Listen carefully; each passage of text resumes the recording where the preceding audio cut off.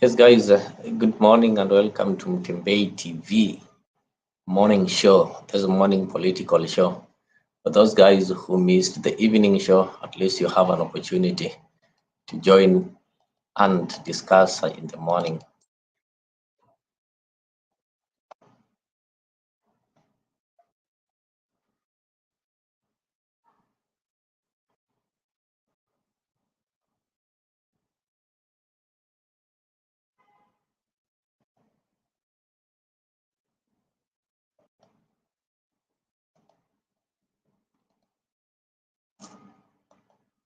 Oh, just a minute. Karibuni, and at least try to welcome others also, yeah.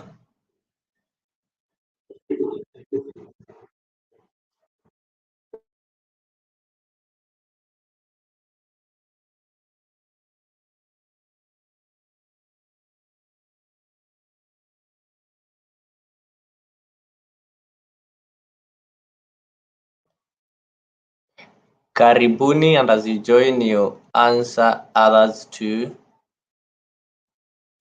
You welcome others, you invite others to join us.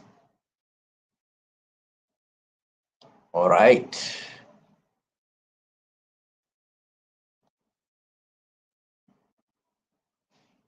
Yes, karibu sana Nancy. I can see you've already joined. Anybody who is joining us from Facebook, Mtembei TV official and Mtembei TV YouTube channel, you can join us from wherever you are, and ensure that you share that link with your friends.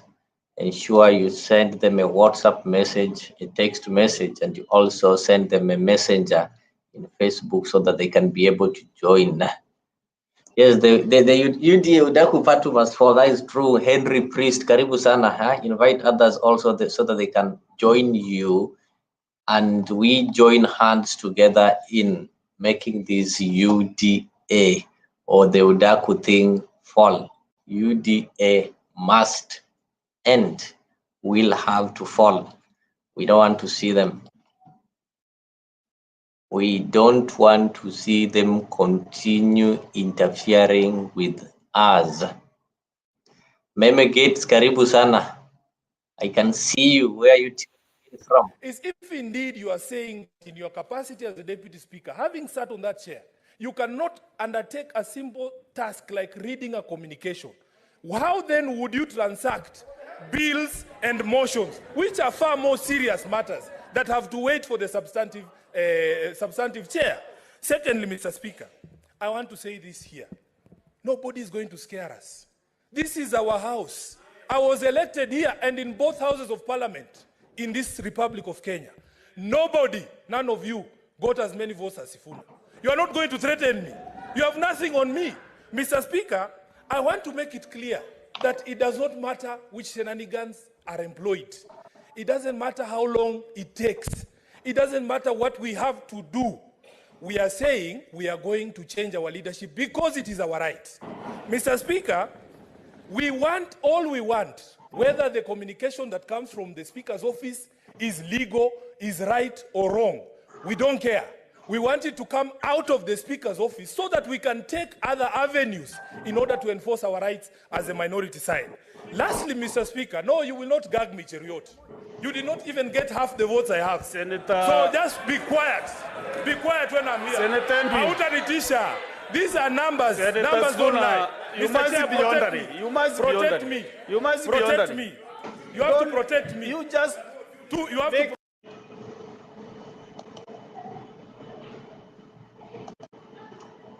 Yes, that's what is happening. We are in a country whereby the minority wants to rule and control the will of the majority, and we are not going to allow that. We are in a country whereby self-selected president want to determine the days that people rest, the days that people worship, and the days, and they want to determine everything that you're doing. So we are not going to allow this country to go back to the days of dictatorship of Moi.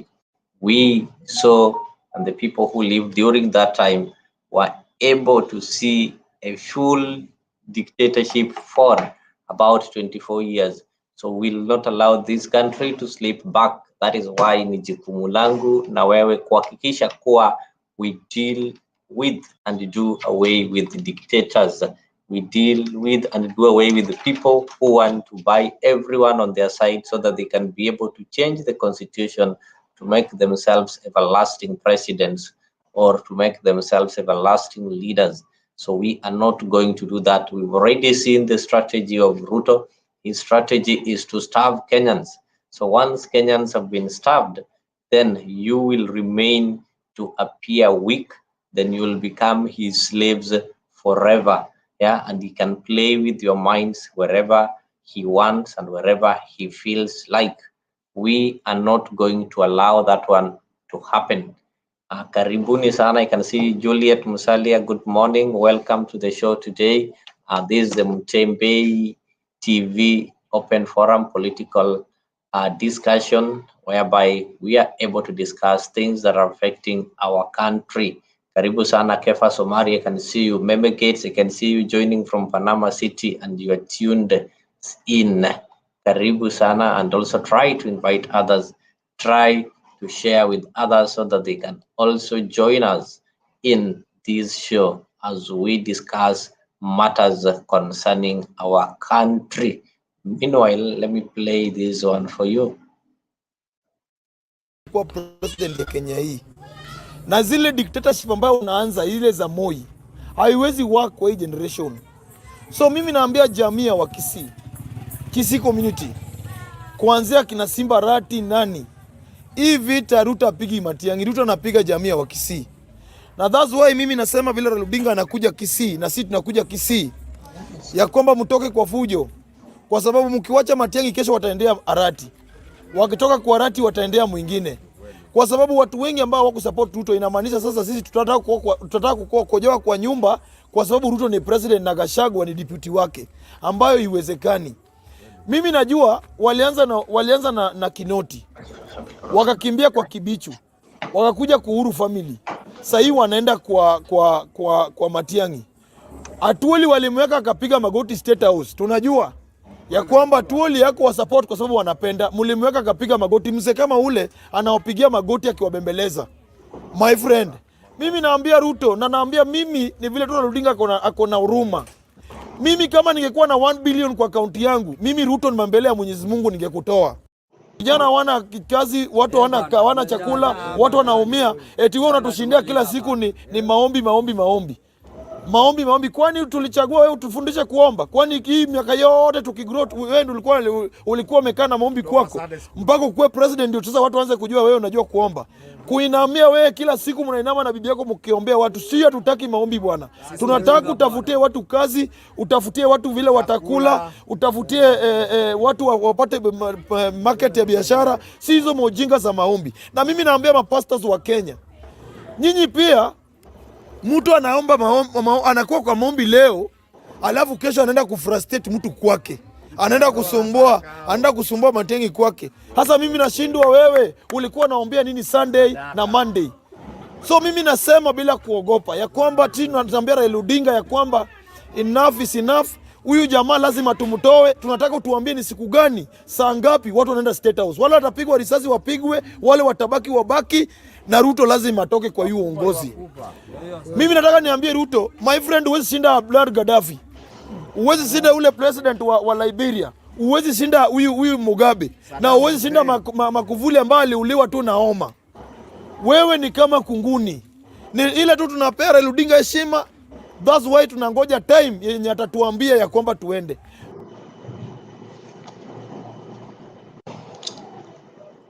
Yes, that is it. That is the story and that is how things are. Ruto hawezi akaendelea kutuumiza sisi kama Wakenya. We are just waiting for the right time. And once we get a signal from Raila Odinga, then finally we are going to do the necessary kuhakikisha kuwa Ruto ameenda.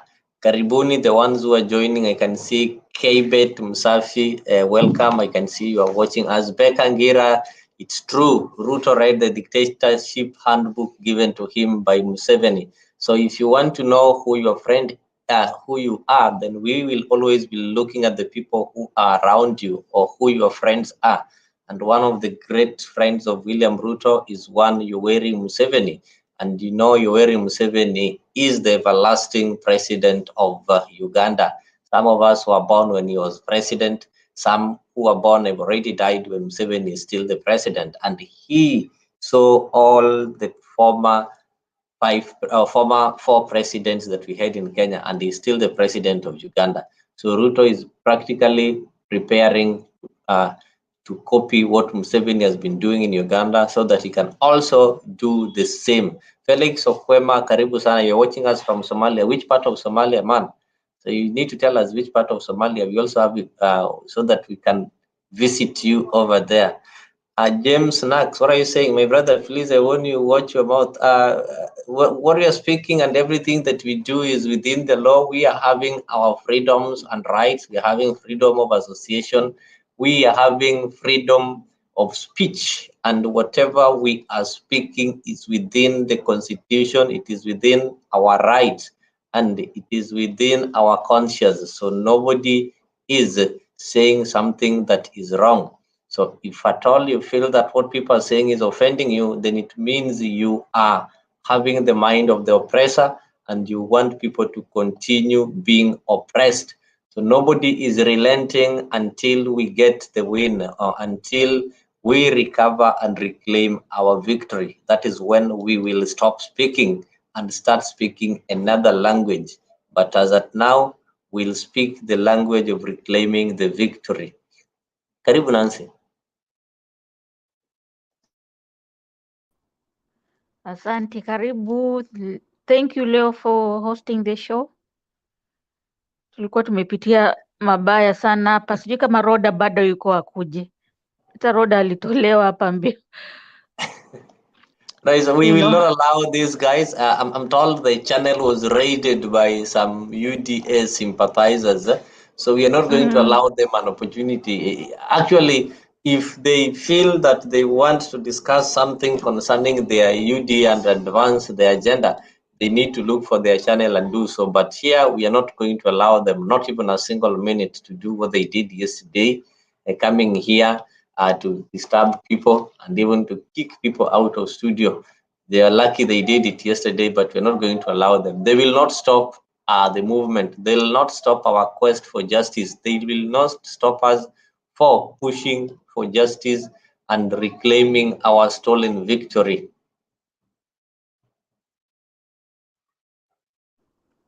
Yes, yeah. And today we have the rally in Kisii, you know. The way we normally do it, we always hear paka the rally inaanza. But today kila mtu lose morale, watu walitoka wote wakaacha mzalendo akimoderate. Mzalendo alikuwa na moderate, imagine happily. So I hope watu wengine wataingia. I'm so tired, nisiongee sana saa hii, tungoje watu.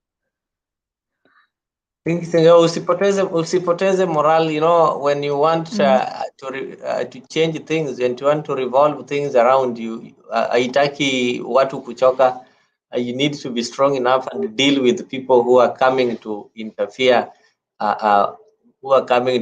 with the process, like the Mzalendos. You need to be ready to deal with them and tackle them accordingly with the energy that they deserve. So guys, you are welcomed. You can keep on waking up those ones who are asleep and tell them to wake up. And the ones who are in Kisii, you can encourage them to wake up and attend the meeting so that they go and listen from the people's president, the one they elected, the one that is soon going to occupy that office. Yufi, welcome. Your vote must count. We must live in a country whereby if you vote, your vote is going to count. Not that you vote, then other people's votes are counting. So you have to fight for that. It will not come freely, but through your energy, through your effort, we are going to deliver that country, and soon Panda, I'm karibu sana. I'm also wondering, and I'm checking on that. I'm working on that. I think it is the last time that Mzalendo bullied people here. He will not be able to do that again. Instead, we'll be kicking him out before he even, maybe he will bull us on the comment section, of which will not even allow him to do that. So I don't think it will happen again. It happened, and it was really sad that he even managed to kick some people out of the studio. So we are sorting that. Zalendo will no longer come to bull people here. Professor Lahi, good morning and welcome. I'm happy to see you. You guys are having energy and ready to join the Kisii meeting. And also to remind you that this coming week on Wednesday, we are going to have the People's Prayer at Jivanji. That is the headquarters of the People's Parliament, Bunge la Wananchi, the headquarters, yeah? The main parliament of Bunge la Wananchi normally takes place at Jivanji. So that is where we are going to have the People's Prayer. And this prayer is for all Kenyans of diverse religious beliefs, whether you are a Muslim, a Christian, a Buddhist, Indian, a traditionalist, hata ukiwa sio wachawi, the Swahili calls it what, in any group that you feel that you are a Kenyan, you're welcomed on Wednesday. We are going to have the people's meeting. Honorable Kitui Daniel, karibu sana. Gladys Ogola, karibu sana. What happened was bad. We will not allow it to happen again.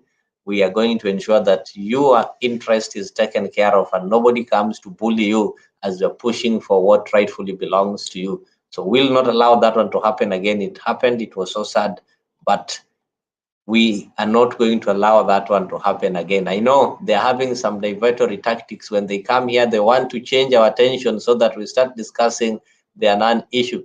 They're just advancing the interest of their master, William Ruto, who is good in divertory tactics. If you see what is happening, some of the dramas that is causing, so that the citizens and the Wananchi can divert their attention from the rising cost of living and they start discussing non-issues. So we will not allow them to use this channel to spread their propaganda and keep on misleading the nation that is already misled. So Bwana G, karibu sana. Thank you, Mr. Leo. Naona pia Nancy, habari zenyu. You know, there's this issue of Mzalendo. I don't know what's happening, but now my question is, Leo, did you give this guy the right to kick people out and the right to access and invite people inside?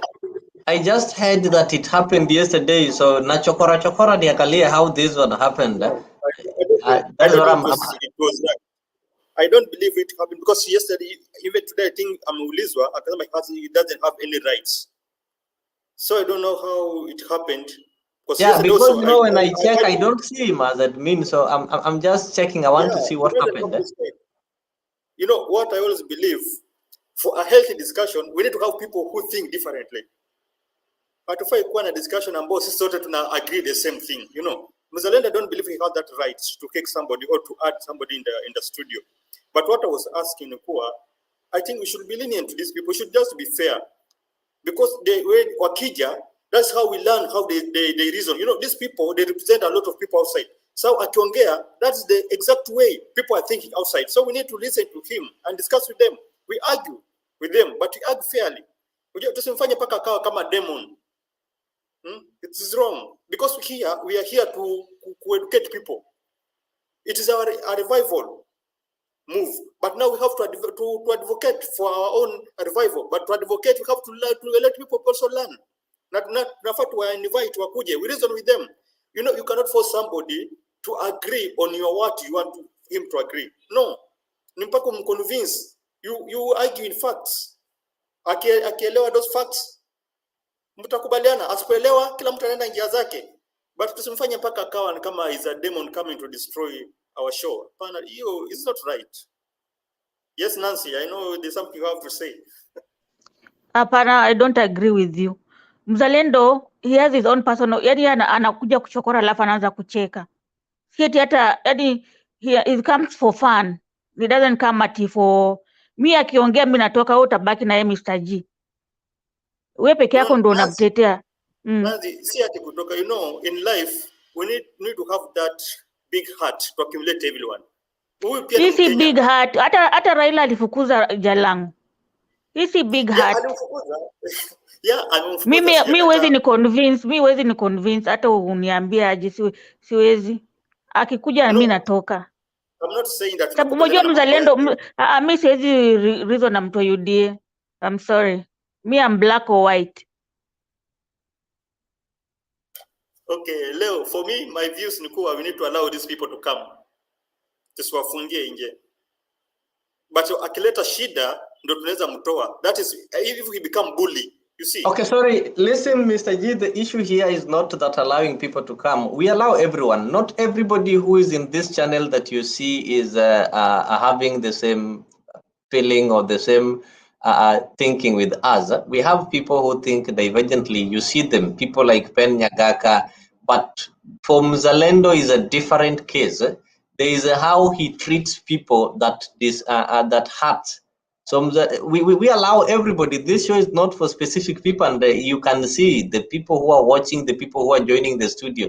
But people specifically speaking from Zalendo, who is a bully, who uses abusive word, who even goes ahead to kick people who are inside studio. So that is a specific individual that is in discussion. Huh? You can proceed. You can proceed. I'm getting something somewhere. Yeah. Mzalendo is a sadist. Sijui kama ni ushasoma hiyo kitu sadist. Yaani kwanza ukimwona saa ile mnamtukana ndo anafurahi. Ni sadist. Yaani anataka waone mmekasirika. Kwanza anapenda mimi nikiongea, anasema Nancy acha ongee. Yaani anapenda kuona watu wamekasirika. That's how he gets his joy. Yeye hajakuja hapa siasa. He has a personality disorder. Me, I can't deal with him. I'm sorry.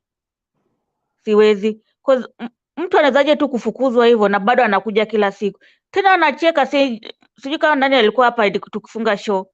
You know? Anacheka amefurahi. Akiona vile unajua aliwin akakuwa admin.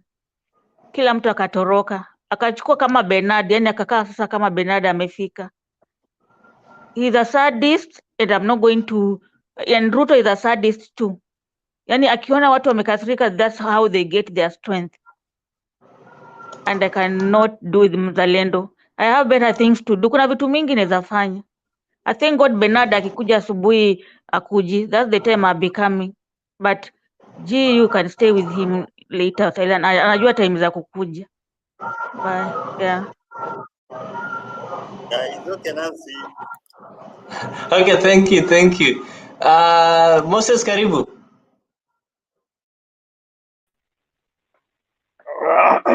Thank you, Bwana Leo, Nancy, and Mr. G. How are you? Hope you're all fine.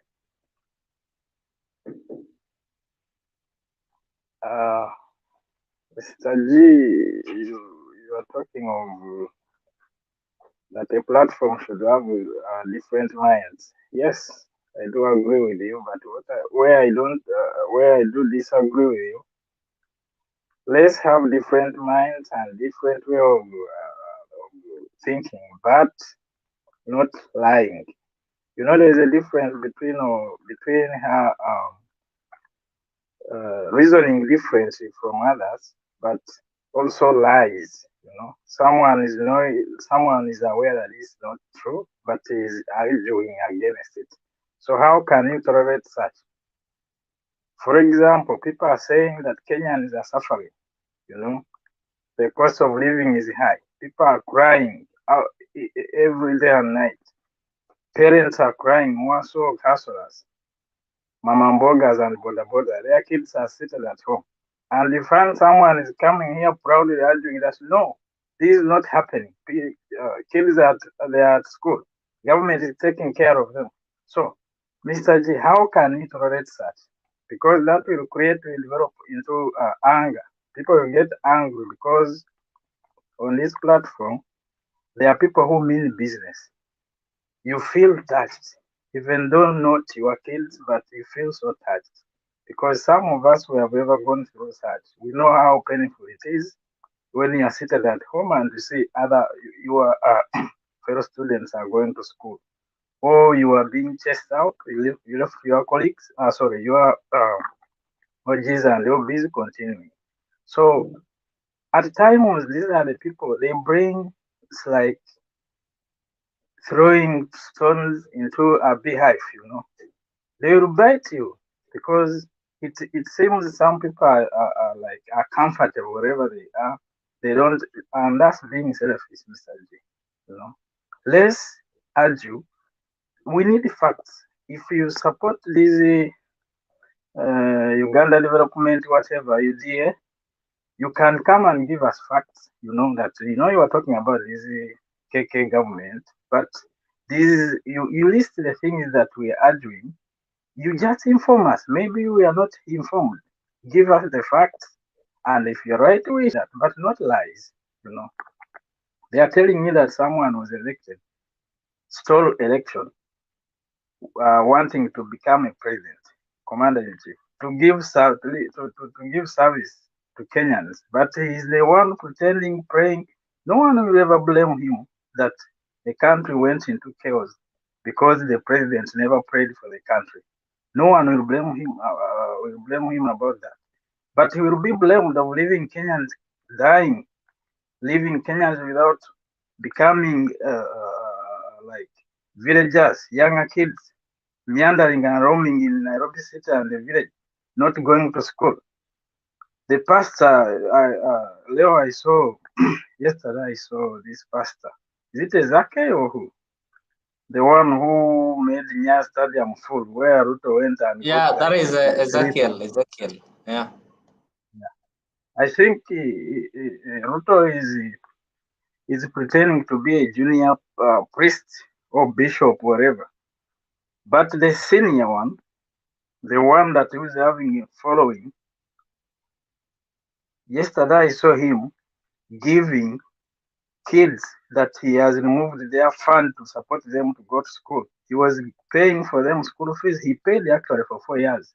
I don't know how many were there, but they were around maybe 5 or 6 like that.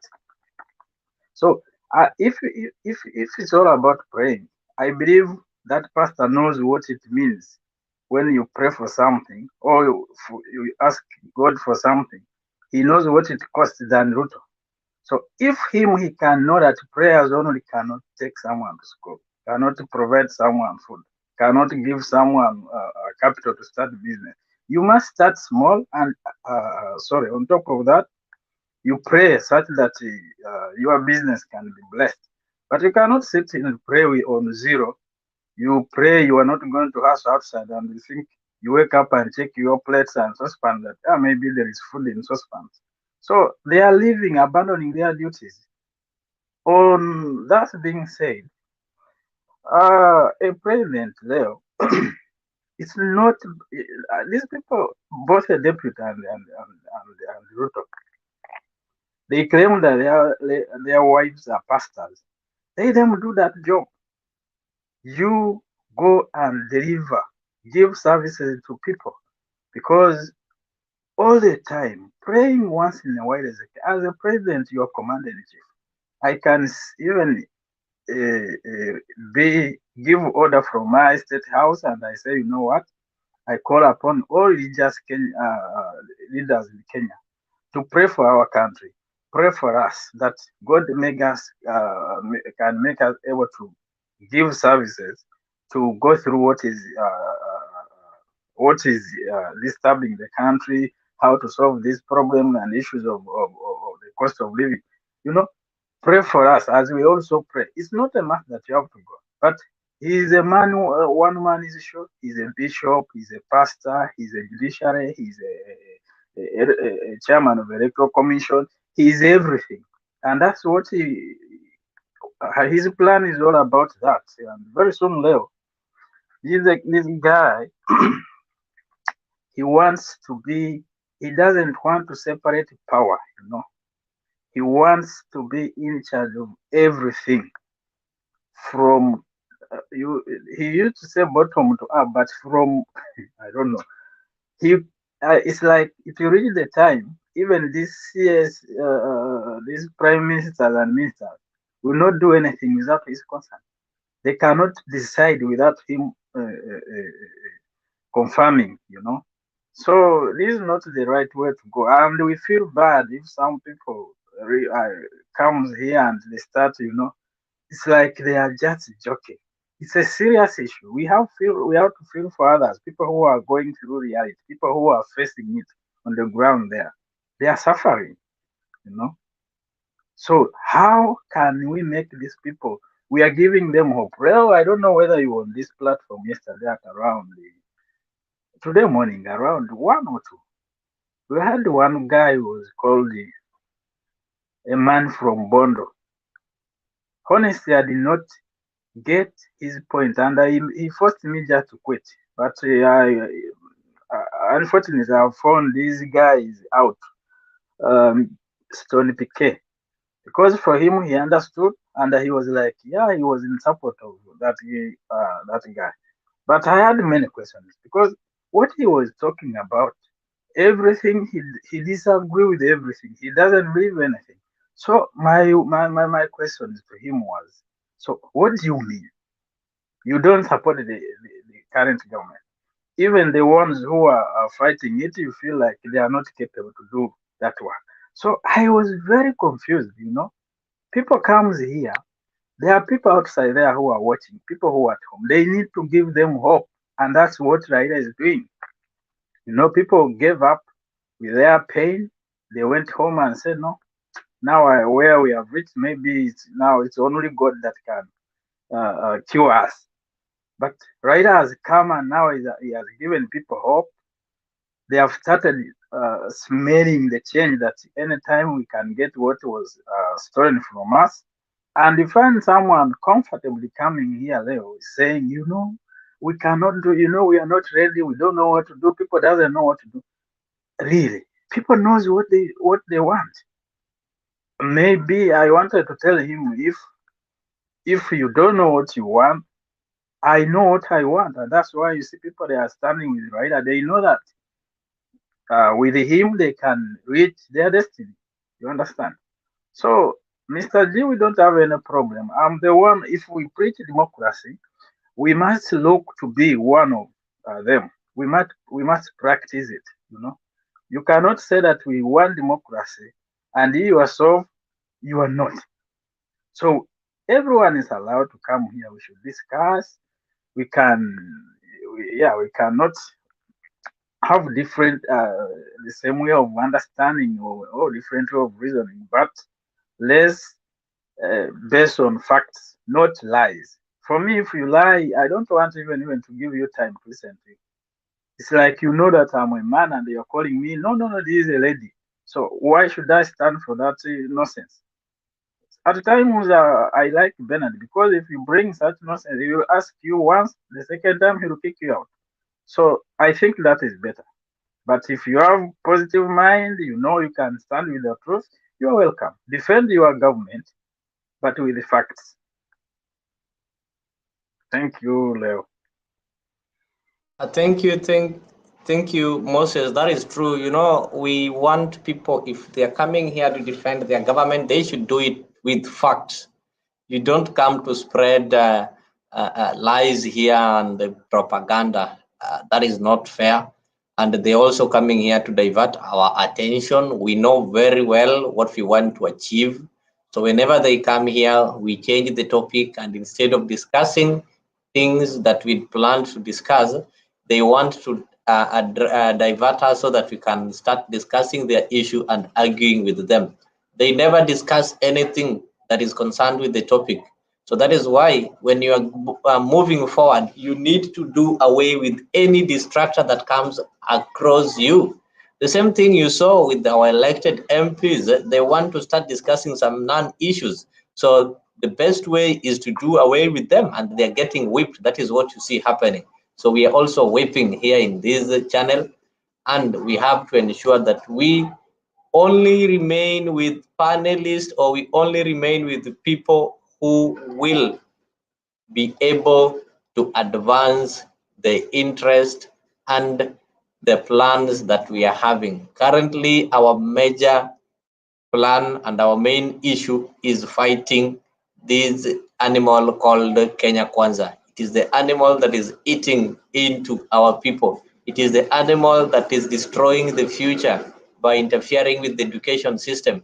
This is the animal that is running the country on propaganda. It is the animal that is taking its citizens for prayers when it knows very well, yeah, the problems that people are suffering from. It's using the public money to go and parade people for prayers. And as they're parading these people for prayers, they don't do the necessary by drilling the dams and ensuring that food prices are lowered. Or maybe there's a post that I saw somewhere. I'll just have to read it, if not to paraphrase it. There's a Kenyan who did a nice post. Yes. Before you read it, there is one thing that I forgot. You know, people should also start following these so-called religious leaders who are standing with these people as Zakayo collects people's tax and they are eating together with him. Because after collecting tax, he's taking it as as gifts in churches, you know. Now they are collecting from these poor people. Again, they are giving church leaders. By the way, these people, which image are they showing to their followers? If I'm one of them, I cannot follow you because I know you are taking me just to hell. You are not taking me anywhere. Because how can you eat from poor? Making rich more rich and poor more poor. You know? Like what is happening last year? I finished with this. I saw what happened in Senate yesterday. And it reminded me what happened in my country last some 5 years ago when they are changing the constitution, removing age limit.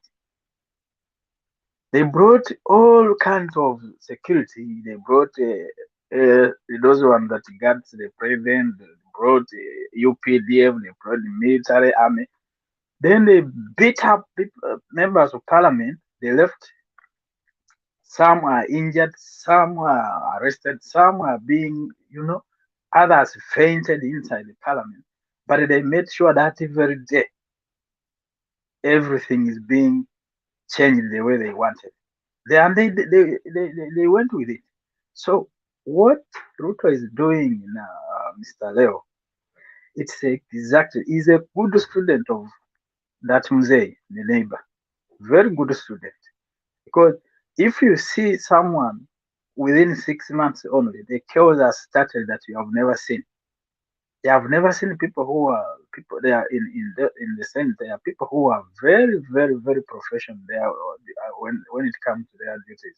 But you see them, and good enough they told the speaker that you don't try to test our temper, because if we are breaking the law, we have to go ahead and also break.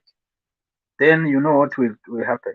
So these are the direction that Ruto is taking in this country. And I find someone I sometimes I wonder, are you a Kenyan or you are just neighbor? Because this country, Leo, even though you have traveled, you are moved out of your country, you have some relatives at home. You know, if this country goes into chaos, you never know who will suffer, who will not. You will find your loved ones also involved because it's like burning a house. You don't know who will survive you and who will not survive. Only God knows. So people should put that in mind. And we cannot feel happy. You come here and say, "Oh, you are like this and that." I'm happy of what they are doing, changing constitution, removing things that are rules that protects everyone, putting their individual rules to protect them, such that they can mistreat you the way they want. That is unacceptable. It's unacceptable. That's why if someone comes here and start talking like the way he wants, this is not the right way. It's not the right platform. He should look. By the way, they have nothing to defend. Because if like they stole an elephant and they want to put it in this black paper bag, you can't go with it away. You know, it will remain the same place. So they have nothing to defend, and that's why you see they are fried. Even someone is talking, you see, feeling guilty. But there must there are some. I saw one guy from UDA. I don't remember that day. He was very frank and honest. He will tell you the way it is that yeah, we are not doing well, but we need some time as we keep correcting things one by you know. You can go ahead there. Thank you, thank you. There's somebody, who is that? Titus Jones, you can use the link that I've shared there if you want to join the studio so that we can see what you have to tell us. Also, I wanted to read this. There's a nice post here. Lala Karibu, there's a nice post here that is describing the situation we are currently. And kindly, if you're joining Abiwat, Lala, we normally want to see your faces. We like, you have to put your video on so that we see the person who is addressing us. We are not selling some illegal drugs in this channel so that you keep on hiding your face. We are speaking things that are true, things that can be substantiated, and somebody can take responsibility of what they are saying here. So there's no need of hiding. So somebody was describing our Kenyan Columbus, and this is the story that he said, that on 13th June 1503, Christopher Columbus became stranded in Jamaica. So locals got fed, locals welcomed and fed Columbus and his crew. After a few months, however, the locals got fed up with Columbus and became resentful towards him. Columbus knew that without the provision of the locals, he and his crew will face imminent death. He had to think of a way to win back the locals. In his ship, he had an almanac with astronomical tables. The almanac predicted that there would be a total lunar eclipse. Armed with this knowledge, Columbus called the local chiefs and informed them that the God of the Christians was all-powerful, and very displeased with the Jamaicans' refusal to keep them fed. And as a sign of his wrath, the moon would be darkened and turned the color of blood that evening. He told them that God would provide a clear sign of displeasure by making the rising full moon appear inflamed with wrath. As predicted, the lunar eclipse had the red moon appeared on the schedule, and locals were impressed and frightened. It is written that the people, with great hollings and lamentation, they came running from every direction to the ships, laden with provisions, praying the admiral to intercede by all means with God on their behalf, that he might not visit his wrath upon them. Columbus went into his cabin ostensibly to pray and timed the eclipse with his hourglass. Shortly before the totality ended after 48 minutes, he told the frightened indigenous people that they were going to be forgiven. When the moon started to reappear from the shadow on the earth, he told them that God had pardoned them, through the use of scientific knowledge and the ignorance of the locals. Columbus successfully invoked God's name to fool the locals to back him. On February 14th, we saw our modern day Columbus attempting this feat. Yeah? You know, our Zakayo, the RUTO, armed with the knowledge from the meteorological department that the long rains will begin shortly, he went into his cabin to pray. That is the cabin at Nyayo Stadium, and time the wet season with his hourglass. So he will then tell the frightened people, the frightened Kenyans, to do what? He will tell the frightened Kenyans to pray and tell them how he have prayed, and his powerful God, has provided rain. I know when the skies start to reappear from the shadow of the earth, Ruto will tell them that God had pardoned them. He will appropriate the role of the admiral, the intercessor, the one that God listens to, and the locals will raise a song towards heaven and with a loud voice, and they'll start singing as they keep on singing, si uchawi ni maombi. So Ruto is our modern day Columbus. Columbus used his scientific knowledge to get fed by the Jamaicans. And those guys, sang songs of praises to him. The same thing is happening to Kenya. You saw somebody the other day after seeing, and he knows very well, we are nearing the period of long rains. What did he do? He's telling you guys, we are now going to pray at the Nyayo Stadium. We are now going to pray for rain. He knows that there is a soft spot in religion. After that, it will the wife, Rachel, comfortably telling you, forget about that pastor who tried to pray against corruption and collapsed. He's coming out to tell you that you guys, you see, go and prepare your farms. The rain is coming. Who doesn't know we are having seasons? Who doesn't know? In the 21st century. And you'll see people singing, fools singing outside there, see Maombi. No, we can't allow to entertain such mediocrity in a country like Kenya at this century. We should not allow ourselves kubebwa ujinga. And that is how they do. Look at all the dictators. They hide in behind religion. This family, now it has given us like a duty to dig deeper into their family, because last time I saw the daughter speak the same language. The wife speaks the same language. The father, the husband, is the master of the game. So because then I saw that daughter was also planning to deceive people that he was selling doing what at school during, you have never been a hustler, by the way. Now see, the mother is also telling if these con men and con women, this one here. Thank you, Masari. That is true. Somebody told me sometime that he voted Ruto because Ruto said he was going to school barefoot. Come on, which kind of brains do people use? How many people go to school barefoot? Abiwat Karibu.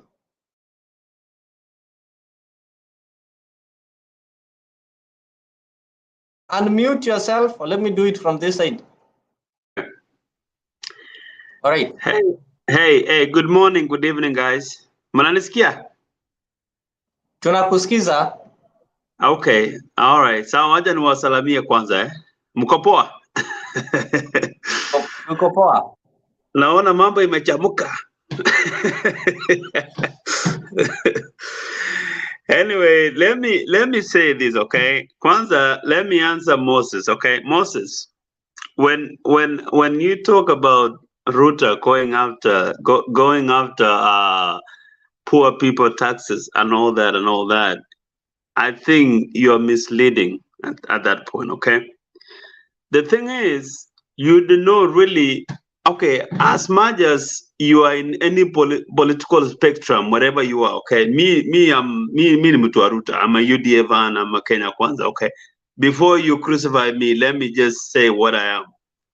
But anyway, with that being said, it doesn't mean that I'm a psychovan, that I don't see the mistakes that are there. Like I don't acknowledge that, okay, RUTO ni mutu perfect, I make mistakes. He does make mistakes. Everybody makes mistakes. That's for fact, okay? But when you try to use these tax, the tax conversation is going on now in Kenya. The RUTO is trying to scam poor people to overtax people. That's not true. Because for one, specifically, the main thing that they are talking about here is what is in the Constitution. That Kenyatta family and Moi family are exempt from paying taxes. Just take that. That is what we are talking about here. And RUTO is saying there's nobody, every Kenyan must pay taxes. Okay? So this constitution is as old as the country, okay? This is the constitution that was written in before even people know what taxes were. So the founding fathers, because they wanted to take care of themselves, they know how much wealth they accumulated. By the way, let me tell you one thing. Kenyatta family, they own over 300,000 acres of land. I don't know how much you guys own. But you're not paying taxes for that? Apart from that, how many companies do they own? How many businesses do they own? And they're not paying even, In the constitution, they are okay not to pay anything. You, when you go buy milk, when you go buy sugar, when you go buy anything you buy, you're paying taxes. The richest families in Biwot, Kenya are sorry exempted for from paying interrupting you, taxes. Biwot. Huh? Biwot, sorry Yes. for interrupting you. Maybe in however much we are not talking of taxes, but I just want maybe to correct you a bit. You know, this thing called taxes is a diversionary a tactic that Ruto is using, telling us Yes. that, you know, and I'm surprised that somebody like you, I thought those people in the village are the ones who will believe on this ploy that somebody is not paying taxes. I think we have the KRA. If somebody is not paying taxes, you are the president. You know, No. there is Kenya Revenue Authority. During Uhuru's regime, we saw people like Tabitha Karanja being served with tax evasion a letter. And that is And why then, they had evading tax. What has Ruto done to the Kenyattas that he's claiming have not paid taxes? Have he served them? Is he the tax no, collector? what I'm telling you is, even if the KRA does their job, And if somebody really no, also, like you're telling us, that you only let me ask you one thing. You know, there is something called tax exempt. You know, so if somebody is under tax exempt, even that the tax KRA, exempt you are talking of does not exist. It does not exist. Every Kenyan is exempted from that death tax. If you inherit land from your father, you don't pay that tax. Everybody is exempted. Those are propaganda, and I'm really tired. We can't buy that. We moved from that point and ilikufa ikakufa. The same way hustlers. Sahi wakakuja na kureid Matiang'i. We are not going to be diverted, my friend. We know the tactics of Ruto. Bro, we are here to be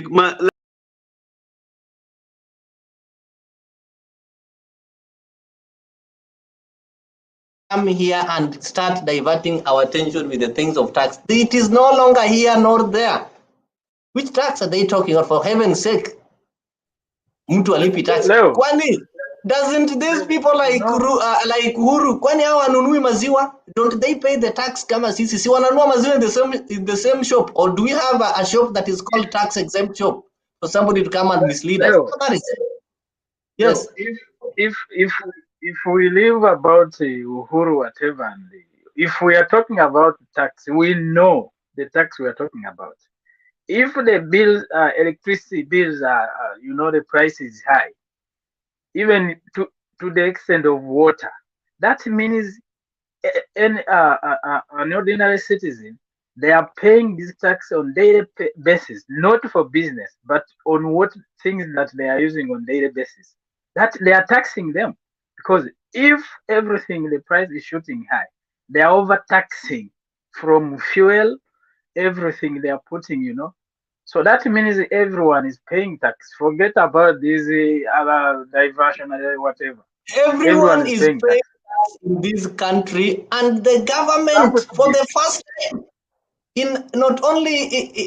for the first time, it has never even happened in Africa. There's a government that is even taxing water. So they want us to forget about them taxing water, and they want to tell us that somebody is not paying tax. And they know very well the tax exemption that they're talking of does not exist. It used to be there after independence, and it was removed in 1980s. They removed it, and every Kenyan is exempted from paying estate duty. These guys know very well. We sell land, we buy land, we inherit property. We've never paid that tax. So somebody wants to introduce tax on water, and they want to divert your attention so that you don't realize that the tax on water has been introduced. They want to tell you that, you know, somebody is not paying tax. How does that concern us? Do we help people collect tax? Are we KRA? Are we tax collectors? So that what? Ndio tufanye nini? No, these guys are not serious. We cannot be able to buy such ideas. The same families, they're telling us, do we have specific shop imeandikwa hii ni shop ya kina Uhuru, au akienda kununua maziwa hapo hawalipi the VAT? Don't they shop in the same shops? Don't they join the same joints that we go through? We know the tactics of Ruto. Ruto is a cunning politician who will do anything Somebody who live in fake miracles, and they told us Bibi aliomba sijui maji he prayed for salty water. Ruto is like those guys you see in the market using the permanganate whatever, and they tell you that they're doing some miracles, mixing some sugar and sijui majani chai na anaweka permanganate kidogo moshi inatoka. He is the modern day Columbus. He's taking advantage, misusing and taking advantage of ignorance, and that is why I do advocate that the first thing that people should fight is ignorance. That is why we should have free education. Why did he give us this man called Machogu as the CS education? He wants to kill the education system. Wakenya wazidi kwa wajinga. Moses, you are saying something before I welcome Mr. G. Yeah, Titus was saying that we are talking about stealing from poor and eating his rich ones. Of course, we are seeing, you know, when he removed the subsidies, school fees, kids are crying. Maybe he's in different Kenya. We have maybe Kenya, another Kenya somewhere. That means you have stole, you have removed from poor people. You are dining with these rich people, so-called just and you are buying the MPs. That means you are removing from the poor and you are taking to rich people. So that is what I was meaning. That one is everyone is seeing it, because even this taxi we are talking about here, it has no accountability ever since they started collecting. Have you ever seen them saying that, you know, we in this this period of time we have collected such and such amount and we have done this and this? Nothing. They are collecting, buying MPs, giving religious leaders such that they can control them like the way they want. They can subscribe to whatever they want. You know, they can dance on their tune. These people, they are taking a country in a very wrong direction. And Leo, if these people finish in this country, in this leadership, in power, more than 15 months, Kenya will be something very difficult. It will be, we don't know how we are going to describe it. Moses, we are not going to allow them. Somebody asking you, don't you know Brookside belongs to Kenyatta? Do we have a law in Kenya that stops people, individuals, from having companies and industries? Almost all politicians that we have in this country have their industry or their company in one way or the other. Don't we know Amaco Insurance belongs to Ruto? Don't we know Weston belongs to Ruto? So everyone has got their right to own any business in this country as long as it is legally registered, legally operating and paying taxes. And if it doesn't pay taxes, the KRA has got powers to shut it down. So if you see those companies thriving, not shut down, it tells you they are complying. We've not had the taxman complaining that these people are not complying. So we need not to mislead and deceive Kenyans. We will not allow these people. Their goods are cooked. Wacha hata sisi tuendelee na maombi. And we are going to act. We are going to act. We have the power. The sovereign power belongs to us. We have got the power as the citizens of Kenya to recall it from the delegatory, the people who delegated it, so that we can use it directly. People are hungry, and somebody wants to divert our attention. Look at how people are hungry. Kenyans are lining up for unga.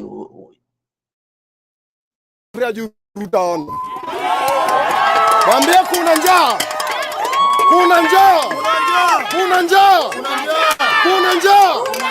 Sema haki yetu, haki yetu.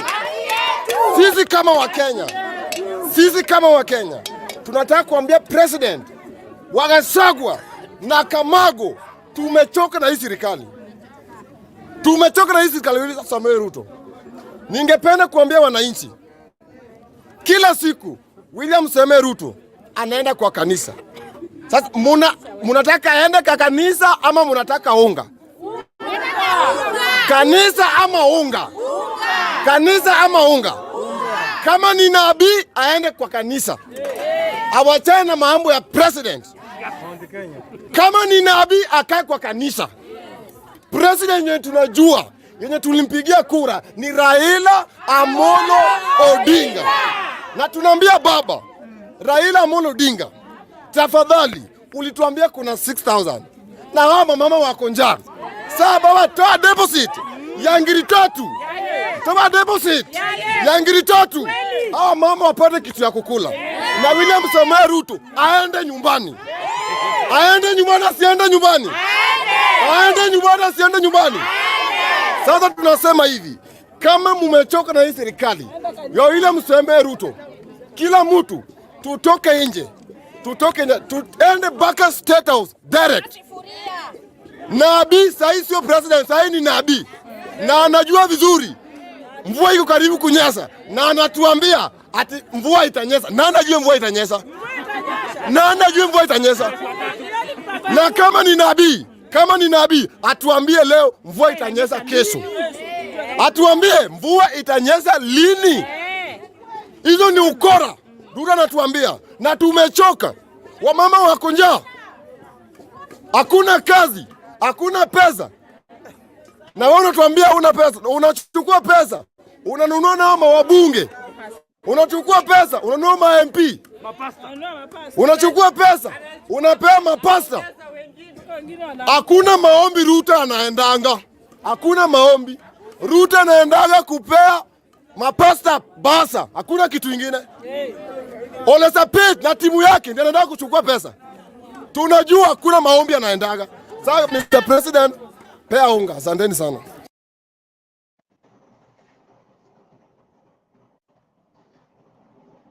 That's the situation that we are in currently.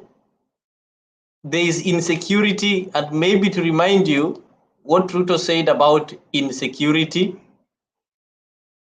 when he was the deputy president campaigning. Wakifanya mambo ya siasa, mambo ya usalama imekwama, alafu wanakuja kusumbua wananchi na mambo ya curfew. Mimi nataka niwaambie, hakuna haja ya curfew.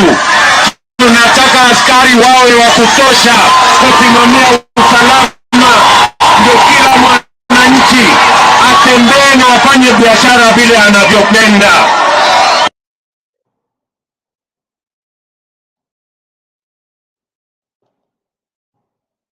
Sababu ya kupoteza muda wao mrefu wakifanya mambo ya siasa, mambo ya usalama imekwama, alafu wanakuja kusumbua wananchi na mambo ya curfew. Mimi nataka niwaambie, hakuna haja ya curfew. Tunataka askari wawe wa kutosha kusimamia usalama, ndio kila mwananchi atembee na afanye biashara vile anavyopenda.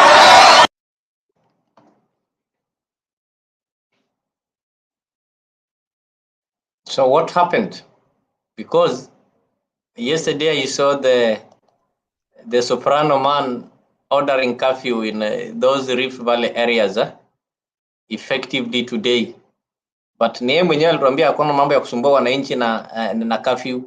Naye pia ameanza kutusumbua hapa na curfew.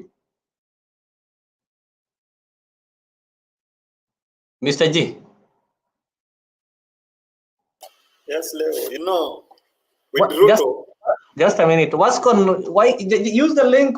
Ingia hapa unipatie your number, or I'll share the number, unipatie your number. Yes, Mr. Ju, proceed. Yeah, I was saying that, you know, with Ruto, you cannot bank on anything that Ruto tells you. Ruto ni mtu ambaye amekuwa muongo kuanzia mwanzo. In all his rallies ambayo alikuwa before apate kiti, vitu gani ambayo anatuambia? Na everything ambayo alisema, nothing hata moja ambayo amefanya mpaka sasa hivi. So we cannot bank with anything. Alafu pia kuna watu wake kama the guy ambao umemtoa had brought an argument on some companies that Uhuru has. Although hakujampatia time kumaliza, nilikuwa nataka ungempatia time amalize kwanza hiyo statement ambayo anasema. You know, these guys, there's no way what argue uprightly, because hawa hawaoni shida. Wao ni watu ambao wanakuja just for argument, but haoni kuwa kuna shida mwananchi anapitia mwananchi wa chini, but also we should just allow them to come and we share with them their ideas. Tusiwakiki nje hivyo. We just allow them to come. We talk with them, we give them facts. Kwa sababu yeye akija hapa anatuambia kuwa watu kina Uhuru hawalipi taxes. And we know very well that that is things that iliyowekwa kwa parliament na kitu ambacho kwa constitution kwa all of us we are allowed not to pay after inheriting. Those are facts that we need to hit them with. Tusiallow kuwa wakija alafu tunawakeka kama jambaza point zao. How are you, Messi? I can see you. Leo, there's something that I was just finishing and then I come back. Thank you. I'm good. Mr. G. Leo, good to see you.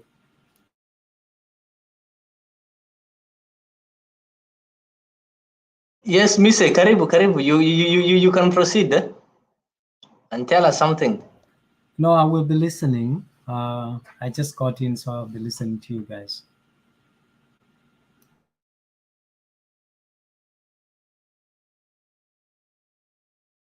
Right, that's good. Karibu sana. We are just here discussing some issues. We've seen this government of late have been diverting people's attentions on various issues.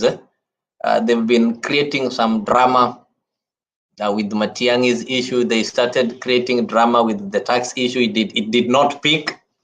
After they realized that the tax issue was not peaking, Kenyans were wiser enough, and the Kenyans realized that they wanted to hang on the tax exemption or exemption on the estate tax. And once Kenyans realized that this tax that they were talking of is not existing, and the Kenyans wakawapata na ukora yao, they decided to drop it. Wamekuja na ya Matiang'i, and I know now they're also realizing that the Matiang'i one is not picking. So I don't know which one they're going to come up with next. Because when the parliament resumed and we're having some pressing issues in the country, things like education, kids are not able to go to school because they cannot be able to afford the school fees, 1 or 2, 3. We are having hunger. Most of the Kenyans are not able to feed themselves. And if you look at the reports, are saying that several people are at danger of even losing their life because of drought effect. So the government, instead of coming up with some legislative measures, maybe to mitigate the situation, what we saw when the parliament resumed was really funny. The government decided to come up with 4 bills that were joined together. If I use the words of Nyando MP Jared Okello, he said that it is an omnibus bill. Omnibus in that these things are placed in one bus. They came up with the bill, the national government CDF bill. They joined it together with the, how do you call it? The representation. This is gender balance bill. Then Apo Wakaweka, the office of the opposition bill, creation of the office of opposition. Then they placed the supplementary budget bill.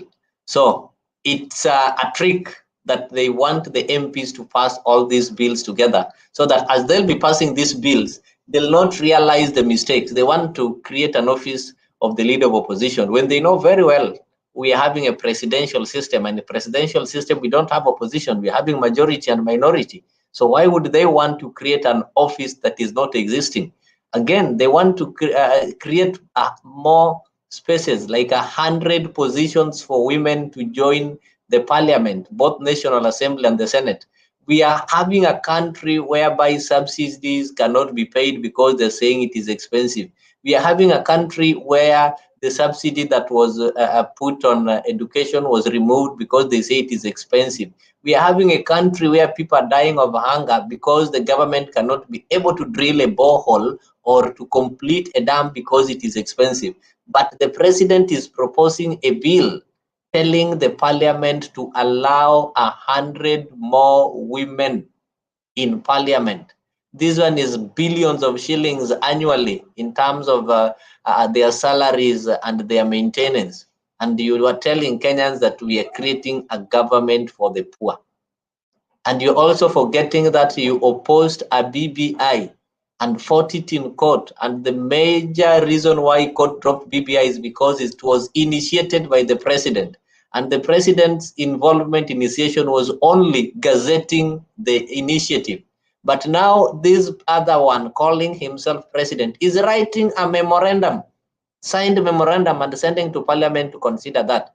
So our MPs are going to be fooled. They've started buying them. They call them in State House and they buy them, yeah, so that they can go there and rubber stamp this nonsense. So to divert our attention from concentrating on that, they are creating some sideshows and dramas.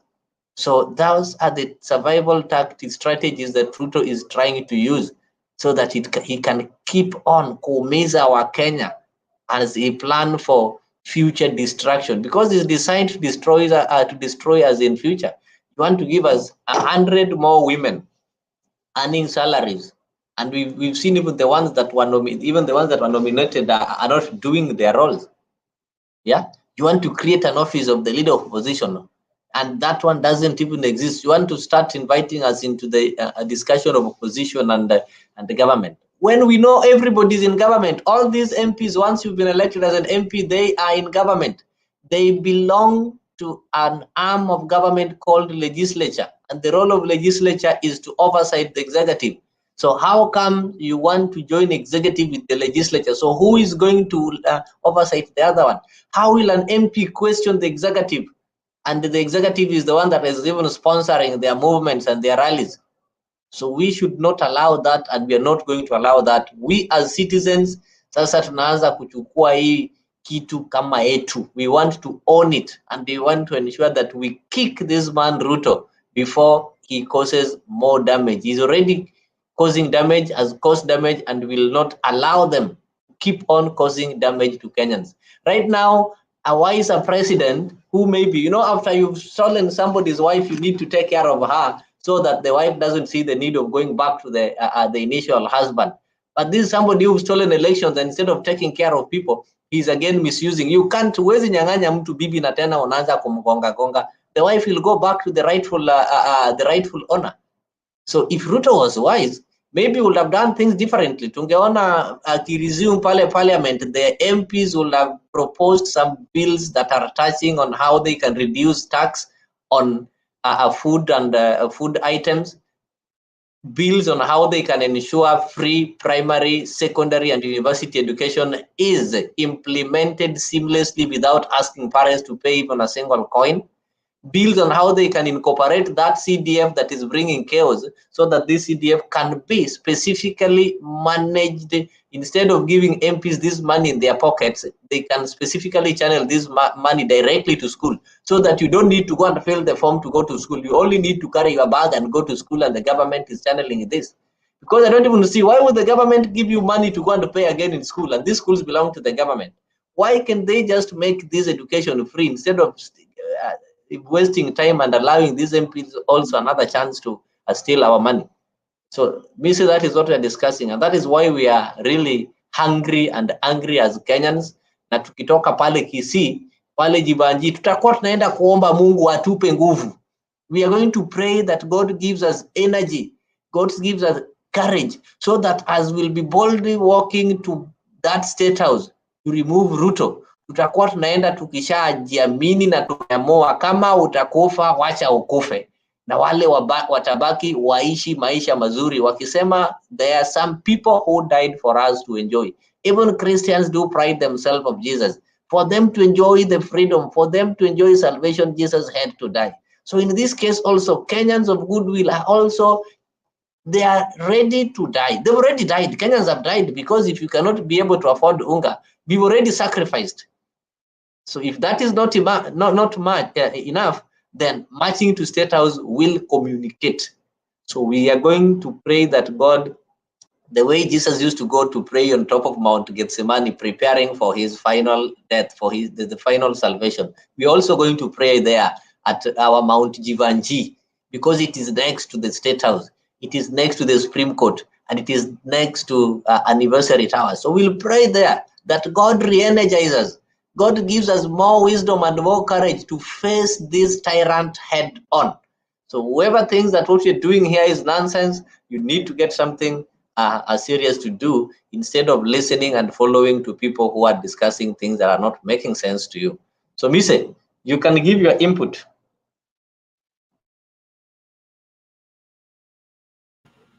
Thank you so much, Leo. I think, Mr. G, good to see you.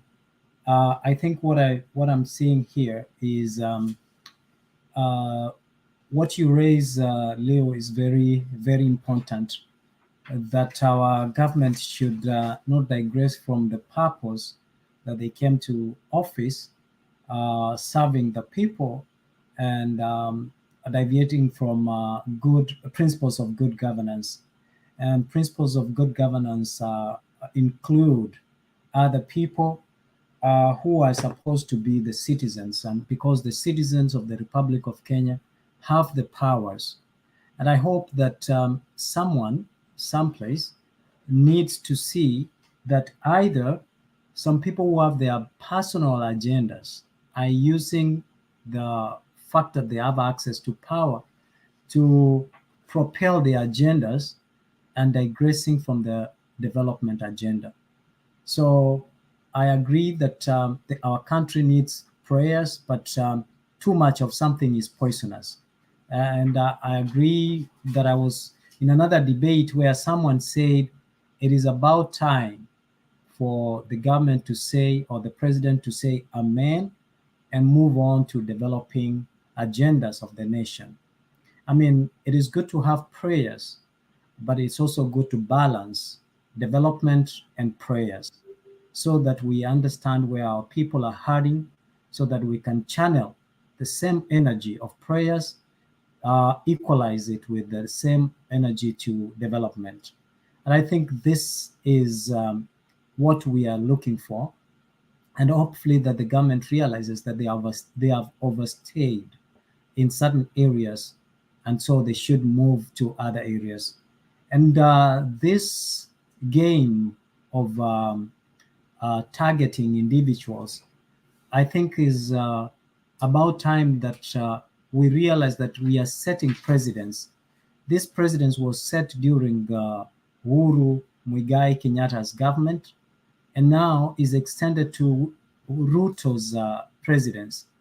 And after Ruto's presidents, this will be a continuation. So that is called broken window theory, where we are placing or setting precedents that will continue.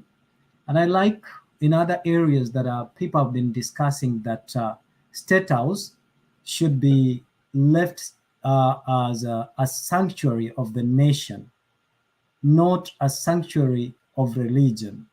Because then, if Christians go to State House and set up a church there, it means that when others, like our Muslim brothers, when one of them becomes the president, it means that they will also set up a mosque in State House, and so will be the Buddhist and other denominations or religions. So this is what we want to discourage, because then, even though we want to be a praying nation, but we must separate governance and Christianity or religion. I think it's very important that we have that. And another thing that Leo, you mentioned that I do agree with you, there must be separation of powers. That is why we have the legislature, we have the executive, and then we have the judiciary. There must be separation in those powers. Otherwise, oversight will lose its meaning if we have compromise in separating those three arms of government. And I think we need to, lastly, our leaders, up to including the Prime Minister and many other people who mean well for our country, must begin to have a conversation, not a conversation that is self-centered, but a conversation that is universal, a conversation that is geared towards developing our country. And that is what we would like to see. I mean, we cannot be talking about leading people who continuously are getting poorer and poorer. We should also be thinking on how we can improve the livelihood of these people that we so want to lead. I think that is what I would contribute for now. And I hope that our leaders will have conscience and remember that these people that they are neglecting at the moment, these are the very same people who woke up very early in the morning, around 2 in the morning, around 1 in the morning, to go and vote for them. I think that is very, very important for our leaders to step back and have some sensitivity in how they are leading our people. Talk about issues of governance, good healthcare, good housing, affordable housing, talk about infrastructure and how we can improve as a nation, not politics of division.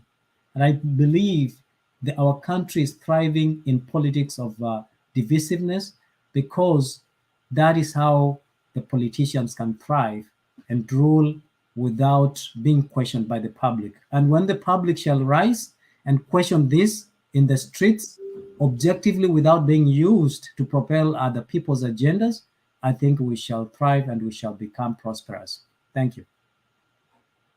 Thank you, Mr. That is what we need to work on. We need to ensure that we don't need mockery prayers like what we saw happening on that day at Nyayo. Actually, we don't need to. I don't know why we have to be mocked each and every time as Kenyans. Have we become that vulnerable that anybody sees as just puppets? I heard a certain senator yesterday saying that speaker is not your chihuahua or your toy dog that you can keep on controlling. It seems somebody has turned Kenyans into their chihuahua. They can just control us each and every time they feel like.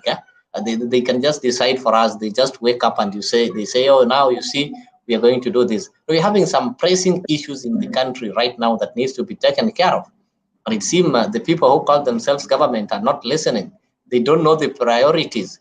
They don't have the priorities. Maybe they're focusing on how they can consolidate their political troops and plan for the 2027, because they feel that right now, we are now the president, we've been elected, we have the powers, we have everything in our control. So now let us work on how we can use these idiots in the next general election. And the Kenyans are not seeing that. So the moment we'll see that and realize that these guys are taking us for a ride, then we'll not be speaking of UDA and AZIMIO. We'll be speaking as Kenyans, the ones who are being oppressed. These guys are not oppressing parties, but they're oppressing the individuals. So the individuals need to think beyond that UDA and beyond AZIMIO and say that these people calling themselves government are really misusing art, and we need to rise against them. We kick them out so that anybody who is going to be there should realize the power of the people. They are taking advantage that the people are always divided along the political party lines, so that even if we get oppressed, by the time we are going to raise that, because Mise is a supporter of William Ruto or a supporter of UDA, you will simply see nothing wrong with that. And that is why they keep on telling us to achieve serikali nafasi. But if you can think as a Kenyan who is being oppressed, you cannot talk of kuachia nafasi. You will rise up immediately and ensure that these things are cleaned up. Karibu Themba. Asante Leo, asante. Namwona Mise, namwona Mr. G. Nimepitia tu hapa salamu, alafu nimependa sana the topic RUTO strategy, AZIMIO onslaught. Nimeona nikuje niwasalimie kidogo, lakini pia nitoe moja mbili, especially niungane na Leo kwa yale ambayo umesema. You see, our trouble is that we have a selective amnesia, and we are slowly forgetting that we might go full circle. Remember when Kenya started, we started with a multi-party constitution. Our independent constitution was a multi-party constitution. But slowly and slowly clawbacks happened, and then eventually we ended with one party state. Yeah. Until later when agitation came in, and until there was structural adjustment policies that forced us now to go into multi-party democracy. Now, how did it start? The same thing that we are seeing, the same behavior that we are noting with the current regime is what was seen that time. where you start purporting to to want to work with some MPs, control of parliament, and also trying to control some of the institutions, and that is definitely a drawback to the democracy that we have enjoyed for a while. And some of the people that are celebrating now, they might eventually be the ones to suffer once this takes roots and goes into the ground. So I want to urge the likes of Mise and his other many people, when even when you're on the side that is celebrating, you need to be careful, because this is going to the basics of our democratic ideals that many people have shed blood before to try and protect and pass over. So as much as you celebrate with the regime, the current regime, some behaviors need to be isolated and looked at with keen interest, not with the thing that I am the one benefiting from it, but with the idea that what is the general over. We know that we will come and go, power will come and go. We have had so many people who are powerful, but if you have left a system that is not a system that cannot be moved over to any other generation, and there's kind of desecration of what has been known to be the democratic ideals. I think we need, as a people, to really think, and that could be a precursor, or even it could be something that fuels some of the great changes that happen in some regimes. So I want to urge Mise and his friends. I want to agree with the Leo that if Kenyans wanted to pray, or a prayerful president, they would have gone for that Bishop Maure, somebody who was more of a prayerful person and was a bishop. We didn't elect someone who was going to organize crusades every time and to organize people to pray for. Whenever they say that when a regime starts focusing the masses too much on the prayers and stuff, then there's something they want the masses to run away from seeing. You cannot. Kenya is a secular state. Kenya is not a religious state. If we wanted Kenya to be a religious state, we would have put it in our constitution. We are a secular state. We respect all religions. If you keep on saying one day, right now you went to Uhuru Park and you're saying that you're going to pray and you bring bishops, what if Muslims say that they also want their own prayer time, so that they also be taken to Uhuru Park and whatever other places, and many other religions that we have? So as much as you might be a prayerful president, you do not have to force the country to go into prayers. You need to deliver. You are elected to deliver. And part of the things that you need to deliver on is make the life of Kenyans good. It is not to tell us to go and pray. We don't want to pray for rain. We want you to come up with practical ways on how you are going to sort the country's issues. So those are the things we want to talk about. I mean, I wish this regime will talk about. And since they are not looking as much keen, they want to send us to prayers. If that is what Kenyans wanted, I don't think they would have even thought about the other Raila or even Ruto. They would have thought about Maure. He is a bishop. And a bishop would know even much better to see how they can run the country. So I'm still not understanding how people who have been talking about democracy, like Mise and his other friends, they come and they give us lectures on how, how we should give this regime time, yet they're seeing how it is interfering with the democratic ideals. It should worry you when you see the executive. I mean, if it happened in the previous regime, we shouldn't excuse it, but it is happening in the current regime. It was a bad behavior then, it is a bad behavior right now. For instance, attempting looking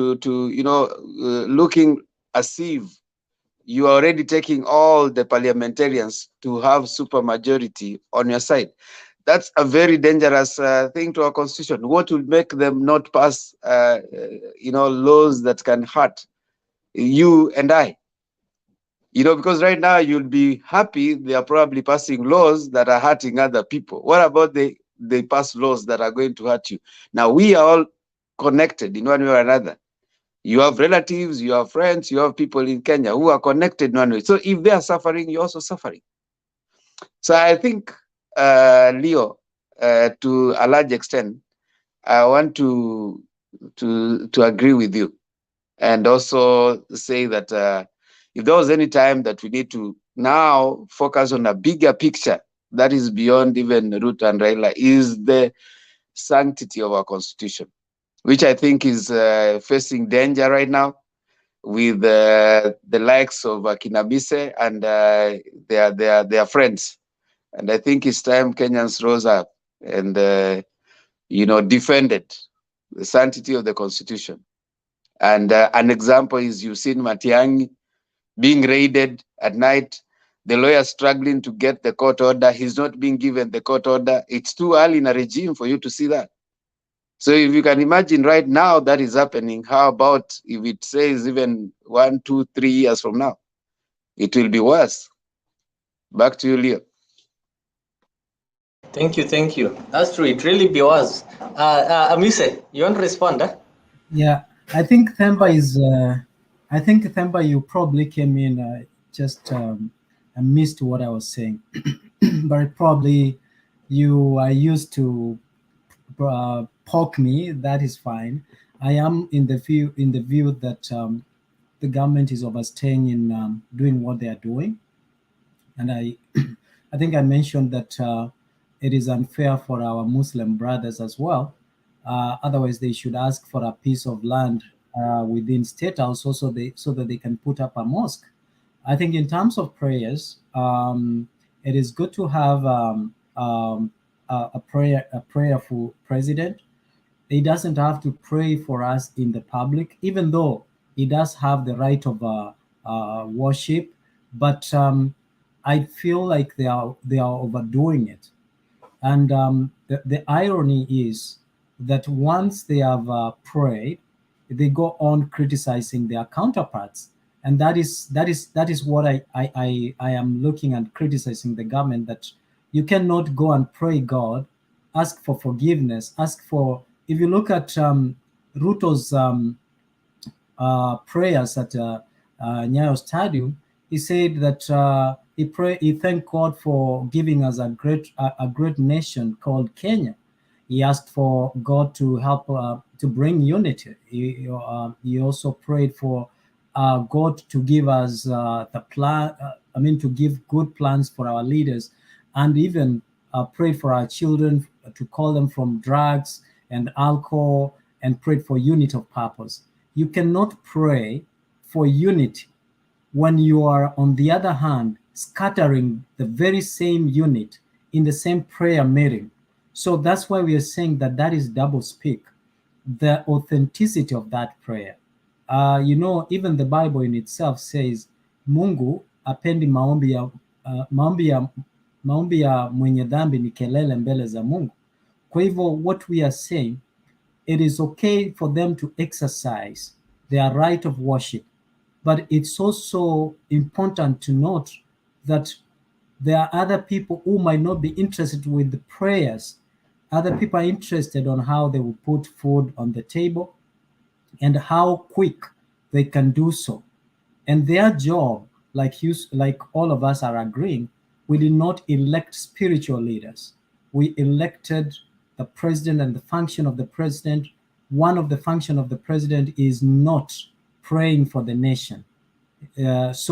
While we respect his freedom of expression, is good, but they are overdoing it. I want to look at William Ruto and liken him and compare him with Frederick Chiluba. When you look at Frederick Chiluba, he ushered in multi-party rule in Zambia. as a trade union, he championed for the workers, the rights of the workers. You know, he drafted the new constitution, as well as he is remembered to be a champion of democracy. And but equally, you would realize that Frederick Chiluba, as much as he's known as to be the champion of democracy, he is the man who who will be remembered to have easily abandoned the principles of good governance that he advocated for, to abandon it just for his own sake. So what I'm saying, Mr. Themba, we should be in a position to point where there is wrong. And what I'm also saying in terms of raiding, if we are targeting, for example, the CS, the former CS, if we have personal agenda, if he has committed any crime and the police want to investigate, want to carry on investigation, the police, one of the methods of investigation is raids. They are allowed, they can raid whenever there is reasonable suspicion that you have either committed a crime or you are about to commit a crime. The police can go ahead and raid and gather or get the evidence they want for their investigation. But if they are targeting him because at one point he did something that might have suggested that it was against them, then it's wrong. But if he has committed a crime, he is not a power above the law. Everyone should be held accountable if they have committed any crime. That is what my argument is this evening. Thank you. Thank you. Themba, you can proceed. Thank you. I love debating myself. One thing, unlike other people, he comes in with a little measured kind of temperance. I'm not praising you, Mise. I'm not trying to do that right now. I think I think you have said something that I want to agree with you. Chiloba, in fact, I'm glad you mentioned Chiloba. Chiloba issued a prayer that was very long. Ruto doesn't know how to pray. You need to listen to Chiloba praying during after the team. The team, his team perished in a plane accident. And he called this very big, mass for the team members who had died in the accident. And Frederick Chiluba was the one who gave the prayer. You need to listen to that. But the guy went down a corrupt person. He brought down, Zambia because of corruption. So prayers, I say this again, when you see a leader trying to throw you so much into prayers, remember what Karl Marx says, that religion is the opium of the masses. So they are trying to give you opium so that you don't see what they are about to do. Now, let me ask you a question, Mise. How much money was spent in the arrangement for that prayer meeting? That money was enough to alleviate some hunger somewhere. Where is your priority? Why do you want to pay so much money to go and pray instead of taking that money to the people who need it? Now, where is the priority? Is it raiding Matiang'i or stopping the cattle rustlers in that place, bandits? Go and investigate how they are coming to hit people and kill people in that other place. I mean, Matiang'i is there. You don't have to raid Matiang'i at night. Give him summons, tell him to show up where you want him to show up. Why are you going to raid him?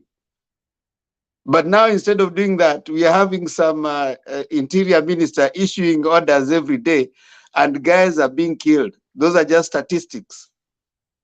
I think you change priorities. Your priorities are all left, right, and center. Look at that Nyayo Stadium arrangement. The chairs alone.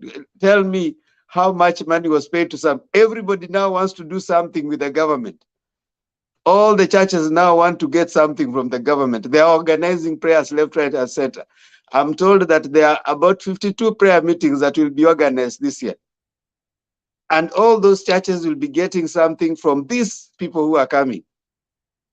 So can we be told, are we now be going to church for everything?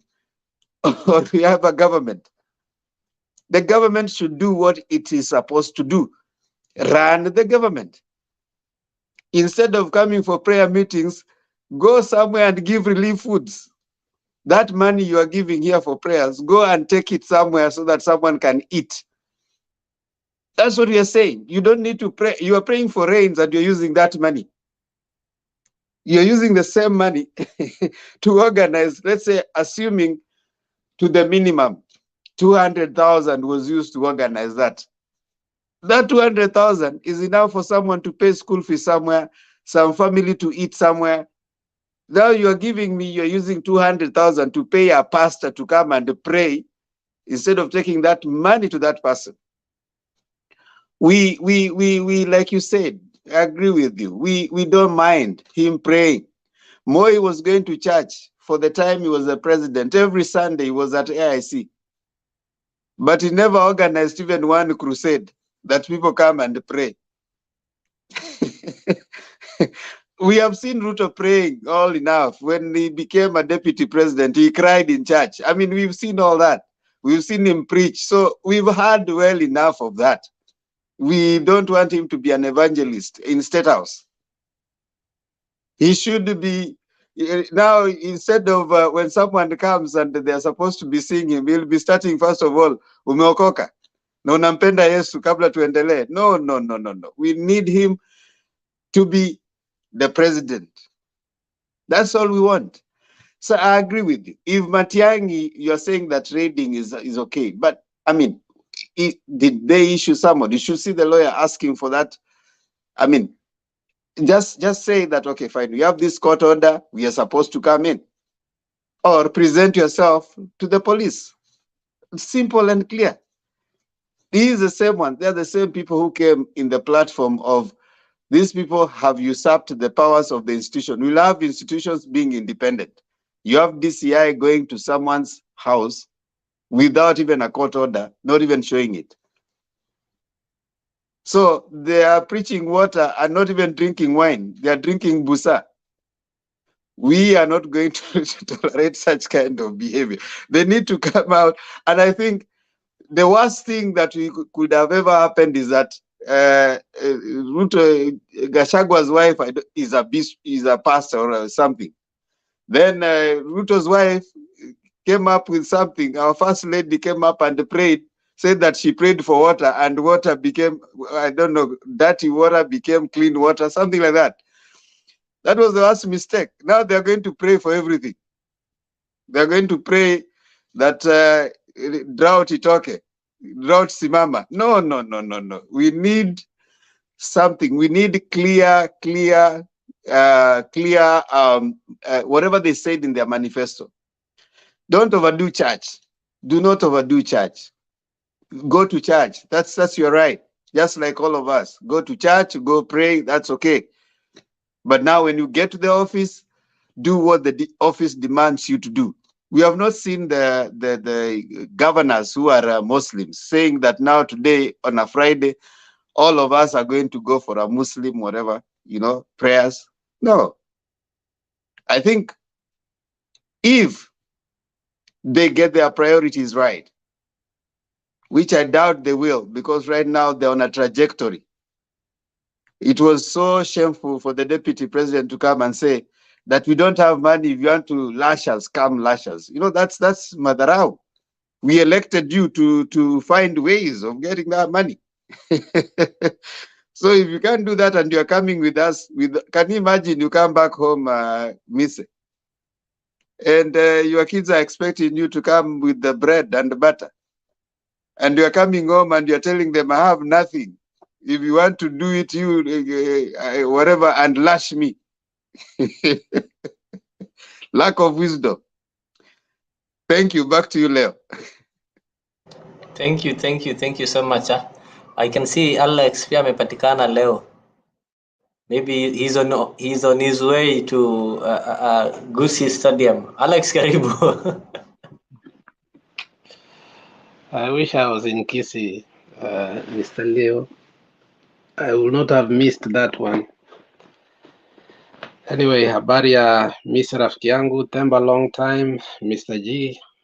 I just came because Temba said something that was a little bit sensitive. You see, Temba, whatever we do, whatever we say, Ruto has known that religion is the opium of the poor.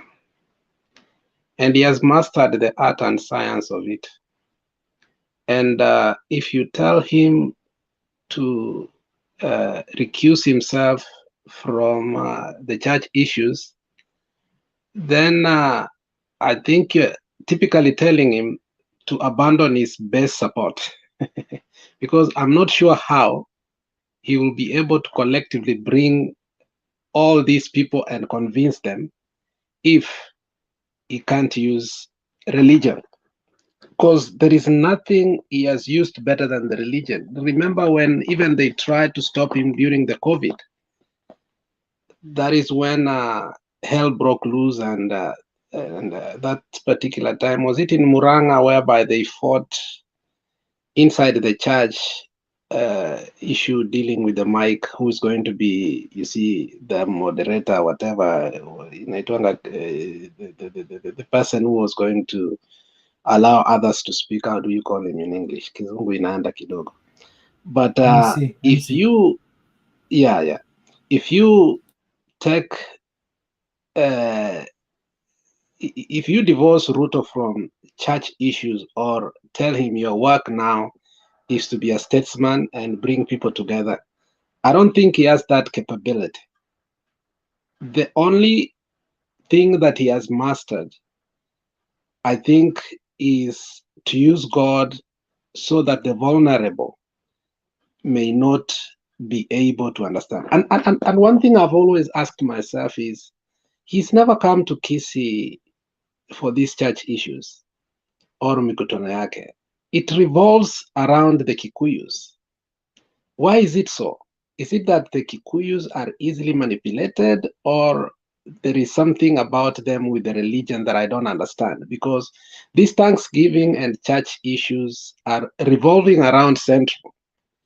And they are not going to AIC like Moi used to go to AIC mostly. And Ruto, I know very well, is not a charismatic. He's an AIC guy, because from his days in Nairobi University as a Christian Union leader, he was not a charismatic. He was an AIC guy. So what is it, Themba, with the Kikuyus that he keeps on revolving about his prayers with the Kikuyus? Because I've never lived with the Kikuyus, but I don't understand. Most of his prayers are within the Kikuyu land. Why is it so?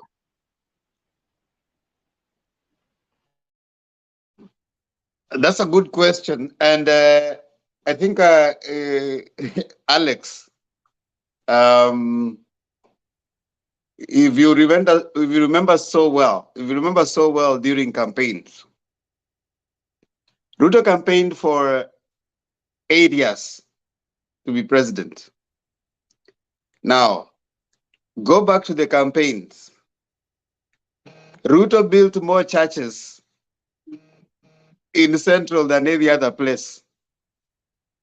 He was always there talking about churches. And part of the reason is this. In Central, many people seem to be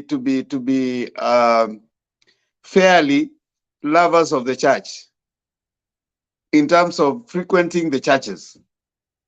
And Ruto had noticed that. And for some reason, if you talk spiritualism, with all due respect to the Central people, in Central, you hit them dearly.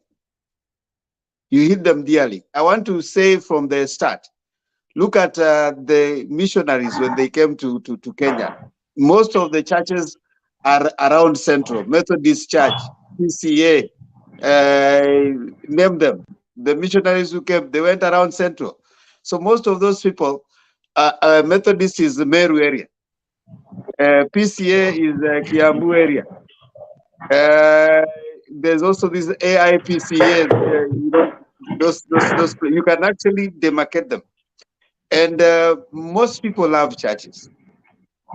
Now, the danger of that is that at the end of the day, you are so immune to what goes on because you are confined around the central theme of church. This person loves church, that's it. To the extent that someone would say that let's just pinpoint and talk about the church alone. Then we have all these voters. I want to submit, Alex, that as you said it rightly, that we have since that was found to be a voting bait.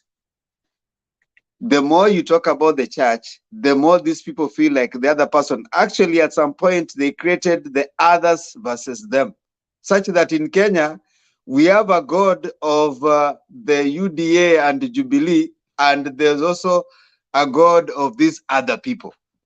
So it is our God versus them, you know? So if you don't go to their God, you are not praying. Get what I'm saying? And that has in some way, you know, engulfed the mind of certain people. Like we said, that religion is the opium of the masses. Talk religion and anything goes. Gashagwa comes with a wife who is a bishop and anything goes. And so right now, because you have a wife who is a bishop in the state house, this must have been even an idea that they came up with. That don't worry, let us come and create another big kesha. I'm imagining there'll be a kesha in State House now to pray for the Kenya shilling to come down. So what you're saying, Alex, I with a lot of you know, reservation, could be true. We are heading to a point where the only tool that remains is the tool of religion. And you have a president. Be worried if you elect a leader and the first thing they want to do, they want to talk so much about religion, other than what you elected them to do. That's a very dangerous trajectory. It's a dangerous trajectory. It is what is going to, the idea is to, even people who call you, they mention religion. By the time you're done, your things are gone. Yeah. So Central, there's also something that has happened in Central, Alex, which I think we also need to appreciate. The previous regime, Kibaki regime, Uhuru regime, they've taken, you know, quite, Central is opened up economically. And some of the struggles that you could be having in other places, they might not be having in Central. Like road network is not a problem that largely Central faces because it has been open. Actually, it's easier. There are people who live in Central and they work in Nairobi and they commute. You know, like there's, like Ndi even said that Kiambu is not one that, you know, is going to gain from the bottom up because they are probably richer than other counties. So we must give it to that they are seeing that as a way that they already developed. So what else would they did? They say, now we only need to pray, probably. And their leaders are not doing them any good. Back to you, Alex. No, that's the only thing I'm worried that I don't know if the Central people really are looking at the long-term goals of William Samoei Ruto, because when the Kibaki regime came in, the Kalenjins were very wealthy, not even rich, they're extremely wealthy. We didn't know that in less than 10 years, and I don't know if it's propaganda or it's true. I read something the other day when the governor of Singishu says, we lost Nakuru, we lost Trans Nzoia. Did you read that thing that was circulating in the social media? And then he said we cannot afford to lose Eldoret, more so, not even Uasin Gishu, Eldoret. And he says we lost Uasin Gishu and we lost Nakuru and Trans Nzoia to Kikuyus, Kisis, and the Luyas. He was specific when he was saying that.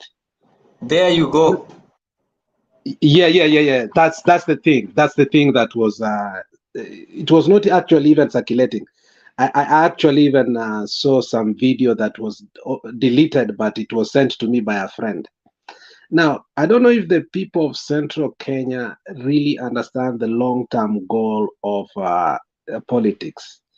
Politics is about money. In this country, it became evident that without money, you can't be elected. And that's why McCain came with the campaign finance bill so that they can take away. But later on, Trump returned it that people can give as much as they want.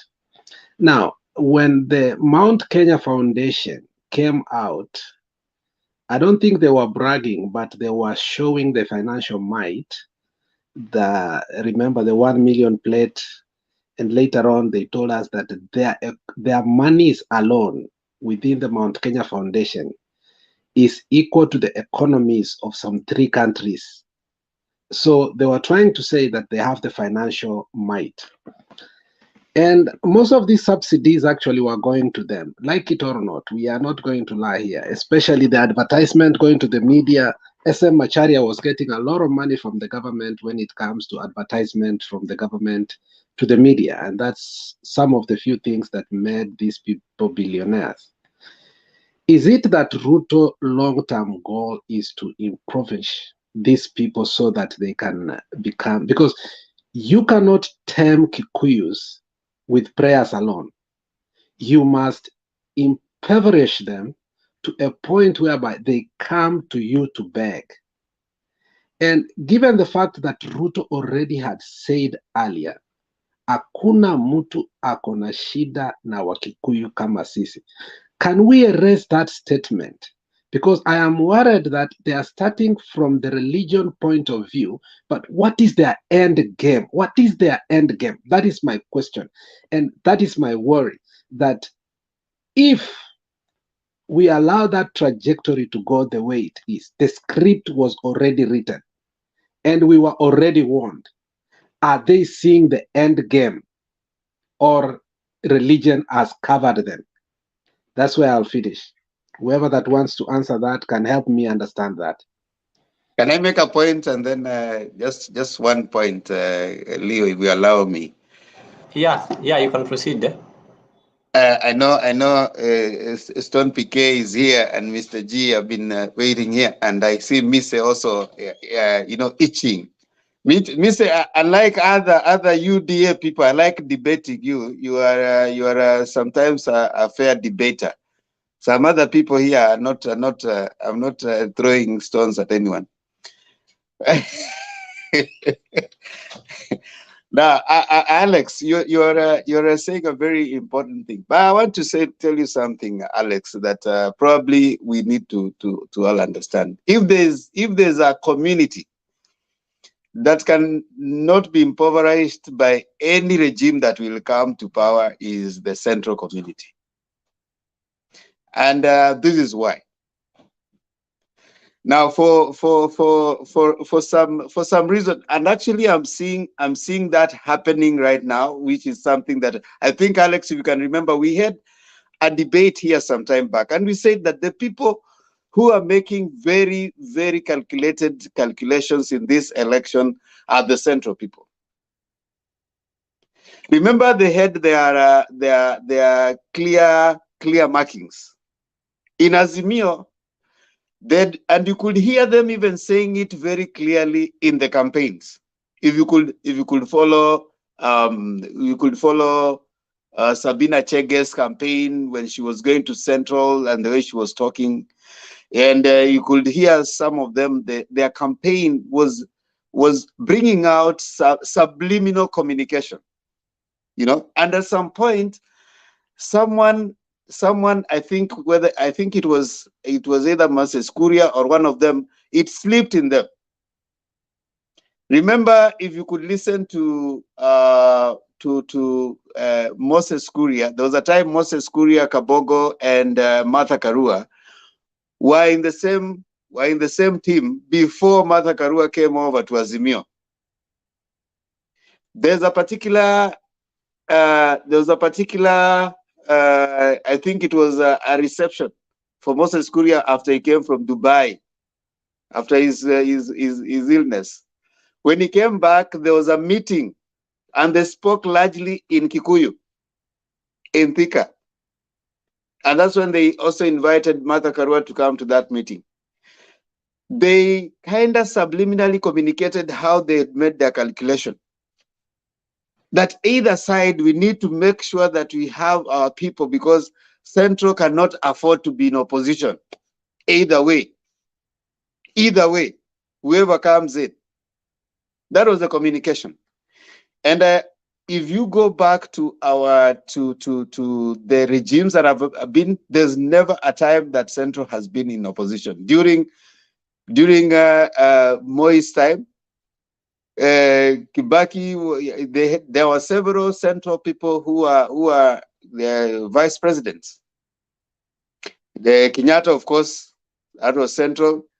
Moi's time, they largely, they were always in power. Kamodo and all the rest, even when they had these opposition guys working hard, opposition guys Akina Matiba were largely around Nairobi area, not Central, right? Then of course now come Kibaki, now come in Uhuru Muigai Kenyatta. So Central has never, and at some point we said here, if at any side coming in, any side, even if it's Azimio or the other, the Central guys were going to move swiftly to the side of the government. They were going to move swiftly to the side of the government. And towards when it was now clear that Azimio was going to be the minority, you could see already Akina Sabina Chege and their whatever is trying to say now, wakati wa siasa imeisha, sasa turudi nyumbani.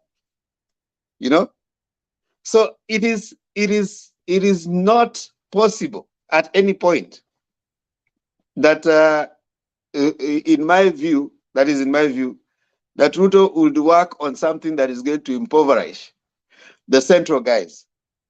The Central guys are largely well taken care of, whether it's in Azimio or this other side. The only people that have suffered majorly are the Western and especially the Luo people, because they have tended to, when they take one side, they go all of them. They don't play their cards in either side. Probably it's time also the Nyanza people started playing safe bait like the Central people do. That if the Kenya Kwanza come in, you've got people who are strong, who are going to take care of yourselves.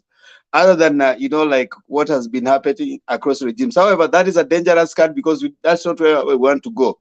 We want to go to a point where whichever regime comes in, the country moves on and develops. If it is development, it goes to every part of the country, no matter how you voted. But remember, we are coming from that hang-up. So that is what I needed to point out to Alex, because I don't think that could be a long-term plan for RUTO. What I'm thinking would be probably something that he would want to do is, make sure that at least he has won over a safe place. If he wins a greater support from Western, then he wins a greater support from Nyanza, then he will not be feeling a lot more threat from the Central people. So he would want to, as much as possible, get a lot of support from Western and Nyanza to secure, because he can have trouble from his deputy. And if he doesn't have a lot of base support from Western and Nyanza area, then he will have to be at the beck and call of his deputy, who will be telling him, we have all the votes. So that is something I think he wants to calculate, and probably it shows why He has lots of things that he's trying to do in Nyanza, trying to cut, talk to Luo Nyanza MPs, trying to, the Luyas, he thinks he has them because of Mudavadi. That's what I wanted to say. Back to you, Leo. Mise, a minute. Yeah. Thank you very much. I think this is a debate about Central. I think it's a debate that you really need to bring some other time so that we can discuss about it. But quickly, just to point to what my brother Themba said there about religion being the opium of the masses. We all know that the masses are the poor, right? And given that they are the poor, they live on one thing. They live on hope. And hope is given in church. And when you take away the church, you take away hope, and you make people vulnerable because they have nothing that they can hope for. So that is why it is very easy to capture the attention and interest of the people by sneaking in religion. And like many people have said here, many leaders have known that is the secret, and that's why they use that. I personally, a lot of people believe anyone who has come in the name of God is a person that you can depend on, a person that you can trust and hope that they will bring change. But more importantly, I just wanted to point out a few things. If you look at Kikuyu, they have a whopping population of 8 million. If you look at the Luya, 6.8 million. Kalenjin, 6.3 million. Luo, 5 million. Kamba, 4.6 million. And that is why you see a lot of politicians, they revolve their campaigns on these places more than they could go to the other areas of the country because of the population. And that is why you see, my brother Alex and Themba pointed here, if you go back the year 2004, 5, nobody wanted to live towards Thika Road. I went to school in Juja, and it was struggling to go there. Nobody wanted to accommodation there. But as soon as Kibaki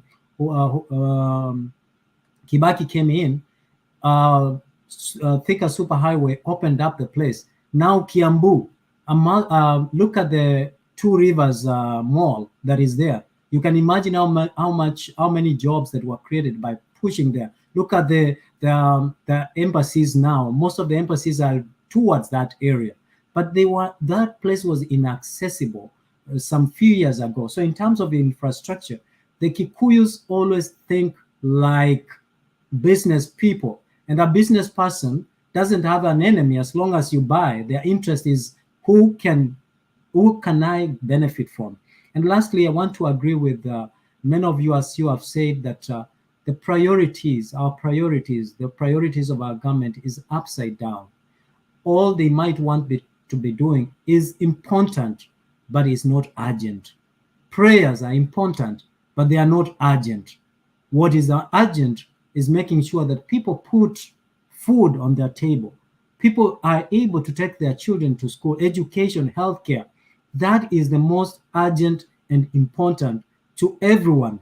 Prayer can be a luxury. Maybe I'm a pagan, and I do not want to put prayers as a priority. And lastly, I want to say that even here in Canada, for example, the Kikuyus, all the churches that I see are headed by the Kikuyu pastors. Any Kikuyu, and this is not with any malice. Any Kikuyu you meet, they will rob you in the name of Jesus, in the name of God. And because they know that is the gateway to the heart of the vulnerable people. And if you can know, I think one time I was robbed in the name of God, and I was robbed around Kilaleshwa. I was shown dollars, and I ended up giving all my all, only to realize that this was not a Maasai, a Christian person. It was a Kikuyu. It was Kamau. So that is the gateway to other people's heart, because that is where they can tune you and align you to believing them. And RUTO has the president, my president, has known the weakness. And not only the president, but politicians have known that that is the key to the heart of the vulnerable.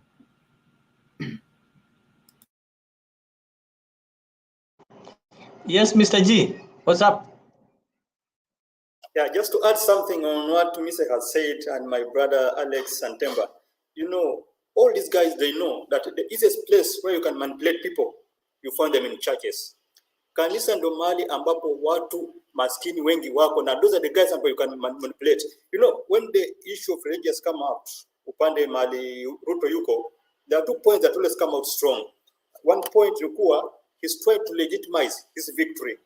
Na kulegitimize his victory, always atenda kwa wale watu ambao wako easy, wako hopeless, ambao anaweza manipulate, akaweza kuwadanganya, alafu akasimama upande wake.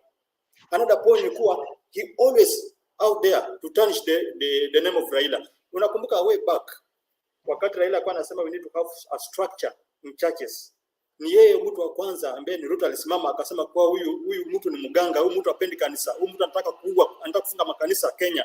Sasa he's using that narrative kwa his own good. Unaona, anajaribu kupaint a picture of Raila kuwa yeye ni mtu ambaye hapendi kanisa, yeye ni mtu ambaye hapendi mambo ya Mungu, just for his own good. Na watu wazuri ambao anaweza manipulate haraka, those guys who are in churches, au watu ambao wako hopeless in church. That's a place where unaweza enda kuambia mtu, nikikukanyaga kwa kichwa Mungu atakubariki, kesho atakupatia gari. Nikikukanyaga kwa kichwa kesho utapata $1,000,000, and those people can believe you. Unaona, and they are always ready and hopeless. Na hapo ndo mahali ambapo Ruto aligundua, because this guy is a master of lies and propaganda. Na watu wengi hapa Kenya wana believe in churches. So the only place he can manipulate ni hapo. Na hapo ndo mahali ambapo anaweza kuchukua watu wengi waje upande wake. Because akiwaambia kitu fulani, they believe in it. Akiwaambia watu kwa Raila anataka kufunga kanisa, na yeye amekuja kuwasaidia sasa wawe na kanisa, watu wengi wanakuja upande wake. Kwanza ama bishops wanakuja upande wake, unaona? Lakini hakuna anything good ambao mtu anaweza kusaidia. Always, hata in Central Kenya, if there's one person ambaye hata ruhusu mtu kusimama in Central Kenya ni huyu Ruto. Ruto hana any good interest na watu wa Central Kenya. Amekuja kuwamaliza wote. Look at the leaders ambao wamemzunguka wote. Hao watu ambao wamefika miguu wote chini. Hakuna mtu ambaye atasema 2027 kumpinga, na huyu mtu ana only one agenda. Power is ruled Central. Na watu wa Central bado hawajajua hiyo kitu. Na atatumia njia zote, abai watu, abai MPs, abai au lawmakers to get the 2/3, abadilisha katiba, abaki as a president life yake yote. There's no any agenda ambao jamaa kuna kwa watu wa Kenya, no any good interest ambao kuna kwa watu wa Kenya. Okay, Leo, back to you.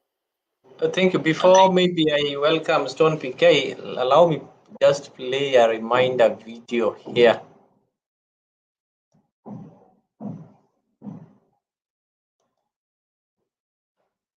In line with what we are discussing here.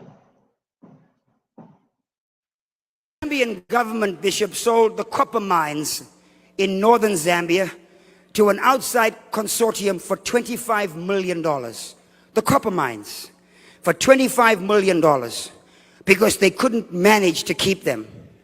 The company that came in and took over the Zambian copper mines in 3 months made a profit of $75 million. They did not pay the Zambian government upfront in cash for the mines. They were going to pay them over a period of time. Here we have this company that has an understanding of how things work, raised the money at the government's expense, took money that the company should have, the government should have been making, and gave it back to the government and said, we paid our debt in full, and give them now 0.006% of the proceeds of copper mining. When right outside the door there's people in poverty, people in not eating, people ignorant, people dying, high levels of AIDS. And what's the deal? Churches are full, people are praising God, Africans pray all night. Prayer is not in the success equation. Prayer is in the revelation equation.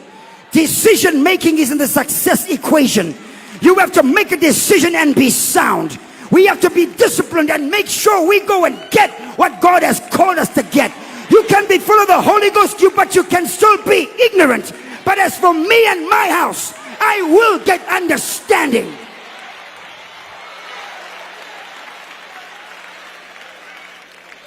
I will get understanding.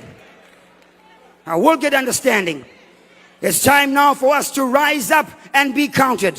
This year, the country of Ghana turns 50. Ghana was born the same year we were born, in 1957. Ghana and South Korea had their independence dates on the same day, the same year. But look where South Korea is. South Korea is by nature not a Christian nation. South Korea by nature are Buddhists. China, which is the next large world economy, they have stated that in the next 10 years, 20% of the Chinese people will be multimillionaires. That means almost 450 million Chinese will be millionaires. They are not Christians, they are Buddhists. The Japanese are Shintoists. Those in Indonesia and Malaysia are Muslims. It's not about praising God and hallelujah and a great thank you, Jesus. It's about possessing an understanding as to how things work.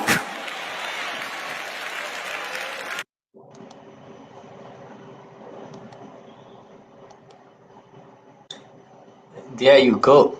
Stone PK.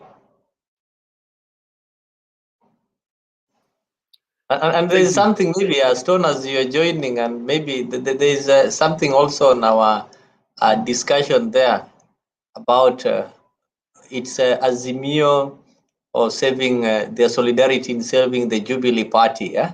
And people are also running about this. How does this one affect our politics and specifically the politics of the Central?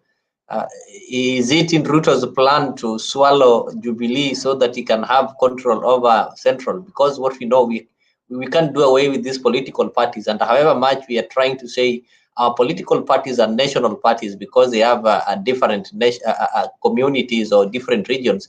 But the fact is, there's normally a dominant community or the dominant founders. For example, if you look at the party ODM, it is dominated by Nyanza before you go to other regions that are also equally members. If you look at the time that we were having the Jubilee, we were having a URP and TNA, whereby URP was dominantly a Rift Valley attire, then TNA was dominantly a Central attire. And when they joined to form a Jubilee party, when they were separating, the URP are the ones who regrouped and formed the UDA and invited some members of the TNA. So Jubilee remained the TNA, and even when they changed, they came back to their initial dove, which was the symbol of the TNA. So are we trying to say, are we seeing a situation whereby we are going to have a Central that is not having a political party? Because as things stand right now, the only party that has got some few numbers in parliament or some parliamentary members is Jubilee. So if Jubilee is swallowed by UDA, are we seeing a situation whereby for the first time we are going to go for an election when Central is struggling to have a strong political party? Though they have some small parties like those ones for Korea and whatever, but it is not a party that is worth maybe having some members from outside Central to join. So the only party that they can use to market outside Central is Jubilee. So maybe you can also give your view on that. We know for Moi to rule dictatorshiply for 24 years, he had to make KANU one party. He had to ensure that there is no alternative voice that can be able to oppose him. So is Ruto working towards that? So that first thing, you have to kill these other parties so that we only have one party. And in this party, as the party leader, he can be able to de-whip you. He can be able to warn you and tell you that, you see, if you don't do this, we're going to do this. Though I also saw it, and I'm happy.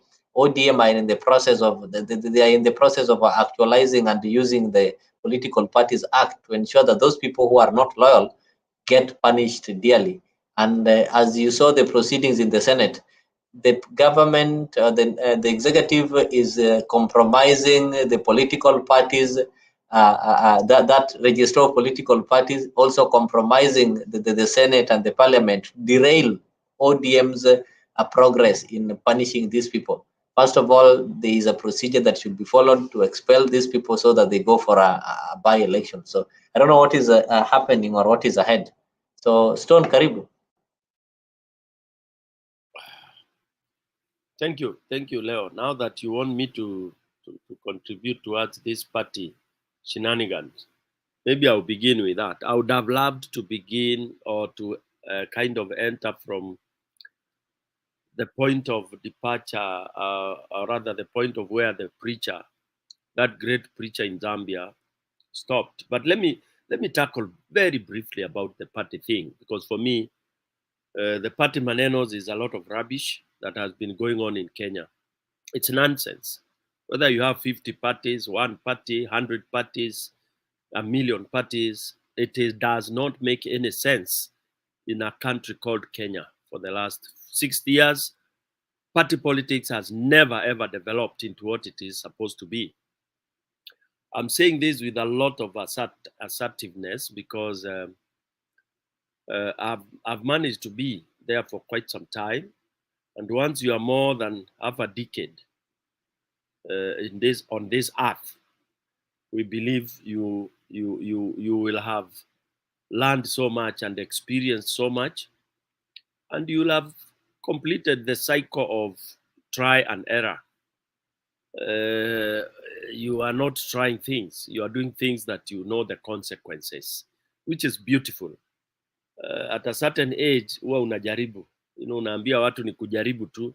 So if you find yourself in the age bracket of saying tunajaribu maisha, then you are still to graduate to the level of whereby whatever you want to do, you already know the consequence. Maneno ya kujaribu imekwisha. So some of us have gone through the cycle. We know that in Kenya today, you cannot talk of parties. It's garbage. It's just what we would call a window dressing, sugarcoating things, creating a process. Just, to have it in the book that, Kenya is a multi-party, whatever. And that is what has happened in most of the things we do. Same thing with this nonsense called democracy. It's just a rhythm. We are just following a rhythm that has been sold to us without even knowing what it all entails. So when you find the people behaving the way they are behaving in terms of party, it explains to you exactly and directly that it is nonsensical. Doesn't matter whether you're in ODM, whether in UDA, whether you're in or that, because the people are the ones that matter. So if the people are idiotic and they don't value what being in another party is, they don't even know what their party stands for, and they can't stand with it. So sisi wananchi tunajisumbua tu.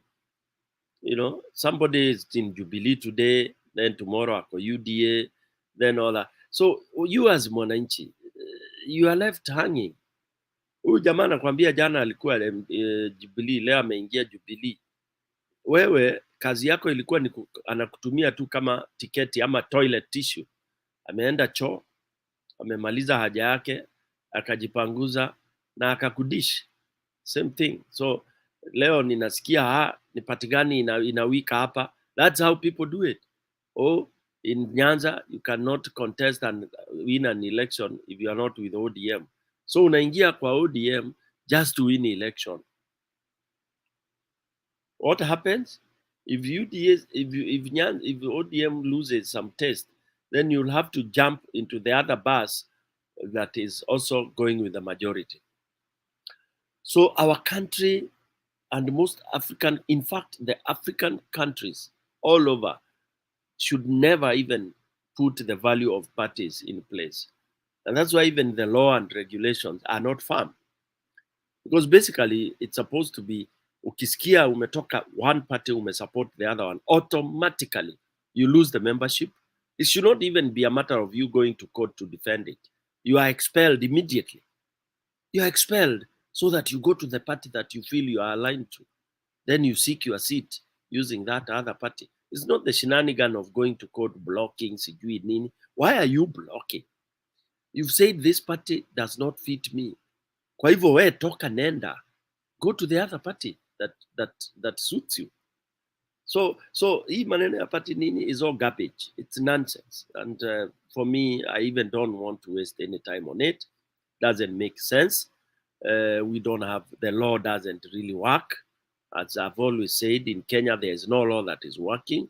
And more so, especially with the RUTO government now, hakuna sheria itafanya kazi. Hakuna sheria itafanya kazi. You can be in 10 parties at the same time. You are in parliament, you entered there through ODM, but you are supporting UDA or supporting any other party, and nothing will go wrong. Now, this throws the ball to Mwananchi. You, Mwananchi, you have the power. You can recall that idiot and get another person. Ask the person to really aseme msimamo yake ni wananchi ama ni maneno ya kurukaruka ama ni tumbo yake. Okay, so basically that has been destroyed because initially people never made any sense about parties, and we've not even matured to that level where that you go by parties ideologies or that. So it's a joke. Ni mchezo tu. It's a lot of nonsense, actually. I'm saying this with a lot of authority, like somebody who has participated in party politics very, very strongly. But all the same, you can still also find some people who are very principled, and they tell you, I'm not in this party because of XYZ, but I'm in this party because of what it stands for, and more so, especially because of the leadership in that party. Nikimalizia maneno ya party. It is wrong to start accusing parties that, oh, the party belongs to this region, belongs to this tribe, belongs to this. Again, those people who are talking about that or who criticize that, there are people who don't understand that a party has a home base, and it will go that way even when Jesus comes. If the party leader, or it was constituted in a place called Mbere by Stone PK, whether you like it or not, the members, number 1, 2, 3, 4, 5, 6, maybe up to 10,000 will be people from that place, beginning from the village, all the way to the city, all the way to the county, and then it expands outward that way. Even in the US, it's the same. In UK, it's the same. The party has a home. The mwanzilishi of that party alikuwa nani? Na alipoanza, alianza na watu gani? Then it goes outwardly. So how it spreads into national level, hiyo inategemea its capacity to be able to recruit people and to be able to express itself or sell itself to the outside world. Kwa hivyo tusiblame ODM ati Nyanza ndio iko predominant, Jubilee Ukikuyuni ndio iko predominant, Wiper sijui iko nini, what do we call it, Ukambani. That is an starter point of discussion. A party will always have its origin, and most of its people, the initial membership will come from that a place of domicile. And there's nothing wrong with that.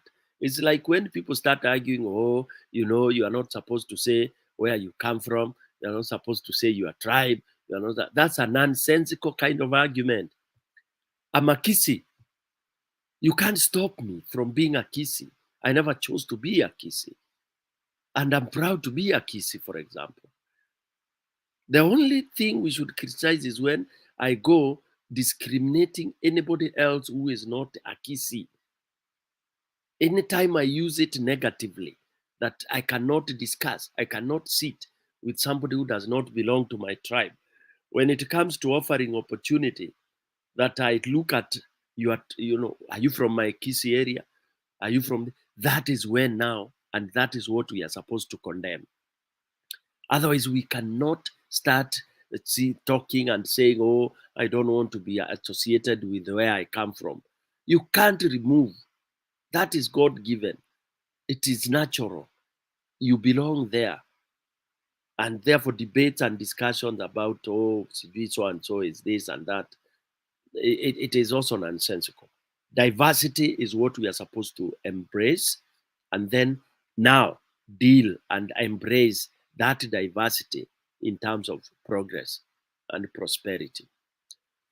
Leaving that party and tribal and all that, I would want now to dwell on the issue of the religion thing and the leadership. Again, That clip you have just shown us, Leo, it is very clear, and I think I'll take very brief, very few minutes. It has explained to you that when it comes to development and when it comes to success, it is not how many times you pray to God. In fact, that clip explains it to you that those who go hallelujah, hallelujah, amen are the most impoverished nations in the world. Those who pretend to be brothers and sisters of Jesus Christ are the most impoverished nations in this world. Ndio maskini wa mwisho. That tells you faith is the basement of poverty. Faith is the therapy to poverty. When you are doing very poor, you are told omba Mungu tu. Usijali ndugu yangu, utakuwa mzuri. Nobody tells you you are poor because you are seated here praying, ukingoja manna from heaven. Watu wanakuja wanakuambia bro, tuombe, Mungu atakusaidia. Mungu atakusaidia. It is a therapy for poverty. That is how you therapy of poor people. There is nothing else you can give to poverty or to poor people other than telling them faith and hope. And that is what the first world discovered many thousands of years ago. That's why they discarded that. They always tell you where we live in those first world, keep faith to your bedroom. That's what they tell you. Or keep the faith into yourself. And if you try to propagate that, munakosana ya ajabu. Have you ever imagined munakosana na mtu juu umemwambia Bwana asifiwe? Please don't say that again here. Don't ever say it. Na unapewa warning, hata warning letter.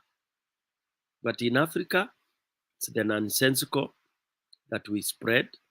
If you don't say Bwana asifiwe, then people start backbiting you. We don't think Mr. G is saved. We don't think Leo is a man of God. Stone PK doesn't seem to believe in God. Misa doesn't seem to believe in God. XYZ, which is a stupidity of the worst order, which has dragged and it has held Africans into the deepest hole of poverty. Because we take everything. Africans take things stupidly. Kila kitu ukipewa unaichukua viujinga tu. Waluya tunasemanga unabukura bindu buchunga pchinga. Uli mundu musiru sana. Pchinga tu. Ati Bwana asifiwe. Why we are saying Bwana asifiwe? Asifiwe ni Bwana gani? Hata uulize ni Bwana gani huyo unaambiwa asifiwe. Maybe ni Bwana Shetani. Shetani ni Bwana pia. Okay? And that has really impoverished Africa. That preacher amekwambia Africans pray. Africans can fast 36 days. 36 hours in a day.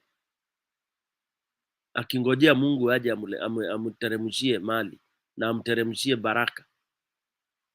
Unakufa. Unaambiwa usikae kwa reli, utakanyangwa na reli, train ikija haina break, unaenda kukaa hapo. Unaambiwa faith will save you. Washenzi unafungiwa ndani ya kanisa. Unaambiwa ukunywe cyanide, ati Yesu anakuja kesho. Unakunywa hiyo cyanide. Watu maelfu na maelfu wanakufia ndani ya kanisa. Ati walikuwa wanaambiwa Yesu anakuja kesho. Upumbavu huo uko Afrika. Na sasa upumbavu umekita zaidi katika nchi yetu ya Kenya. Tulikuwa sisi ndio werevu zaidi, tulikuwa mbele sana. Na ndio leo nataka pia hiyo clip ya pili uicheze. Ndio watu waelewe mahali Kenya ipo sasa. Kenya today, you are not where we were 15, 20 years ago. Tumepitwa na mali, tumepitwa na wakati, tumepitwa na nchi jirani, ndugu zangu. Hatupo tena, na sasa tutapitwa zaidi katika hii serikali ya mwizi. Serikali ya Ruto tutapitwa kabisa, mahali ambapo hatutaweza tena kuwapata wale ndugu zetu. Manake mwizi hana lolote, nchi inapitwa lakini mwizi anatajirika. Manake mwizi si ni mali na ako nayo. Tulipe kodi, tulipe. Kwani Kenya imeanza kulipa kodi jana? Jana ndi mtu ameamka akakuta wa Kenya walipi kodi. Ushenzi huo. Ushenzi kabisa. Somebody anatuambia maneno anatuimbia maneno ya kodi. Ni kama nchi, ni kama tumeshuka kutoka huko kwenye mwezi. Tumetoka kwa mwezi tukashuka nchini, ndio tukaanza sasa lazima ushuru ulipwe. Shenzi, ushenzi mtupu, ushenzi tu sasa subsidies zimefanya. Kwani leo ndio subsidies zinatudhuru? Subsidies zina deni ambazo hatutaweza lipa. Leo ndio imekuwa hatutajalipa hizi deni. Subsidies zimekuwa za jana na leo.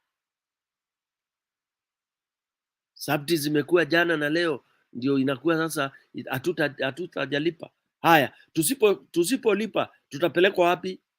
Nani amesikia nchi yoyote imepelekwa kinyonga ati kwa sababu wameshindwa kulipa deni? Which country ambayo imehukumiwa kinyonga? Ushenzi mtupu, hawezi.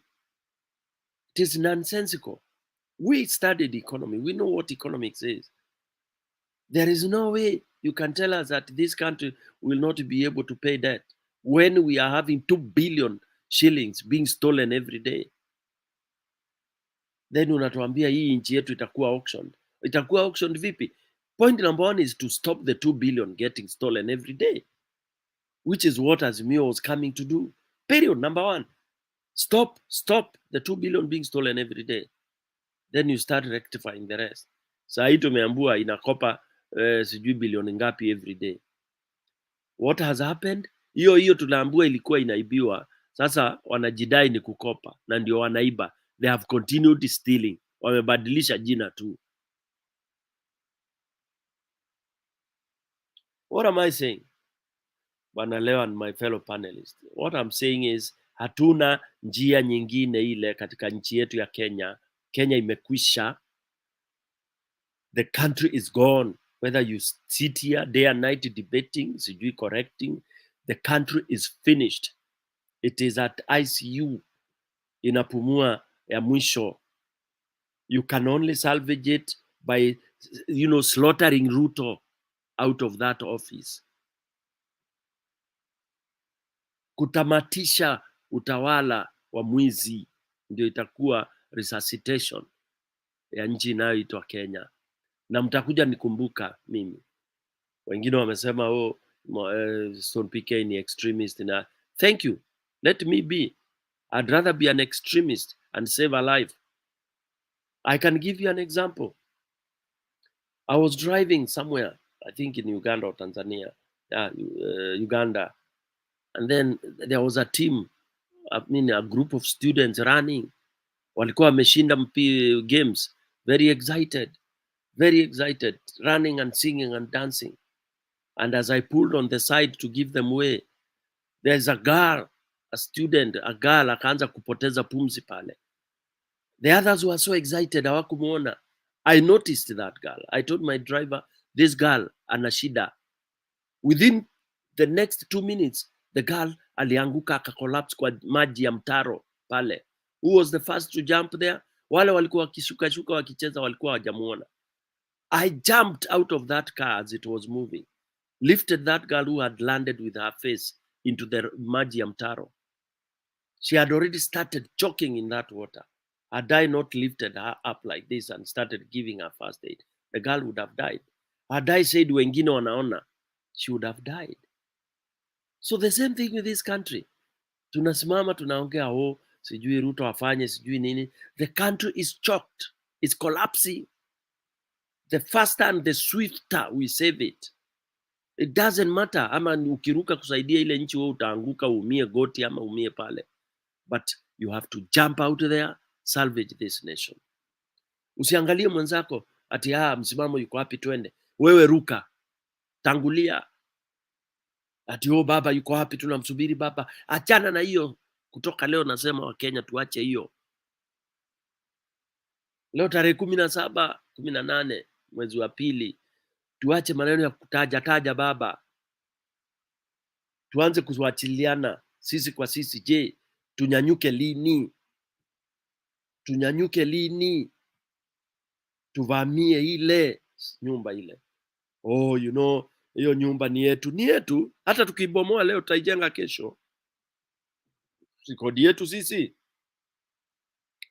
Oh, unajua sijui wengine itakuwa. Sawa, liwalo na liwe.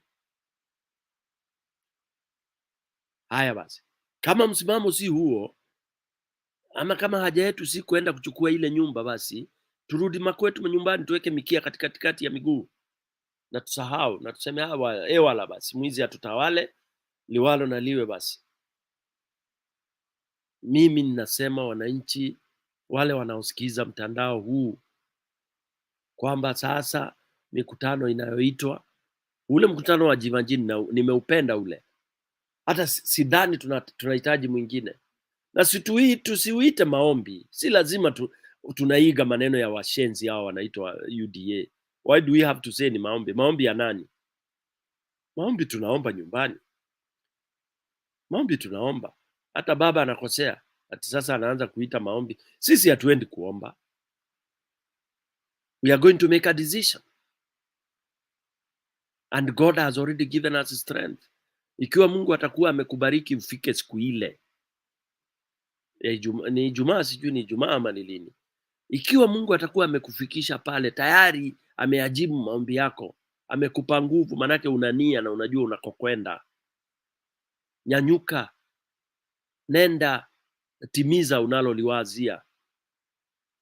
If you still feel you want to claim this leadership, this your right which was stolen, let's move on and do it. Because we believe it's the right thing we are supposed to do. When you're doing the right thing, you don't need to think twice.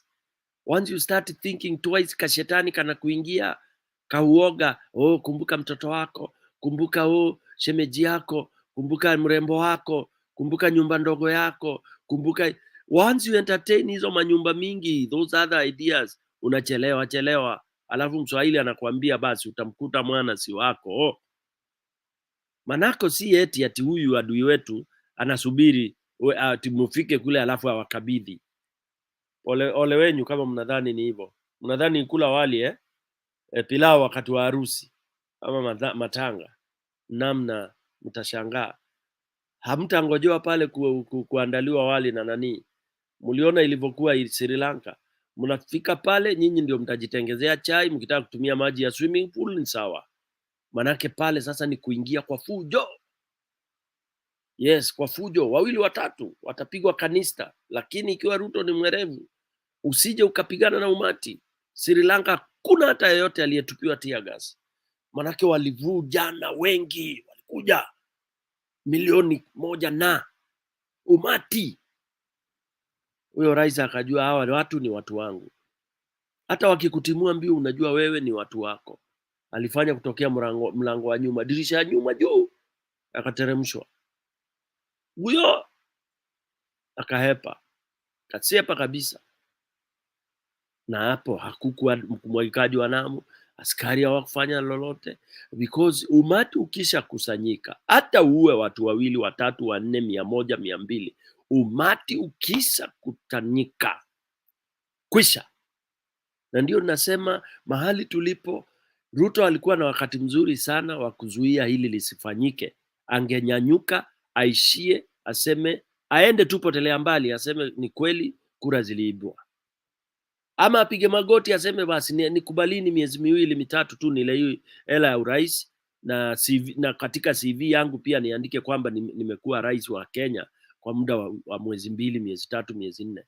Tumempa miezi mingi, miezi 6 ni mingi mno. Hiyo ni tosha kwa CV yake, lakini kwa ubaya sasa ataulizwa alitokaje kwenye urais, atasema alingatuliwa. Na atakuwa akisema hivyo akiwa nchi geni. Because mahali tulipofika, it is not about baba, it is not about party, it is not about ODM, it's not about anything of that nature. It is about the people, the power. The people have, it is a point of no return. And it is not about baba at all, at all, at all. Yashamwaika sasa, hayawezi kuzoleka. Mto ushavuja. I come from where we have all the dams that produce Kenya produce electricity. Hiyo damu ikavunjika, huo ukuta ukabomoka, huwezi kuyazuia hayo maji. yanateremka mpaka bara Hindi. So the power of the people is like the power of the river. No one will stop it. Wamejaribu njia zote, lakini Mungu naye amewapumbaza. Wanaona ni kama hakuna lolote linaloendelea. Mikutano mitatu haijawafunza ikawaambia kwaja mambo yaja. Acha nikome hapo kidogo, nimpishe. Msimamo ametoka, ameenda wapi huyu msimamo? Bwana Leo, back to you. Msimamo internet imemsumbua. Let me pause there for a while. Wacha Secretary General atuambie, manake yeye pia ni kama chama chake kiko hatarini. Vipi. Najua hawa watu, acha niweke kama mwangaza kidogo wanione vizuri. Najua Ruto is a threat to democracy, na hiyo ni kitu ambao tumeona because kama alipoanza tukafikiri ananunua watu ndio waweze kushinda speakers position. Baadaye tukaona hiyo tabia inaendelea kununua watu ndio waweze kumaliza hiyo, turudi kwa ile chama kimoja cha KANU. Unajua naambianga watu, it does not matter what you call this party, whether you call it UDA, this is KANU. Even Jubilee was KANU. NAC was KANU. There is no time Kenya has been led by any other party. In fact, I usually very much struggle to believe that everything was not a conspiracy. Mimi naangalianga hii maneno kwa undani sana. You know, I usually raise what we call the Elio view of these things. Naona deliberately there has been a plan to isolate Kenyans from good leadership. And I don't mean Kibaki was not a good leader, Uhuru was not a good, they were good leaders. But I think they were KANU, but good KANU. Vile mimi naangalianga.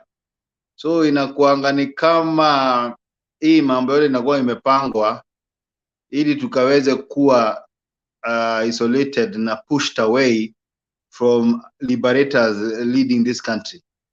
And therefore, there is a small part of me still believes that even Uhuru Kenyatta, as much as he would have wanted Raila to read, I think he would not have wanted to hand over power to Raila. He would have loved any KANU, bad or good KANU.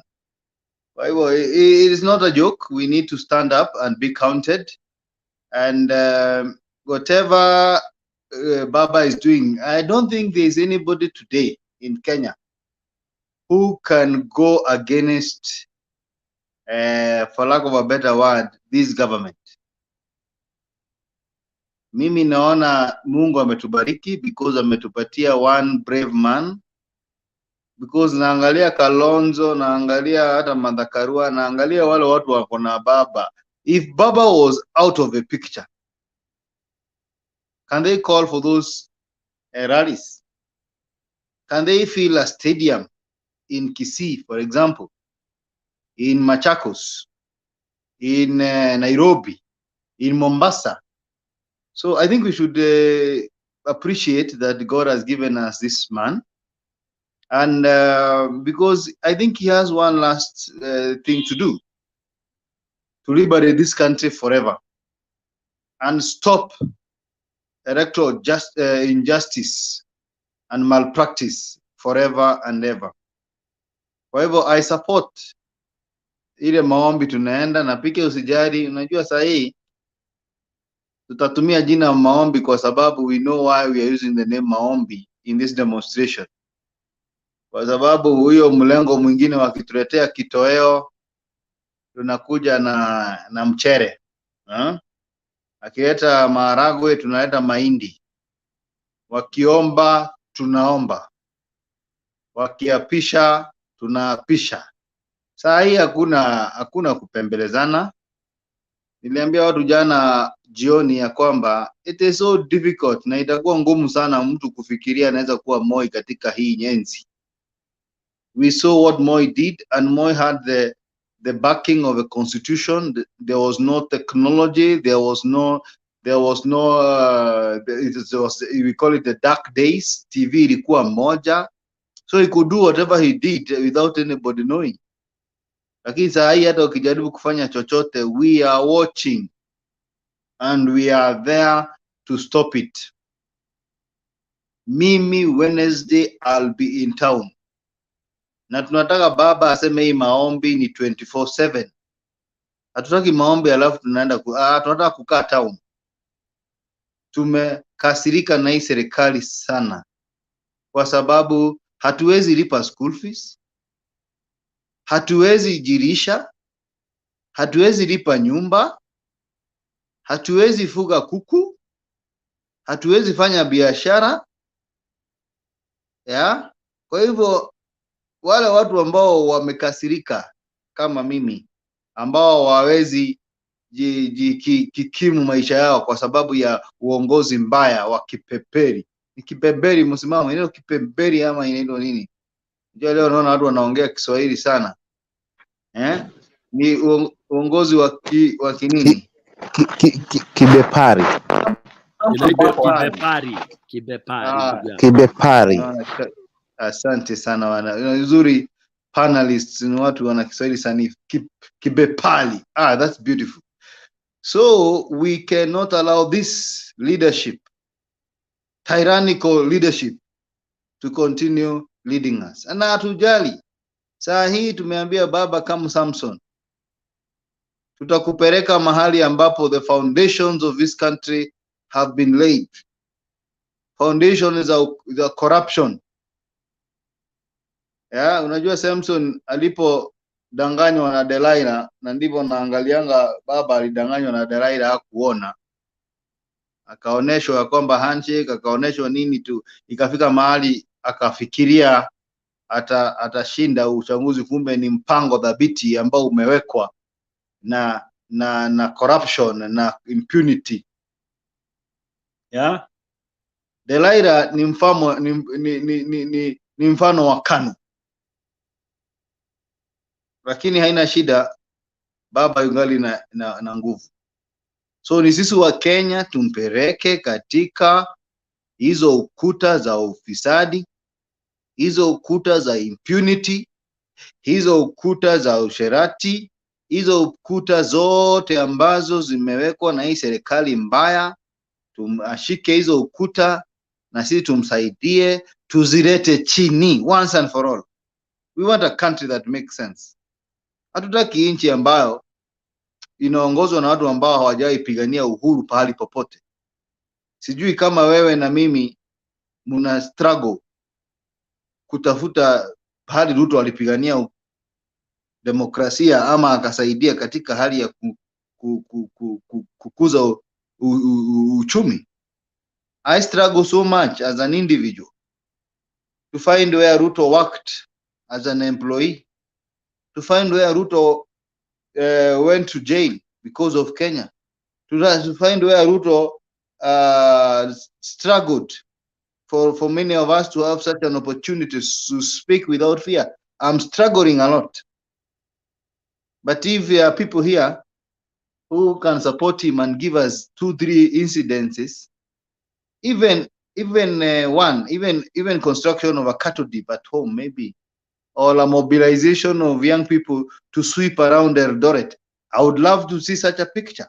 Tuseme na raisi huyu wa Kenya in 1992 alichukua chokoraa wote wa Eldoret wakafagia mitaro ikakuwa safi.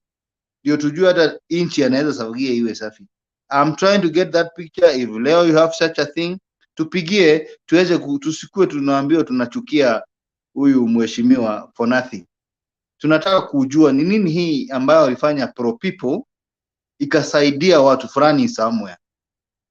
Kama hiyo haikufanyika, then we have all the right, we have all the reason to wake up very early in the morning on Monday and launch demonstrations, because we cannot pay our electricity bills, we cannot buy gas, we cannot buy fuel, everything is haywire. Tumeambiwa na Jeremiah Kioni ile pesa yote ilikuwa ya subsidy, ndio sasa inanunua MPs 5 million each. Sabina yake iko kwa bank, Kanini Kega nasikia yake iko kwa bank, wengi isipokuwa huu kijana ambaye kuna watu wawili walikataa wa Jubilee wakasema hiyo pesa hawezi uza dunia. They cannot sell Kenya because of their stomach. Huu MP alishikwa jana wa Pokot na another lady from Manjia. Those two people stood for the right of the people. Waliambiwa pesa ni mingi, hatupeani subsidy nowadays, hakuna subsidy ya mafuta, pesa imejaa kwa room. Kila pasta maombi yake inanunuliwa sijui milioni 5 pia. Kwa hivyo pesa ni mingi kwa wale ambao ni viongozi, lakini uzuri wa Kenya sasa wamejanjaruka. Hatufuati hawa, hata waongee na tanks, hata Pastor Rai aongee na tanks, Pastor Muiro, tunajua hawa watu wamehongwa, hiyo maombi imehongwa. So hatutafuata hawa, na tunaambia washirika wa hizi kanisa watoke. Hawa watu wapeleki mbinguni, wanapeleka kwa shetani, ni warafi, ni mahubiri warafi sana. They are on higher, and we have to call it as it is. At least kuna mchungaji huu wa Inaina provost amesema they were hired. Yeah, these are pastors who are hired. Ukiangalia hao mapasta magari ambao wanatumia, uangalie pia nini. So it is about their self interest. Kwa hivyo wa Kenya tujanjaruke, tokeni hizo makanisa. Mimi nawaambia anzeni kanisa kwenyu nyumbani ama msome online, lakini the more you stay there the more you're going to hell.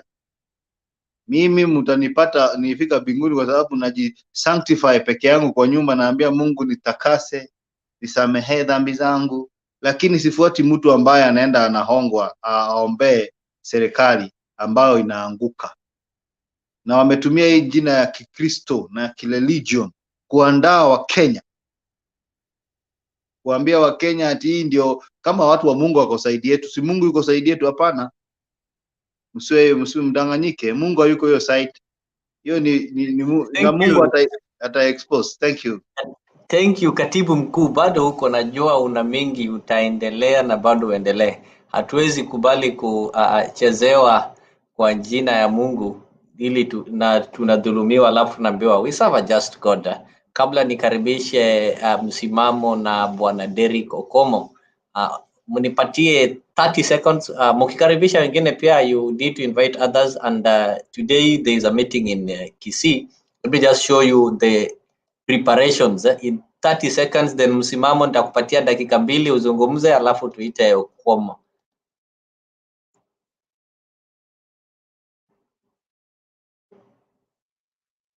Jeshi la Baba. Hatimaye siku MDD. Jeshi la Baba. MDD. Jeshi la Baba. Hatimaye siku imefika. Ni leo. Asemaye kesho ni mwongo. Asemaye kesho ni mwongo. Sasa wale walikuwa wanatuchochea ati watakuja kuvuruga mkutano yetu, tutaonana mundu. Tuonane ndio utaona wewe kwanza Maangi wewe. Tumesikia sarakasi zako za usiku mkikuwa na huyo kijana wako ambaye ako youth leader at 8 years. James Omaribongwae. Tutakutana huko kwa kiwanja leo hii. Na baba ana land saa hii. So there was some propaganda and some misconception outside there that the Kisii meeting has been cancelled. So I just wanted to confirm to you that it has not been cancelled. It is on, and everything is going on well. And in the few minutes, Raila is going to land there to start the process. So I'll give Derrick Okomo karibu, lakini nitakuomba dakika moja acha nipatie msimamo, manake alikuja ni internet nadhani imekuwa ikimtoa nje na ndani, na jua hata chukua muda sana. Msimamo karibu.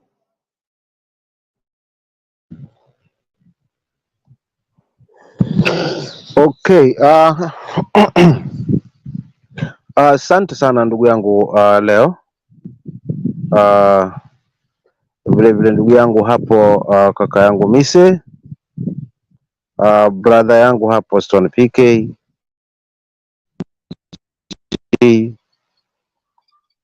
huyu Secretary General, alafu na kaka hapo Derek, na wale wote ambao wako katika comment sections. Ni tangia juzi hapa nafuta nafasi, mara natupa nje. Sijaweza kuhudumu kidogo hapa kuweza kuchangia, na unajua hapa ni kama shule. Unapokosa shule kwa siku moja, basi mengi yanakupita, lakini unaenda sasa unaanza kurudi katika topics zingine za nyuma kitambo fikie hii, basi huwa umeachwa nje. But huwa nafuatilia sometimes kidogo dogo, but siku karibu sehemu iliyokwenda kumazishi kulikuwa na network issues kidogo, kwa siku pana nafasi nzuri ya kuweza kujoin, but nichukue tu fursa hii kwa muda kidogo niweze kuchangia mawili matatu kwa minajili ya hili taifa letu ambalo sasa hivi limezamishwa katika dimbwi ambalo hakika itakuwa ngumu kuweza kulitengeneza kufikia mahali ambapo lilikuwa limefikia, kutokana na uongozi ambao unaongozwa na viongozi wabaya ambayo hakika hawana haja ya Mkenya au wana haja ya manufaa yao, na kuhakikishia jamii na umma kwamba wao ndio viongozi na wao ndio kusema, wao ndio kila kitu, wao ndio wapangaji. Kwa hivyo wananchi wa kawaida na kuwa hana nafasi yake pale. Kwa maana hiyo nikiendelea kuweza kuchangia machache mawili matatu ya kwangu kwa wana Kenya wenzangu ama kwa wananchi kwa ujumla, ni kwamba mimi nitazungumzia kwamba nirejee tu kauli zangu za juzi kwamba lazima this time around tutengeneze bridge. Hii neno mheshimiwa, honorable, hii sasa imetuchokesha Wakenya kwa sababu haina maana. Sasa honorable abaki mwananchi, mheshimiwa abaki mwananchi, kwa sababu yeye ndiyo kusema. Katiba inampa nguvu, na hawa wanasiasa wanaelewa hilo, na wanaelewa kwamba ni lazima warudi mashinani kuja kuwaeleza wananchi ili kuweza kupata hizo ajira. Sasa baadaye mambo yanageuka pindi wapatapo ajira, basi na kuona Wakenya si lolote, especially kwa hii regime ambayo imeingia, ambayo iliweza kubahatika kuingia katika mlango wa nyuma. Tumeshuhudia vitimbi, bahati mbaya upande wao, mikakati yao haiendi, haisongi kwa manufaa ya Mkenya. Zaidi tunaiona inaelemea kwa manufaa yao kuweza kugawana keki, ambao kama ahadi yao walivyotuahidi kwamba wao wanagawana keki, na keki ya KK ni kubwa mno, kwa wafuasi wao wataweza kupata kila mtu kipande chake. Nadhani hilo bado wanaliendeleza, tukiona kwamba kwa wale ambao wananunuliwa pia nao kuweza kubahatika kupata hiyo keki. Kwa hivyo wale wananunuliwa wanabadikwa kipande, basi watu bado keki ni kubwa. Hata nadhani mimi na Nyabaya kama tutaweza kubadilisha misimamo na kujiunga huko, basi pia na sisi tutabandikwa keki, maana keki ya KK ni kubwa mno, hususan kwa wale ambao wataweza kuamini na kuweza kuunga mkono. Lakini kwa wale ambao watabahatika bahati mbaya kuweza kuiona taifa mbele zaidi, kumuona mwananchi kwamba hakika ni wa maana zaidi, basi tunakuwa kwa upande huu hatuna bahati. Tutakuwa ni wenye kupigwa vijembe, ni wenye kuhakikisha kwamba tunasambaratishwa kwa kila mipango ambayo tunaweza kuipanga.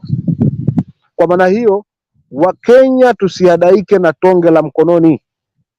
Hili tunalishuhudia katika hii KK ama serikali hii ambayo iliingia kwa mlango wa nyuma, hakika ni tonge la mkononi. Ule uko kwa safuria ama ule uko kwa mvure ni ule ambao tutahakikisha kwamba kura ya mwananchi imezungumza na ipate kuheshimiwa, maana maamuzi ya uongozi basi hutokana kwa wananchi. Kuwachagua wale viongozi ambao wameuza sera zao, Wakenya wamechuja, wameona huyu ndiye mtu ambaye hakika kama tutampa uongozi, basi shida zetu na shida ya kujijenga taifa na kuweza kuhakikisha kwamba mambo yanaenda nyuma, basi huwa wanafanya maamuzi yao.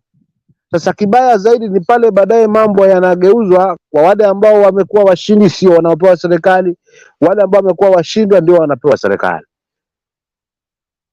Mwisho wa siku Mkenya anadanganywa tena kwamba we kubali na tusonge mbele.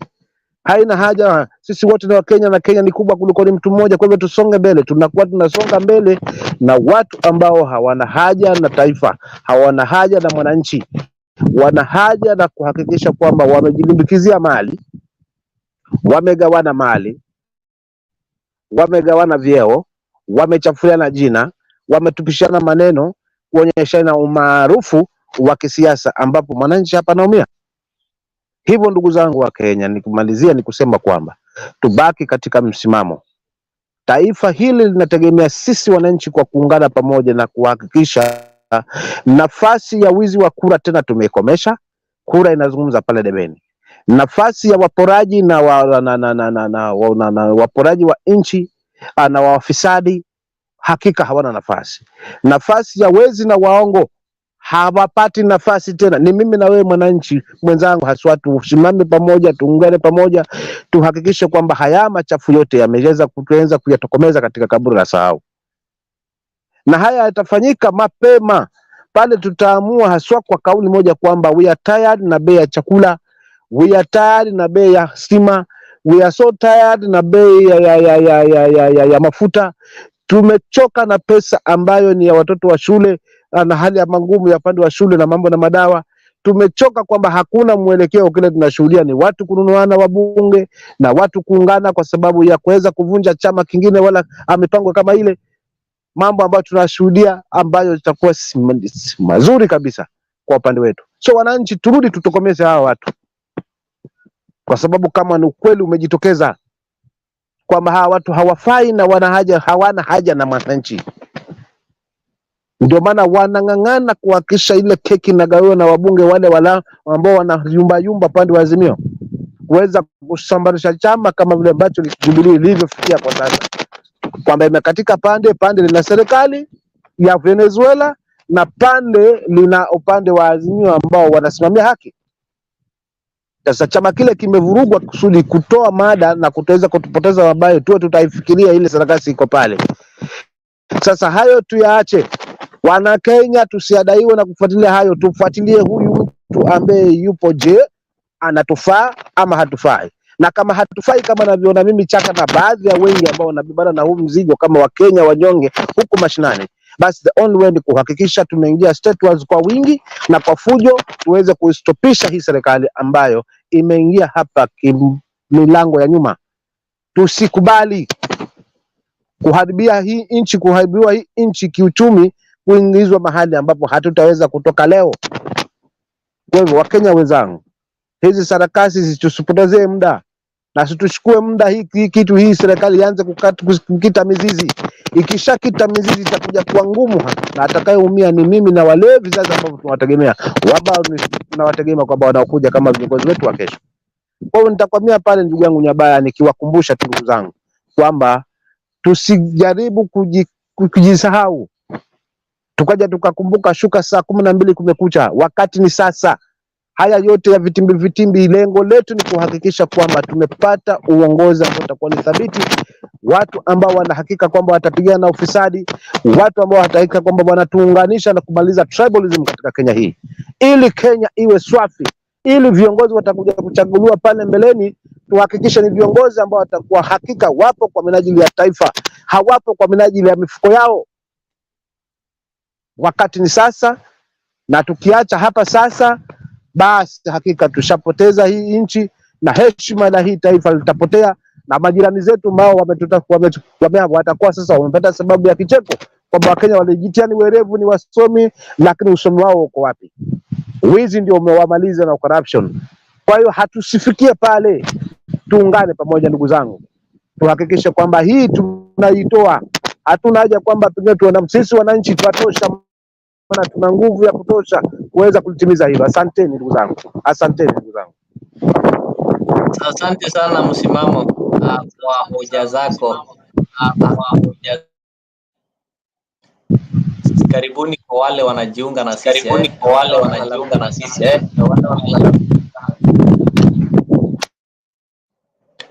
wale wanalalamika mzalendo hatarudi kuwa hatarudi tena. We don't want, we will do away with such negative energy. A boy first, Ruto the fifth, up to 2032. That is in your dream. So we are currently working out, and Ruto must go. He must leave that office. We are not relenting. We are going to call him to resign. If he is so adamant to resign, we are going to face him out of that office. It has happened. We are not going to be the first people to do it. It has happened in this world. It has happened in Africa, and it has also happened in the countries that we claim to be the most civilized. So Kenya is not exempted from doing that. So Kiloin, Makori, nobody is spreading propaganda here. We are only dealing with those people who spread propaganda. We ensure we don't give them an opportunity to lie to Kenyans. The ones who are spreading propaganda are the ones who are misleading Kenyans, and you know where they are. They're the ones who keeps on misleading Kenyans. They give them some promises that they know are not existing. They keep on spreading propaganda how 500 shillings can change their life, yet they know very well it is something that is impossible. Not just next to impossible, it is something that is impossible. So kwa wale wanajiunga na sisi, tafadhali muweze kukaribisha wengine. Maybe there are some who doesn't know that we are having a morning or daytime show. You can invite them. Adani, karibu sana. Caroline, you keep on inviting others so that we can be able to watch it together. And those ones who wish to make their contributions in the studio can also use the link and join so that they can be able to give their input, as long as it is not something that is spreading the propaganda or advancing the agenda of one William Ruto. We are all here together, united to fight Ruto. We are not fighting Ruto as an individual, but we are fighting his Zakayo characters, the characters of a fake prophet. He called a contest in Nyayo Stadium. What were the results? After those guys who were paid they got their pays after preaching some lies to you, and those ones who were ferried also got their paid. So what about those Kenyans who are desperately watching and waiting for something to happen? So we are not going to entertain mediocrity, people using the name of God and misusing Kenyans, taking advantage of ignorance that is among some few individuals in this country. Because we know majority of Kenyans are not ignorant. That is why majority, 8.1 million, voted for Raila Amolo Odinga. That one shows they are not ignorant. So the minority who are ignorant, we are also educating them and reminding them of their power and reminding them that they deserve the best. They don't deserve to be lied to. They deserve to enjoy equal rights, and they also deserve to get the services because they pay taxes. So we cannot pay tax, then somebody wants to determine how to use our taxes without consulting us. Our taxes cannot be used to pay few individual preachers and few individual politicians at the cost of Kenyans. These taxes should be used to benefit all Kenyans. If you look at the bills that they're proposing, if you look at some of the roads that were already initiated, they've reduced them. Why are they reducing? If you reduce these roads or implementing these activities, it means that the people who are going to be employed there, they're also not going to get their salaries. They're also not going to get the income. So we are not going to allow this. We know this country is collecting money. Apart from collecting money, we were also told that they borrow 25 billion every Thursday. Like yesterday, William Ruto borrowed 25 billion. What has he done with that 25 billion? As Uhuru was borrowing money to build roads and construct affordable houses that some are even in the process right now, Ruto is borrowing money to buy MPs, borrowing money to buy pastors, and borrowing money to conduct interdenominational prayers each and every Sunday and each and every Valentine. We cannot allow that, and we are not going to allow that one to thrive in this nation that we love and like. Mr. G. Thank you, Leo. I have just one question to Messi. Mise, not Messi. Mise, I have one question. You know, always you have been pushing for the legitimacy of this government. And on your submission, there's one point ambao nimeipata, ile ambao unaongea kuwa unauliza this government at least to rise those people who are poor, watoke bottom. Because wameumia sana.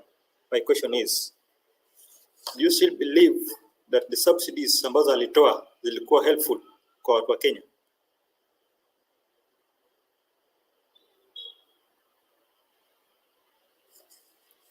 Umenipata Messi? Mise? Yeah, but that's a good question, but I don't like talking about subsidies because subsidies are not good for our country, for any country, so to say. So I want to respect their decision as a government of the day. If what I'm more concerned is them overstaying in certain, ndugu yangu Chaka Mdune, habari yako, nimesahau kukusalimia. I think I'm more concerned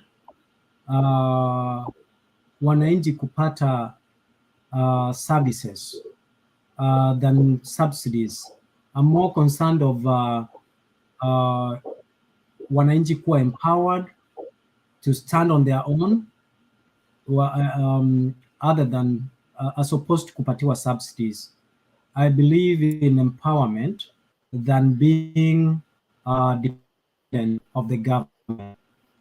So whether they are giving subsidies, I think I concur with everyone who says that the money that we are channeling to prayers, we should channel that money towards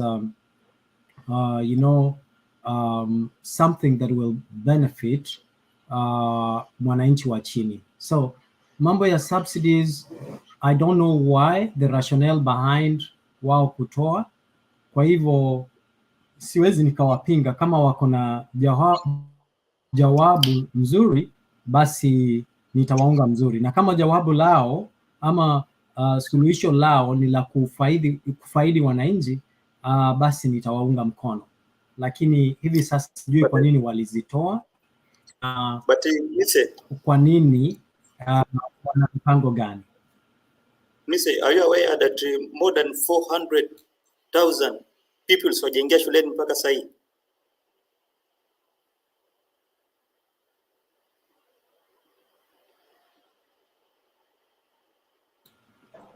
All right. Okay, Miss ina propaganda sana ndugu yangu Mr. G. Mimi sina, I don't have the numbers. Waelewa pia nchi yetu kunakuwa na propaganda mingi sana. Kwa hivyo la muhimu, propaganda, the minister huyo cabinet secretary wa education alisema juzi kuwa more than 400,000 people wajaenda shuleni hawaja report, and that's why I asked you a question about the subsidy. You know, Mr. tukisema kuwa this government may fail. So do you think nikuulize swali ndio uendelee? Do you think wakati wako na wakati wangu kuna subsidy ya shule? No, remember these children last year they were in school. Hatuongei mambo ya ile siku zetu ambayo tulikuwa tunasoma, naongea about last year wakati wa Uhuru Kenyatta.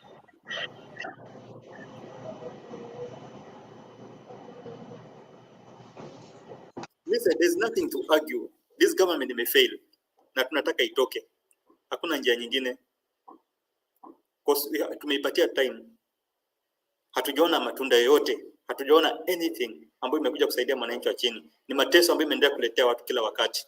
Yesterday kwa parliament, kwa senate, waliona vile senate alitufanya, vile huyo speaker alitufanya watu wa Azimio.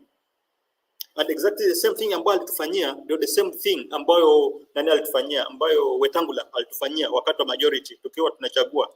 That time we had an agreement na all hizo chama zote za Azimio, na agreement kuwa mtu kujitoa kwa chama atatake more than 6 months, around 6 months ndio atoke after election.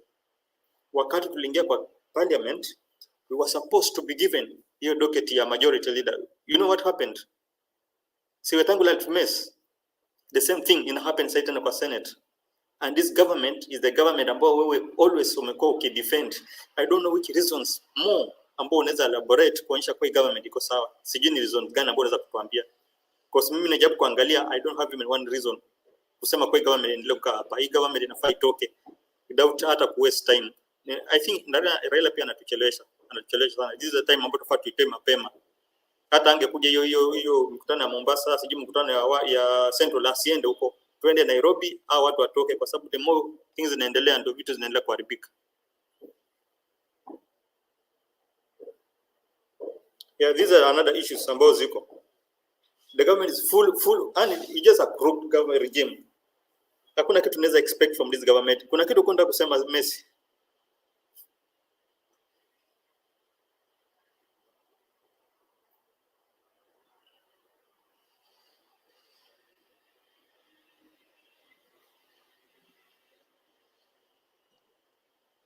I've said the country. No, when it comes to that issue of subsidy, these guys are actually, it is not that subsidy is bad for any economy. It's something that happens.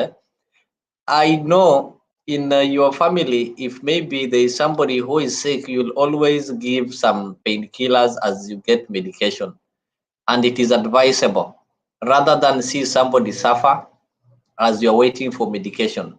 That one doesn't happen. If today you fall sick, before you get medication, they will start by giving you some painkillers to relieve that pain as they are working on permanent solution. If they don't give you the painkiller, then you might even die before getting the real medication. We all know very well that subsidy, we cannot survive on it as a long term, but we have what is called short-term intervention. So as a short-term intervention, subsidy is good. How do we promise Kenyans to wait for 6 months for them to get food when they are starving at the moment? So are we telling Kenyans that you people should keep on dying, but the ones who will survive in 6 months will be able to feed them? Is it a plan to reduce the population? So we cannot allow that. So that is why we are saying the best thing is, before this UDA government starve us to death, we have to strangle it. We have to kill it before it kills us. Because the number of people who are going to be lost, or the lives that will be lost, we don't expect to lose any life, because we can do it peacefully, and we are planning to do it peacefully, and we are going to do it peacefully. And in case they decide, because the government owns, the government has got monopoly over violence, because in any place you see violence, it is normally initiated by the government. So in case they decide that they want to kill Kenyans, the number of people who are going to die killing this government will be less compared to the number of people who will die waiting for this government to feed them or to make things change in the country. So the number of people who are starving and are dying because of insecurity and lack of food are more compared to the number of people that they can kill for us to kill the government. So it is easier to kill this UDA and Kenya Kwanza government before they kill other Kenyans. It is simple. And I like the fact that there is a meeting at the center. You know, that meeting at that prayer at Jivanji, that is the People's Parliament.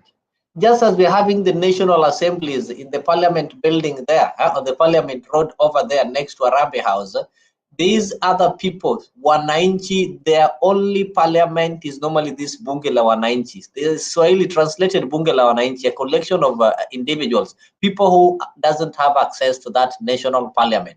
So the national headquarters of Bunge la Wananchi is at Jivanji. So when you see a prayer has been called at Jivanji, it tells you that people have now been called to go and make their final decision. And the final decision is going to be made there at Jivanji. So it is at Jivanji that Kenyans are going to give Raila permission that now we as the Bunge la Wananchi, we as the people collectively agree that we are marching to that state house. So you lead us and let us march to that state house. After visiting these bunges, the People's Baraza across these regions, now he've called us at the headquarters of the Bunge. So just the same as the National Assembly makes some deliberation, though recently they decided to deploy the KDF in the Rift, without parliament approval. We as the Bunge la Wananchi are going to approve that we are deploying our troops to go and conquer, attack and reclaim our glory. Ng'ombe tunaenda kuirudisha, and because we are liberal, we are people who are civilized, we have to meet first and agree and make a declaration that we now agree that we are going to deploy. After that, Kenyans are going to deploy themselves. We will have to walk and reclaim what rightfully belongs to us. And if somebody thinks we are joking about this thing is going to happen. It is not going to be led by the MPs. It is not going to be led by the governors. It is going to be led by the people, catalyzed, and itakuwa imechochewa na hali ya maisha. And Kenyans should know that they are going hungry. They are not able to afford your unga kwa sababu subsidy ilitolewa. Kenyans should know that they are digging deep in their pockets to pay for that school fees because subsidy yenye ilikuwa ilitolewa. Kenyans should be able to know that the reason why mtu wa boda sahi hataki kuchukua 50 bob anachukua 100 ni kwa sababu subsidy ya fuel iliondolewa na mafuta ni bei ya juu. So mtu wa boda hawezi afford. Kenyans should know that kwa nini akienda kununua mboga siku hizi badala ya kukatiwa mingi anakatiwa kidogo, ni kwa sababu mama mboga anatumia pesa mingi kwenda kuleta mboga pale kwenye soko. Na Kenyans should know that these people are the ones, Ruto is the one who've ensured that we are suffering. They are even taxing water. Hadi nafika mali mtu akipua ile payslip anaomba, like if you're buying Kenya Power with 100 they are giving you token ya 30 bob. Sasa heri useme wakupatie hiyo 70 ni tax. Sasa si tupewe tu tax alafu serikali ichukue pesa yetu. I mean the same to salary. Si serikali ichukue tu salary na ituache na tax because tax ni mingi kuliko salary. Really missy. We can't, we need to tell our people the truth. We need to guide them in the right way. The government is oppressing us. And the question they're asking, what can we do? We need to give them, there is a solution. You have the power. You have the power.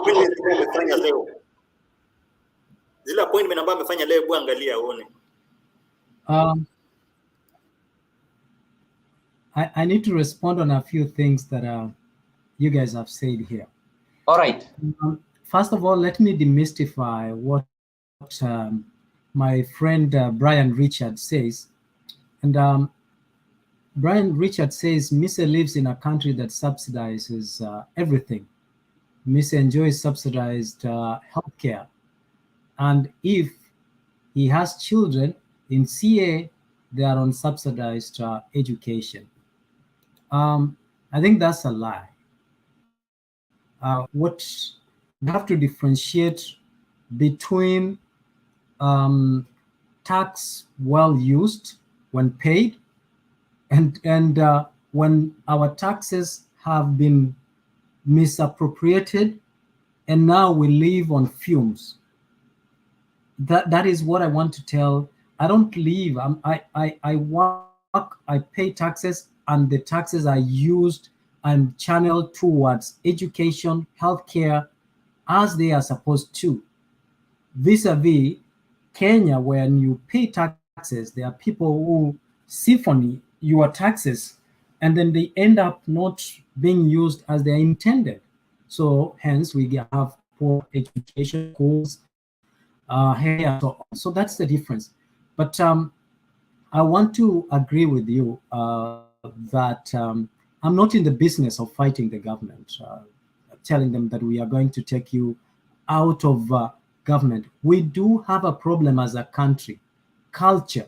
No leaders come as being in government has changed the trajectory of our economy to the extent that to our expectation. Every leader who comes in has always a way that he wants to enrich himself, and that is the culture that we need to take off. Kila mwanasiasa anayeingia kwa ofisi, kazi yake ya kwanza, assignment yake ya kwanza ni kujitajirisha, and this is a culture. Uanzie MCA uje mpaka kwa rais wa Jamhuri ya Kenya, kila mtu anapoingia ofisini, lengo lao la kwanza ni kujitajirisha. So the moment we start changing this kind of culture, I think itakuwa mzuri. Ndio maana unaona nchi zingine ambazo zimeendelea, watu wakiingia kanisani ama uongozini, lengo lao ni kutengeza mazingira ambayo vizazi vya mbele vitanufaika kutokana na mazingira hayo. Lakini sisi tukiingia kwa ofisi, ni sisi tunataka kujinufaisha kwanza. So hiyo ndio tofauti ya nchi yetu ama nchi za Afrika na nchi zingine ambazo zimeendelea. Kwa hivyo mimi la kwanza ningependa kuzungumzia kwamba Bwana Leo, na ningependa kutofautiana kwamba lengo langu sio kupiga viongozi. Lengo langu ni kuomba ama kuhakikisha kwamba viongozi wanapoingia ofisini, awe ni rais wa Jumuiya ya Kenya, awe ni yule ambaye anafagia ofisi fulani, anafanyia haki, afanye haki. Kwa hivyo, kwa sababu tunaweza kuwa na rais ambaye ana nia nzuri, lakini wale ambao wako karibu na yeye wako na nia mbaya, na inaonekana wazi. Ukiangalia rais ambayo ni wa Muammar Gaddafi, alikuwa na nia nzuri, lakini watu ambao walikuwa wanamzingira walikuwa hawana nia sawasawa na ile nia yake. Kwa hivyo sisi kama wananchi pia tuna jukumu, tunapowachagua ama tunapoelekea pale kuchagua, tukawa tunawapa pesa, wanatupatia kidogo kidogo, manake wakiingia kwa ofisi, lengo lao sio maslahi yetu. Lengo lao ni kujinufaisha kwanza. Kwa hivyo umezungumzia, you've spoken about subsidies, and the truth is we are in a disaster, and Kenya, I like the way you're arguing, Leo. The truth is Kenya doesn't have what is called emergency and disaster management, kwa sababu tungekuwa tumetenga pesa kando ambayo inashughulikia hizo vitu, to make sure that we reduce or avoid the loss from the hazards or that happens. We make sure that we assure prompt, assistance to victims or achieve rapid, effective recovery. How are we recovering from the challenges that we are having as a country? Because we do not have a budget we have set aside. We do not have the correct measures to address any challenge that we have. Neither have we curbed corruption. Every leader in Kenya is corrupt. That is why tuko na shida kubwa. Ile tukianza ningefurahia sana kuona viongozi wote, tuanzie Rais William Ruto, awe kiongozi ambaye anaitwa Raila Amolo Odinga, na viongozi ambao wana wafuasi wengi waje wakae chini, waanze kuzungumza jinsi ambavyo walete makongamano jinsi. Nafikiri awe kulia kuzungumzia yale ambao hawafanya. Mwisho changia nimezungumza juu ya vyama. Hivi sasa ukitaka kutajirika kwa nchi yetu ya Kenya, jua kwamba vyama ndio, ukitengeneza chama chako ni kama kioski yako. The parties do not have the best interest of the citizens, but rather are the conduits of kutoa pesa kutokana kwa wananchi ambao wananunua tickets, wananchi ambao wana nia nzuri ya kuchangia vyama hivyo. Ndio manake umeona vyama vimefanya jambo gani la kusaidia nchi kuendelea. Kwa mfano, tunapokuwa na njaa, tumeona chama fulani kitoa kwa sababu tuna watu kuchangia pesa. Tumeona hivi vyama vikiwa vimeingia ama vikiwa pesa fulani hayo inayo nchi. La ni lingine, nikasema kwamba nafikiri Mheshimiwa Raila Amolo Odinga is giving Ruto a lot of attention, and I think Ruto is thriving on that. I think Raila Amolo Odinga anafaa kuwa anazingatia mambo. Ni vizuri kuelekea kufanya mikutano yake anavyopanga, lakini asija akamzungumzia Ruto sana, ampatia unnecessary relevance in the meetings. He should ignore him. The more he should start ignoring Ruto, the more maybe Ruto will become productive. But usually as human beings, when you are ukimensioniwa hivi sasa, leo nikikutukana niseme wewe ni mjinga, wewe utareact, you will react, and the way you will react or bad. So naona kwamba hivi sasa Mheshimiwa Raila Amolo Odinga anafaa kuacha kumpatia Rais William Ruto unnecessary attention. And also there is the issue of cartels. And we have spoken about, I think we spoke earlier on. I think there is the issue of cartels, and a lot of people assume that Central Kenya is the epicenter of leadership, good leadership, or that's where decision of who becomes the president of the Republic of Kenya is made. And that is why you see a lot of leaders they concentrate in Central, and that's why you see the president concentrate in Central. And whereas there are other provinces, there are other counties that should also benefit by the visitation of the president. Unajua ndugu yangu, I do not understand completely how Kenya is able to combat terrorism, yet they cannot combat a mere bandits ambao wanatusumbua within the country. We saw that Kenya put a lot of, a few years ago, they put a lot of resources, a lot of money to fight corruption. However, not corruption, but to fight terrorism. Yet they cannot put any money to fight the cattle rustlers, now wengine ambao wanatusumbua from within. Is it possible that hao ambao wanatusumbua kutoka within, kuna vile viongozi wananufaika, ndio maana wataki kuzingatia kupigana na vita kama hivi vya humuhumu? Unajua, saa zingine Wakenya tunachukuliwa kuwa wajinga na hawa viongozi, na tunawapatia fursa ya wao kutuchukulia kama wajinga. Nafikiri ni wakati mzuri ambapo sisi wananchi, vile katiba inasema, tusimame na tuchukue uongozi. Si lazima uongozi wa kupigana, si lazima uongozi wa kusosana, but uongozi kutokana na viongozi ambao wanatutumia vibaya wakiwa mamlakani. Asante bana leo. Thank you. Naona Secretary General amekuja, wacha tupe ni yepi anaendelea. Mimi sina mengi, unajua mimi napenda naunga mkono hii kipindi. Unajua YouTube now you can have 24 hours streaming.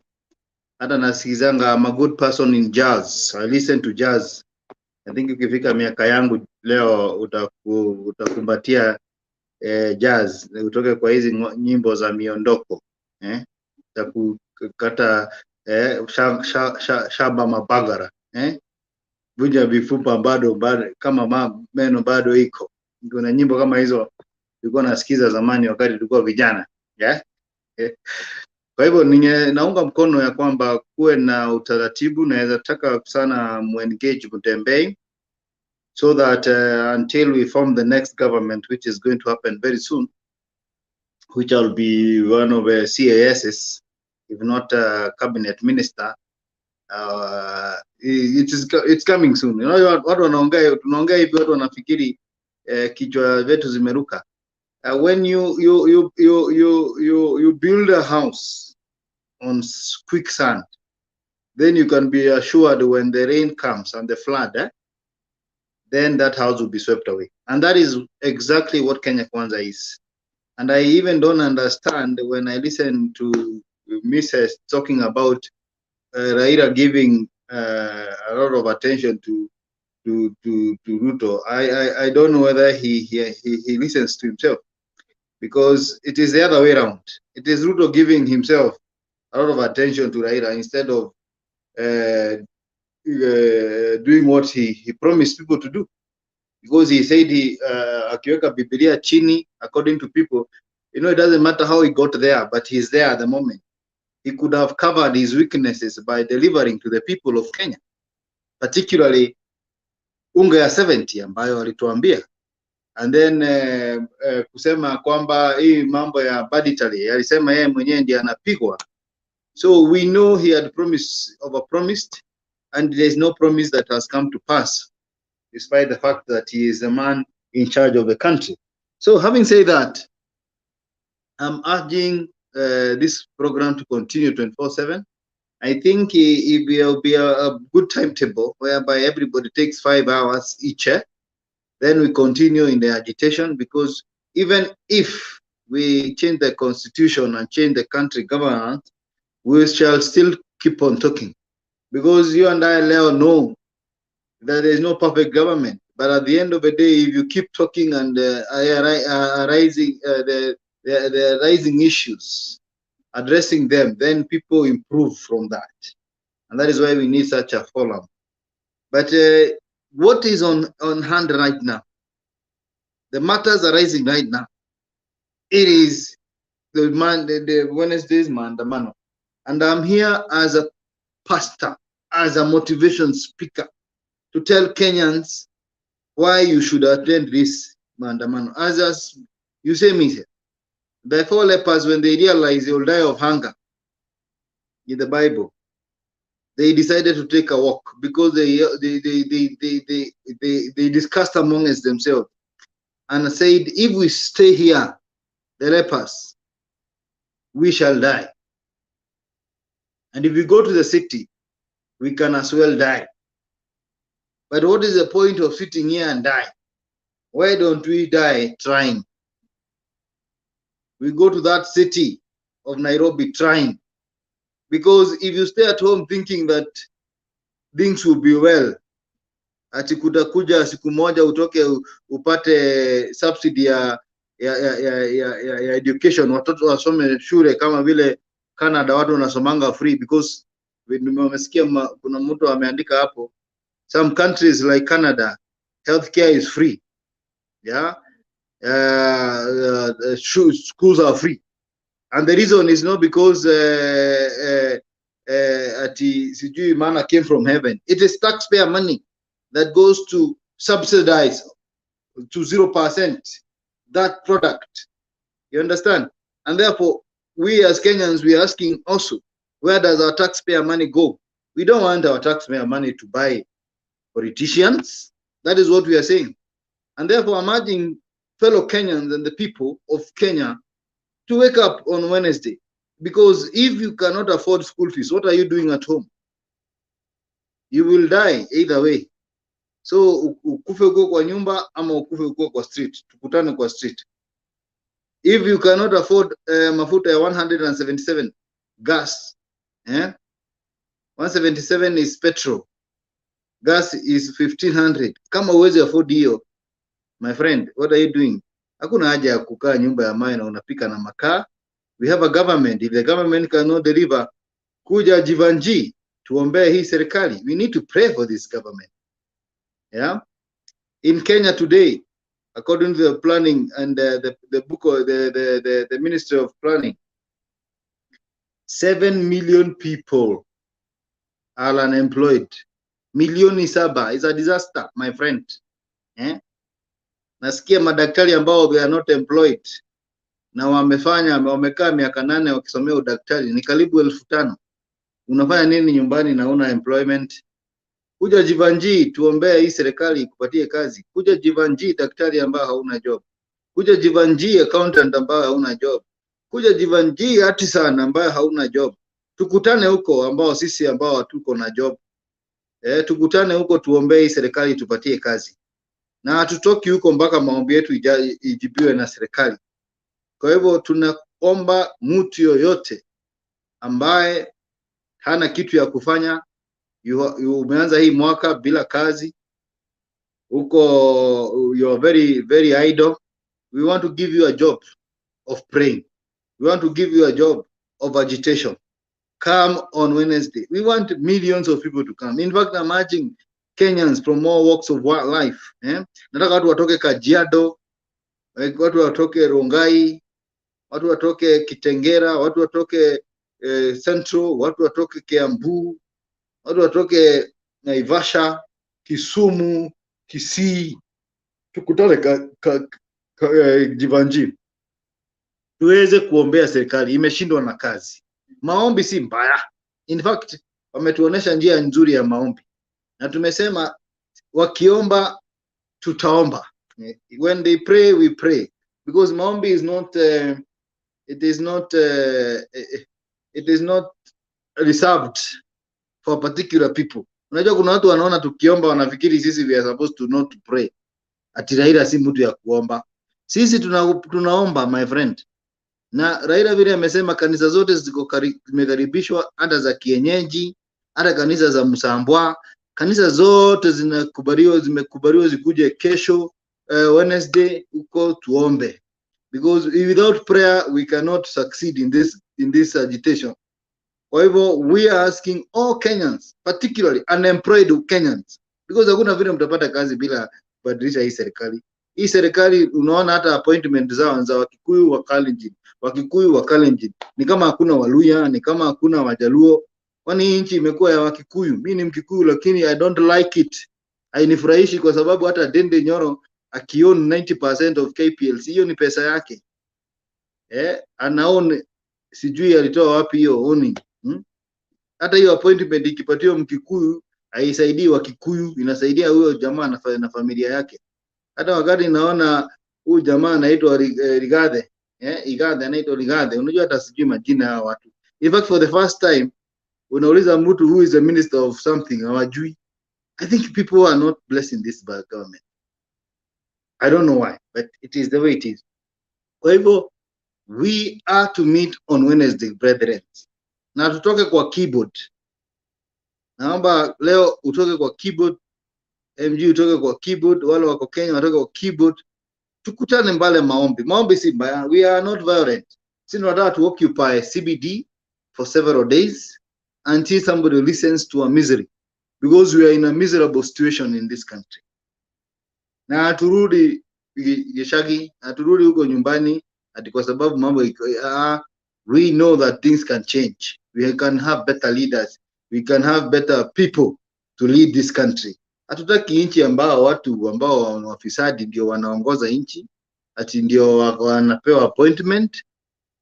Hiyo si nchi yangu, mimi I will not accept. Na hatutatoka hii nchi, tutapambana nayo vile iko mpaka tupate pahali tunataka. Mimi nasema hata kama Raila hapati hii kitu, hata Ruto yeye mwenyewe asipate. Tunataka these two protagonists, these two people. And we don't want handshake, that's our number one. Hatutaki handshake kwa sababu handshake will not solve the problem. We want just good governance. Raila should deliver us from this problem, and then once we are delivered, we know what to do from there. Are you together? So at the end of the day, najua sasa kuna sniper Nairobi, mchunge sana. Nasikia hii serikali imehaya sniper kutoka majuu na anapiga na silencer, usikii, unasikia tu ka uchungu kidogo. Uchungu kidogo unaenda.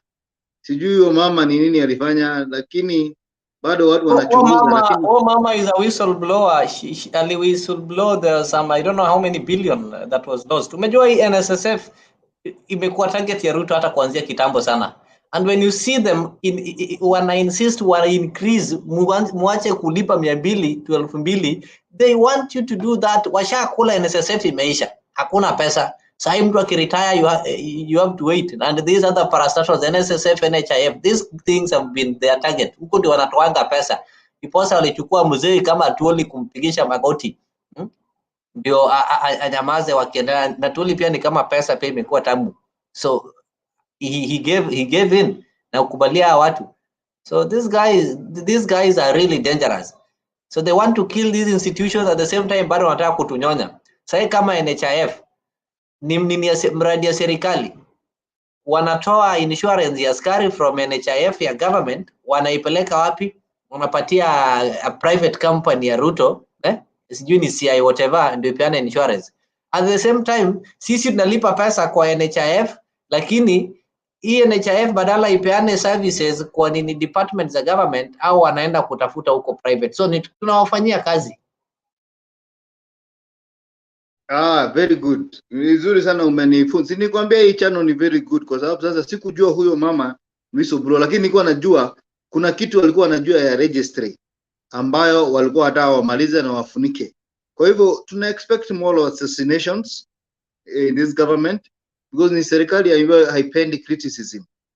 Na tunaomba hata wafanyikazi wa serikali ambao wanakatwa cha lazima hii pesa ya NHIF na NSSF ndio iweze kufund 2027 election, wakuje kwa kama wako kazi hiyo Wednesday, kuja huko umevaa mask, kuja huko umevaa mask, uoneshane solidarity yako. Hiyo pesa unanyang'anywa na umecommit salary ni ya nini?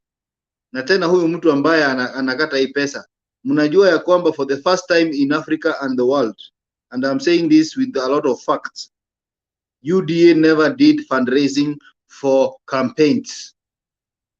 Ama kuna mtu ambaye anajua pahali walifanya harambee? Fundraising, unajua is a political procedure ya kwamba watu uchanga ndio waweze kufanya campaign.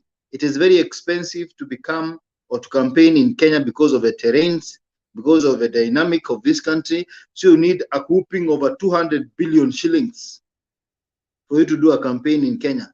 Let me ask you, did you see any fundraising for Kenya Kwanza?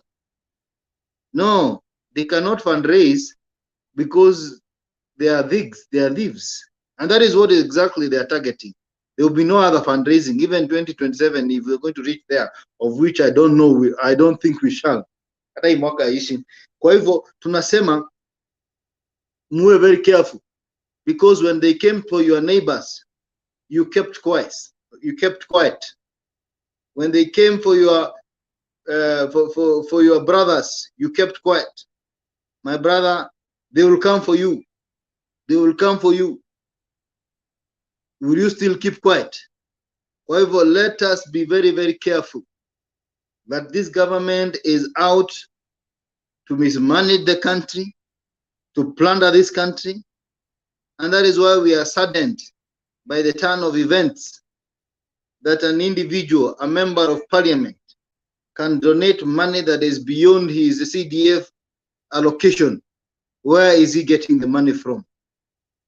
So as the people of Keharu enjoy our hard-earned tokens, they should know that us Kenyans, the rest of Kenyans are suffering because the owner of KPLC is just taking that money to his Kikuyu friends and Kikuyu, the people he represents.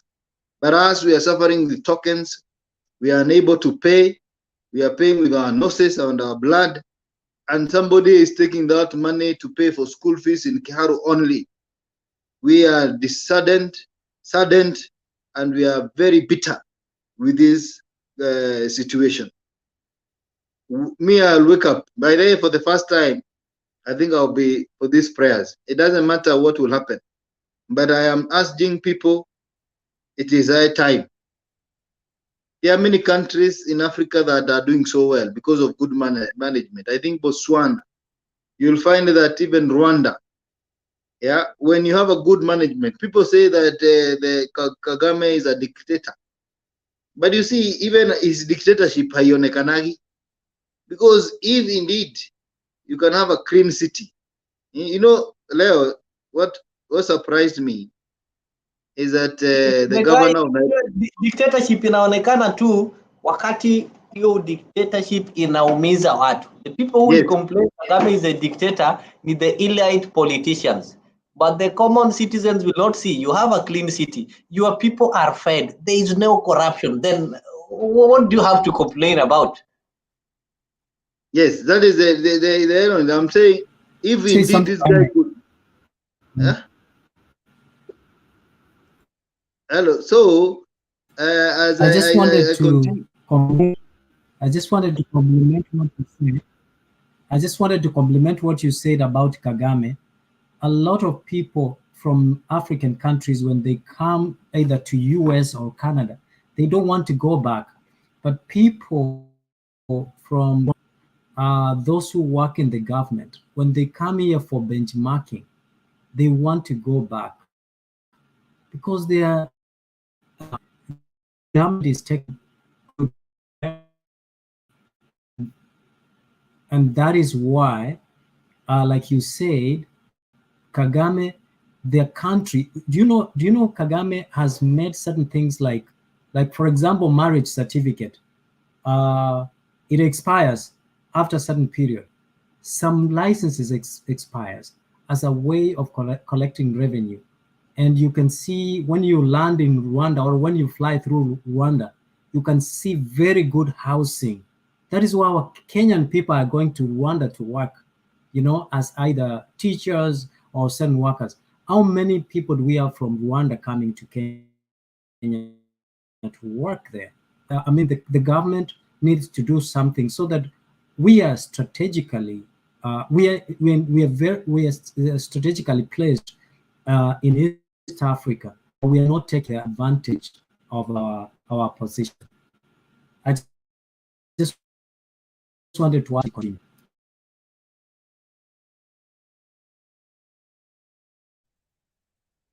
Yeah, so that is the situation in Rwanda, and we find ourselves loving the way he manages that country, and that is what we want. It doesn't matter what people think about him, but when you have fed your people, people are okay, they are happy, then you move on. You know, Gaddafi also. Gaddafi was a dictator in the eyes of the Western world, but he was a hero in the eyes of the people of Libya, because Gaddafi gave even loans to African nations, and this is what the Western world don't like. However, we would have loved. Let me tell you, I will be the side of RUTO today. I'm telling you, if RUTO could have provided solutions to this country. But on the other hand, RUTO is just deteriorating the nation. Yeah, he's deteriorating the nation. You can imagine the kind of pronouncements he makes in the church, and that the actions he does. Kila mtu alipe ushuru, hakuna ni shamba hii si shamba la wanyama. Lakini kidogo kidogo chini ya maji unasikia simu imepigwa na DPP amesema nimetoa ushuru ya Keroche, nimetoa ushuru ya Meru Wambui, nimetoa ushuru ya Kamfri Kariuki. Unaangalia hizo unashindwa, huyu mtu is he a hypocrite? What is the problem? Because you cannot tell us to do this and then on the other hand you do the other opposite.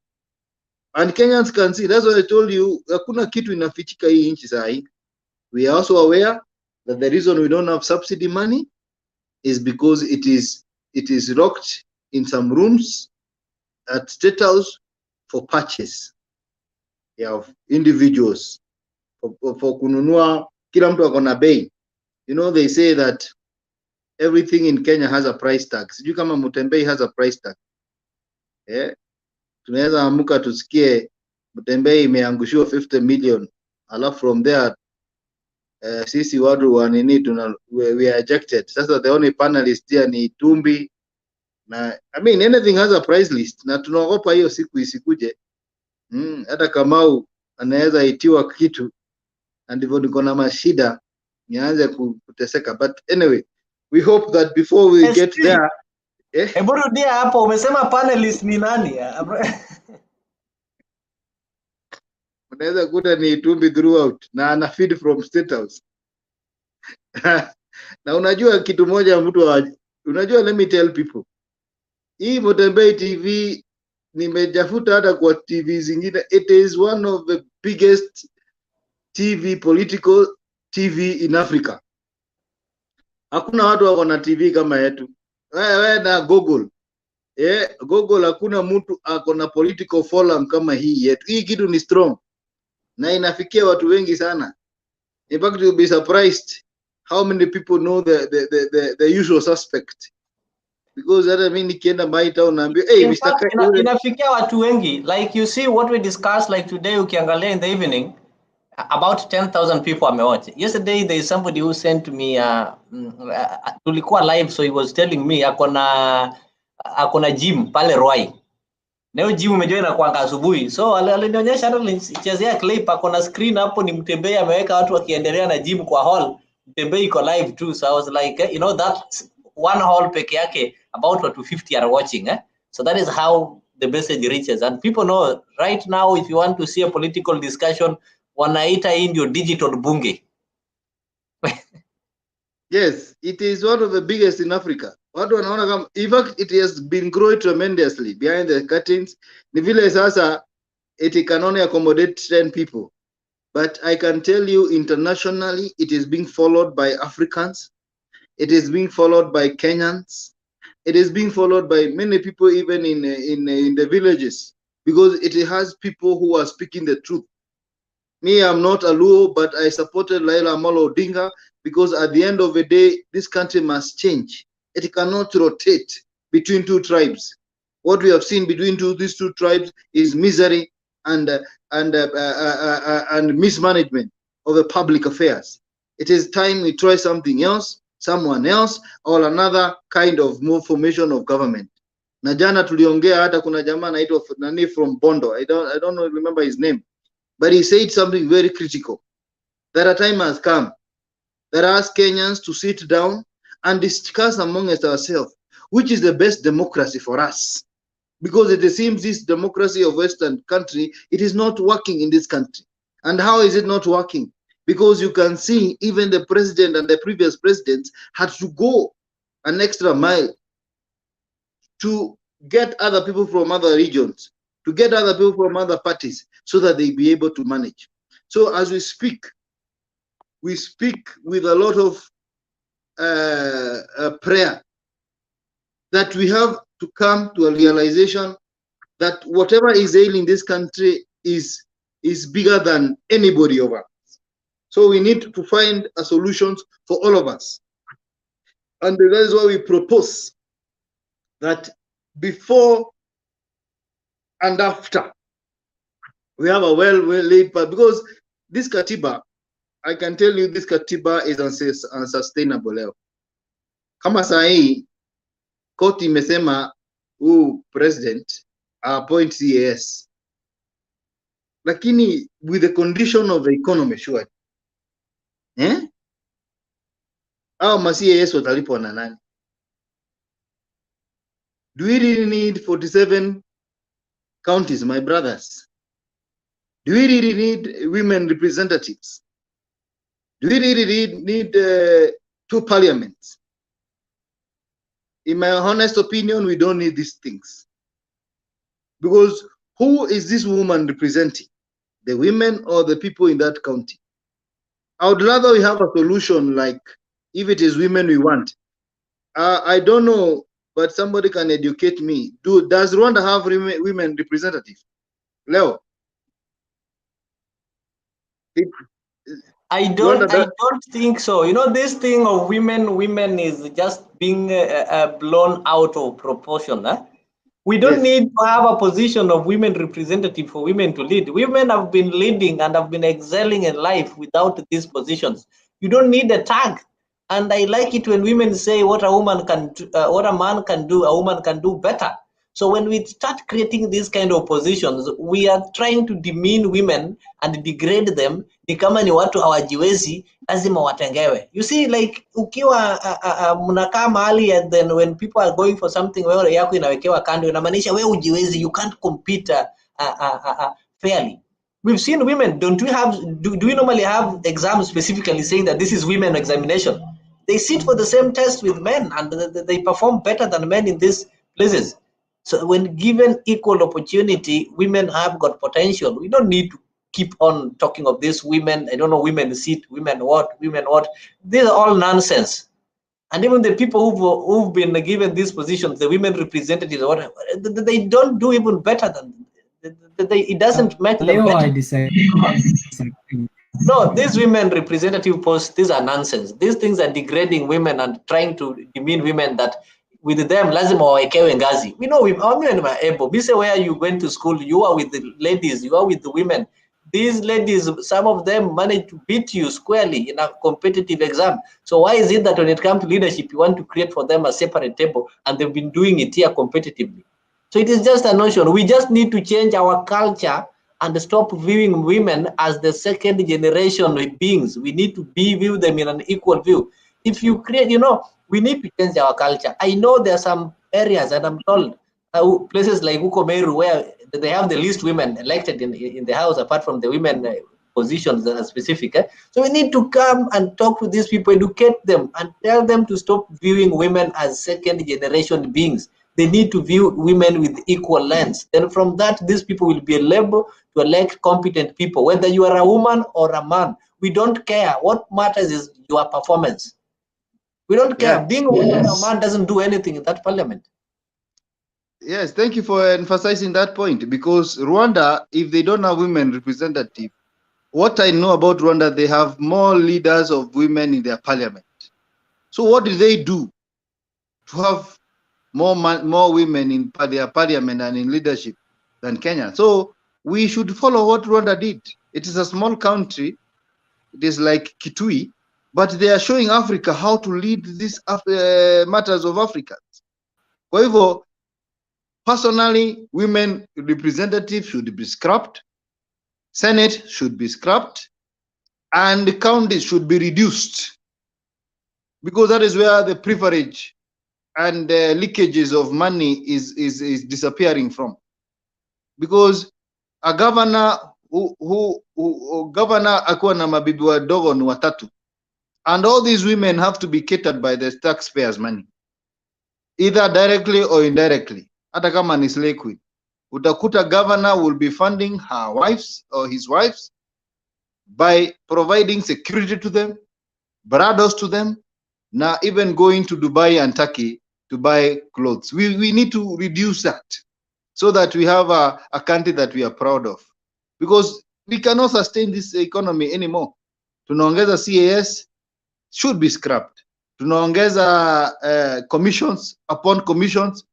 Kama sasa ati kuna commission imetengwa na president ya kwenda kuangalia masirai ya polisi. Nani ajui condition of police? Sisi tukitembea tunaona nyumba zao zimebomoka. Do we need a commission for that? Do we need to know, do we need a commission to understand the salaries of the police in Kenya? We know what they are being paid. We know the condition. Tunajua hata uniform vile inakaa na viatu.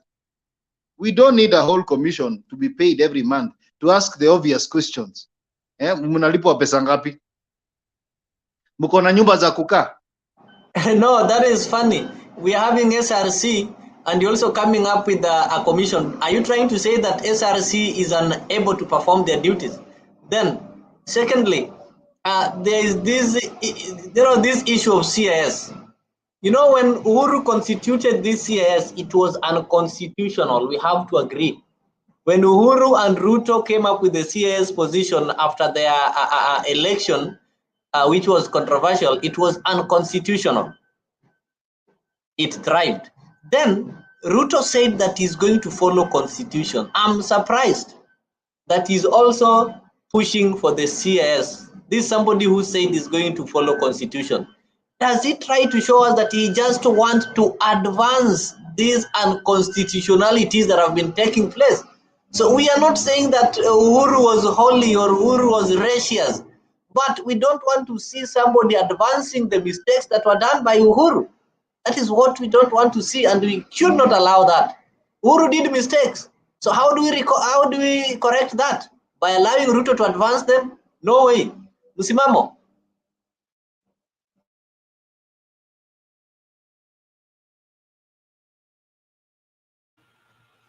I think I need to say something before Msimamo says.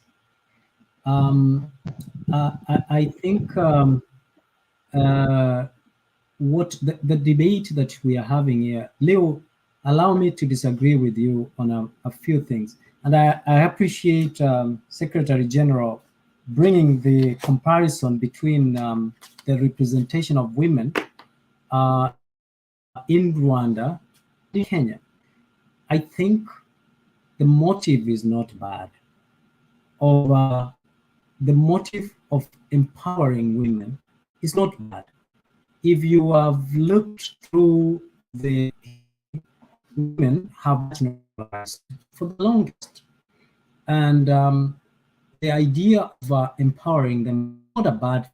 But the question is, you know, an idea, but is it the right time to bring or to roll out that idea? I think that we need to have a critical assessment of ourselves and ask ourselves whether Kenya has the capacity of increasing women representatives in parliament or from all areas as of now. It is not bad in the future when we have the capacity to increase the number of women and empower them, and also create other positions, other areas of leadership, not only in parliament or in both houses, but holistically throughout the country, in all spheres of leadership. We should have women empowerment. There is no... Just a minute. Okay. Leo, I think in Kisii iko live sahi. Let us hear from Msimamo dakika moja tu ndio tuende hiyo nini ya Kisii. You know, you struggled to join. So Msimamo, let me unmute you then. Okay. Kwanza mimi hapo kidogo nitazungumza na kakangu Mise kidogo tu, nakupisha kakangu Mise, nakuomba kakangu, nakuomba utamaliza. Kakangu Mise, nakuomba kidogo nikuulize swali moja. Huu msemo ambao unazungumzwa wa let's accept and move on, je, una maana gani haswa? Je, una maana ya kwamba tumeshinda hilali tuendelee, ama hata kama kuna doa kuna makosa fulani yako pale na pale hapa na pale, bali tuendelee mbele, kwa sababu kitu ambacho kimepita ni hizi hasa wakati wa upigaji wa kura, hasa kwenye chaguzi zetu. Sema mpaka sasa hivi nazungumza let's accept and move on. Kenya ni mtu mmoja. The term let's accept and move on, kwako wewe haswa kama mwana Kenya unapenda Kenya yako, una maana gani?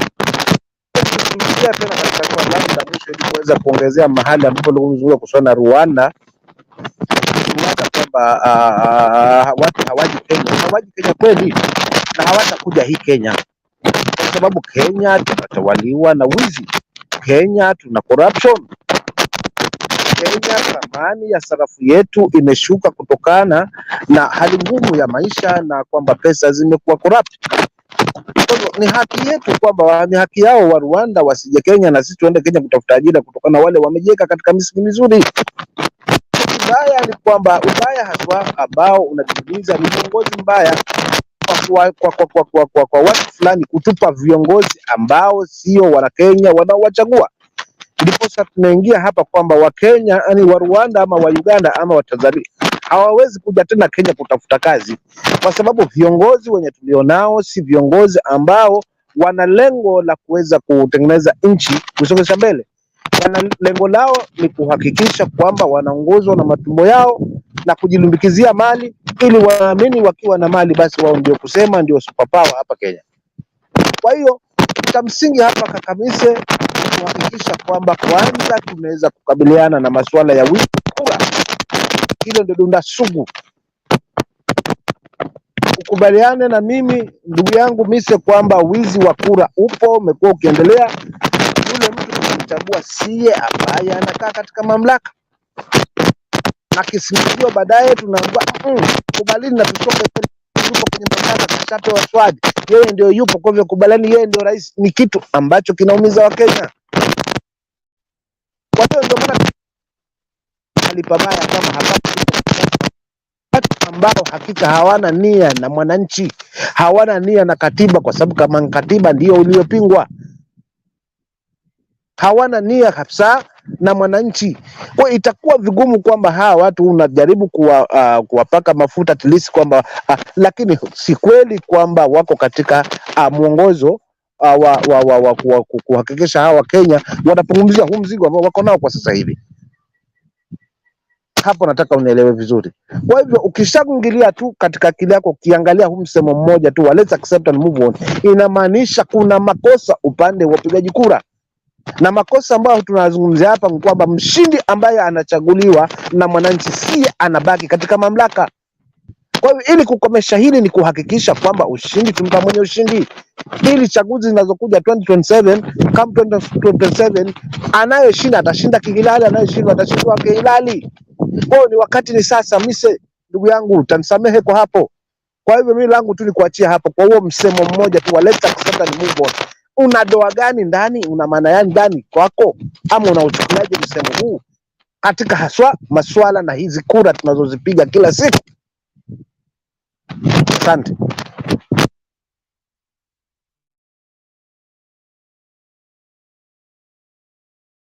Oh, Misa, you can proceed. Maybe as we are winding up, we want to go to Kisiban. Yeah. I think ndugu yangu asante, lakini hivi leo sijampaka mtu yoyote mafuta. Nafikiri umeotea kidogo, lakini la msingi mimi nilikuwa nasema kwamba lazima sisi tujioji wenyewe, tujiangalie, tujipime, tujiweke katika mizani, tuseme tunahitaji Kenya ya namna gani.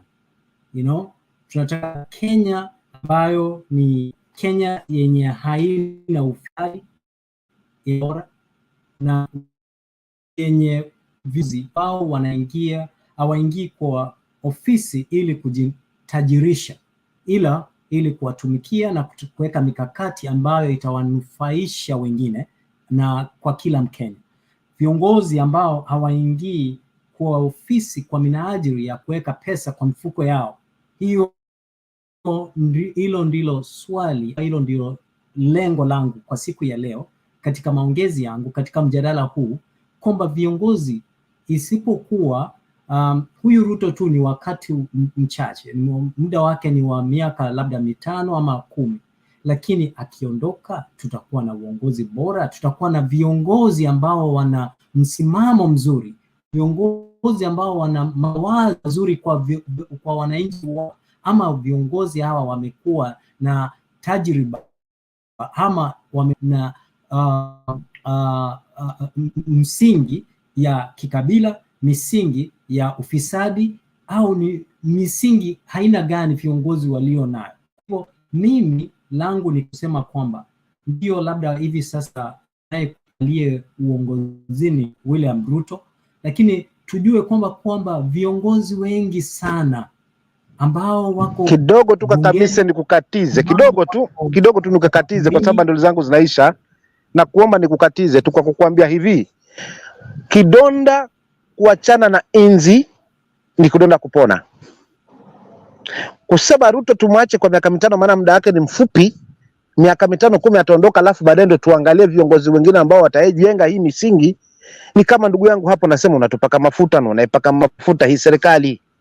Wakati sasa kuponesha hiki kidonda ili kiachane na inzi ni kuhakikisha kwamba madamu kura Agosti 9 ilimpa ushindi Raila Odinga, na hakuna mtu awemeweza kupinga haya matokeo kwamba Raila amekushinda kwa hiyo kura milioni 8, na ni wakati ni sasa kuachana na hii, kuponyesha hiki kidonda ili inzi asiweze kukufuata tena hiki kidonda. Na inzi ni hawa wanaotusambaratisha, wanaowakora, wanaongea na milango ya nyuma. Kwa hivyo ni mimi na wewe Mise, kama wa Kenya tuungane pamoja, tuanze sasa, si tungojee kwamba Ruto akae miaka 5 ama 10 wakati yeye ni mmoja wao wa kuchangia, maana kaingia na mlango wa nyuma. Asante. Asante. Haya, nimalizie kwa tena ningerekebisha kwamba lakini sio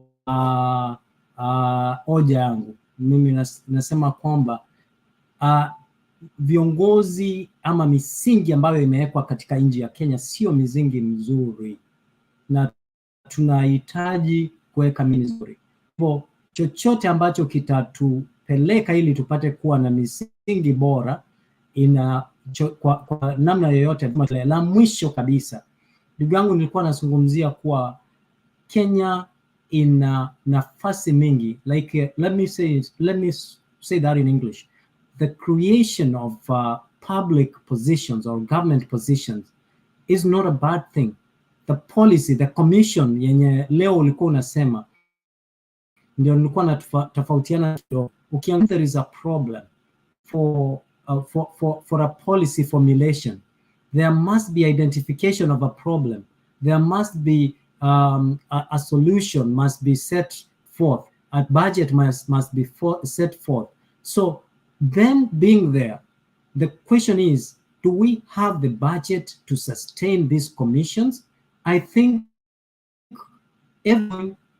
our timing, our priority is upside down, and we should stop here, sit back, reflect, and start afresh so that we can make proper decisions. Because we are going to Kisii, I won't belabor the point, but I think we all agree that our government ought to stop what they are doing now, reflect what is the priority for the Kenyans, and advance as very much.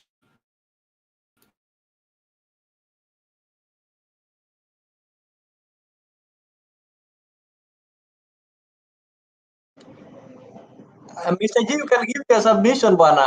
Naona Simbarati anazungumza pale Kisii.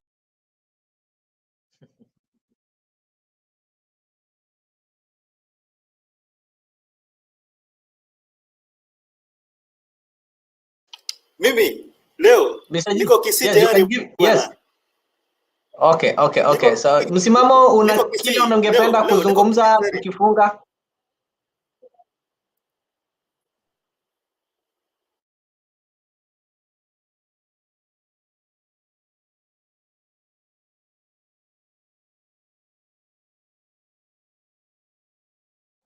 Msimamo ni kama sauti yako imepotea, lakini hamna shida, sisi bado tuko, tutakutana ule wakati tutakutana hapa kila siku. Just a big thank you. Sawa ndugu yangu Nyabaya. Tukimbie huko maana ndio kukutamu zaidi.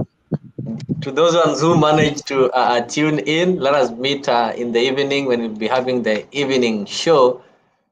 I'm told some registered their disappointment of what happened with the Mzalendos and whoever. We are working on that so that you people don't get disappointed. Our mission should not be diverted by people who are coming to bring Ruto's agenda, and they need to get a channel. They have several channels that are advancing the agendas, like the mainstream media. They're having those Facebook pages and whatever. They can use it, but will not allow them here. So thank you so much. Brian Richard was there. Great Stinks. You saw Fatma Nasmiu was following all the way from Saudi Arabia. Chaka Ndune kama kawaida. Wascon Hakosangi tumekuwa nae. Biegon Kibet, we appreciate your comments, even though they don't, they're not in line with our discussion, but we appreciate you. Awino Rapemo managed to join us. We had Victor Young, Kenya. Nikta Nyambane, najua ashafika Kisii saa hii. Kenya Kwanza pia alikuwa sijui ana represent watu wa pwani, si Kenya Yufi was there. Andrew Airo, who else did I see? Danny joined. There was Sarah A, Nomad's daughter. We saw you and appreciate you attending. Nancy was here. She also managed to join the studio and made her presentation. Dogo Bella, we saw you. Everyone who commented, who liked, who shared, like Kilion Makori, we really appreciate engaging you. Not forgetting Kombora and Meshak Kadiviali. Asanteni sana. Let us meet next time. That is at night. When we'll be able to have a similar show. If you won't make it at night, then we meet tomorrow, same time, same place. Na mbarikiwe, muwe na siku njema. Kwa wale wanafika Kisii, mukaribie, mukimbie mbio mbio, manake sherehe umeanza. Ukikosa Kisii, basi usikose Kisumu.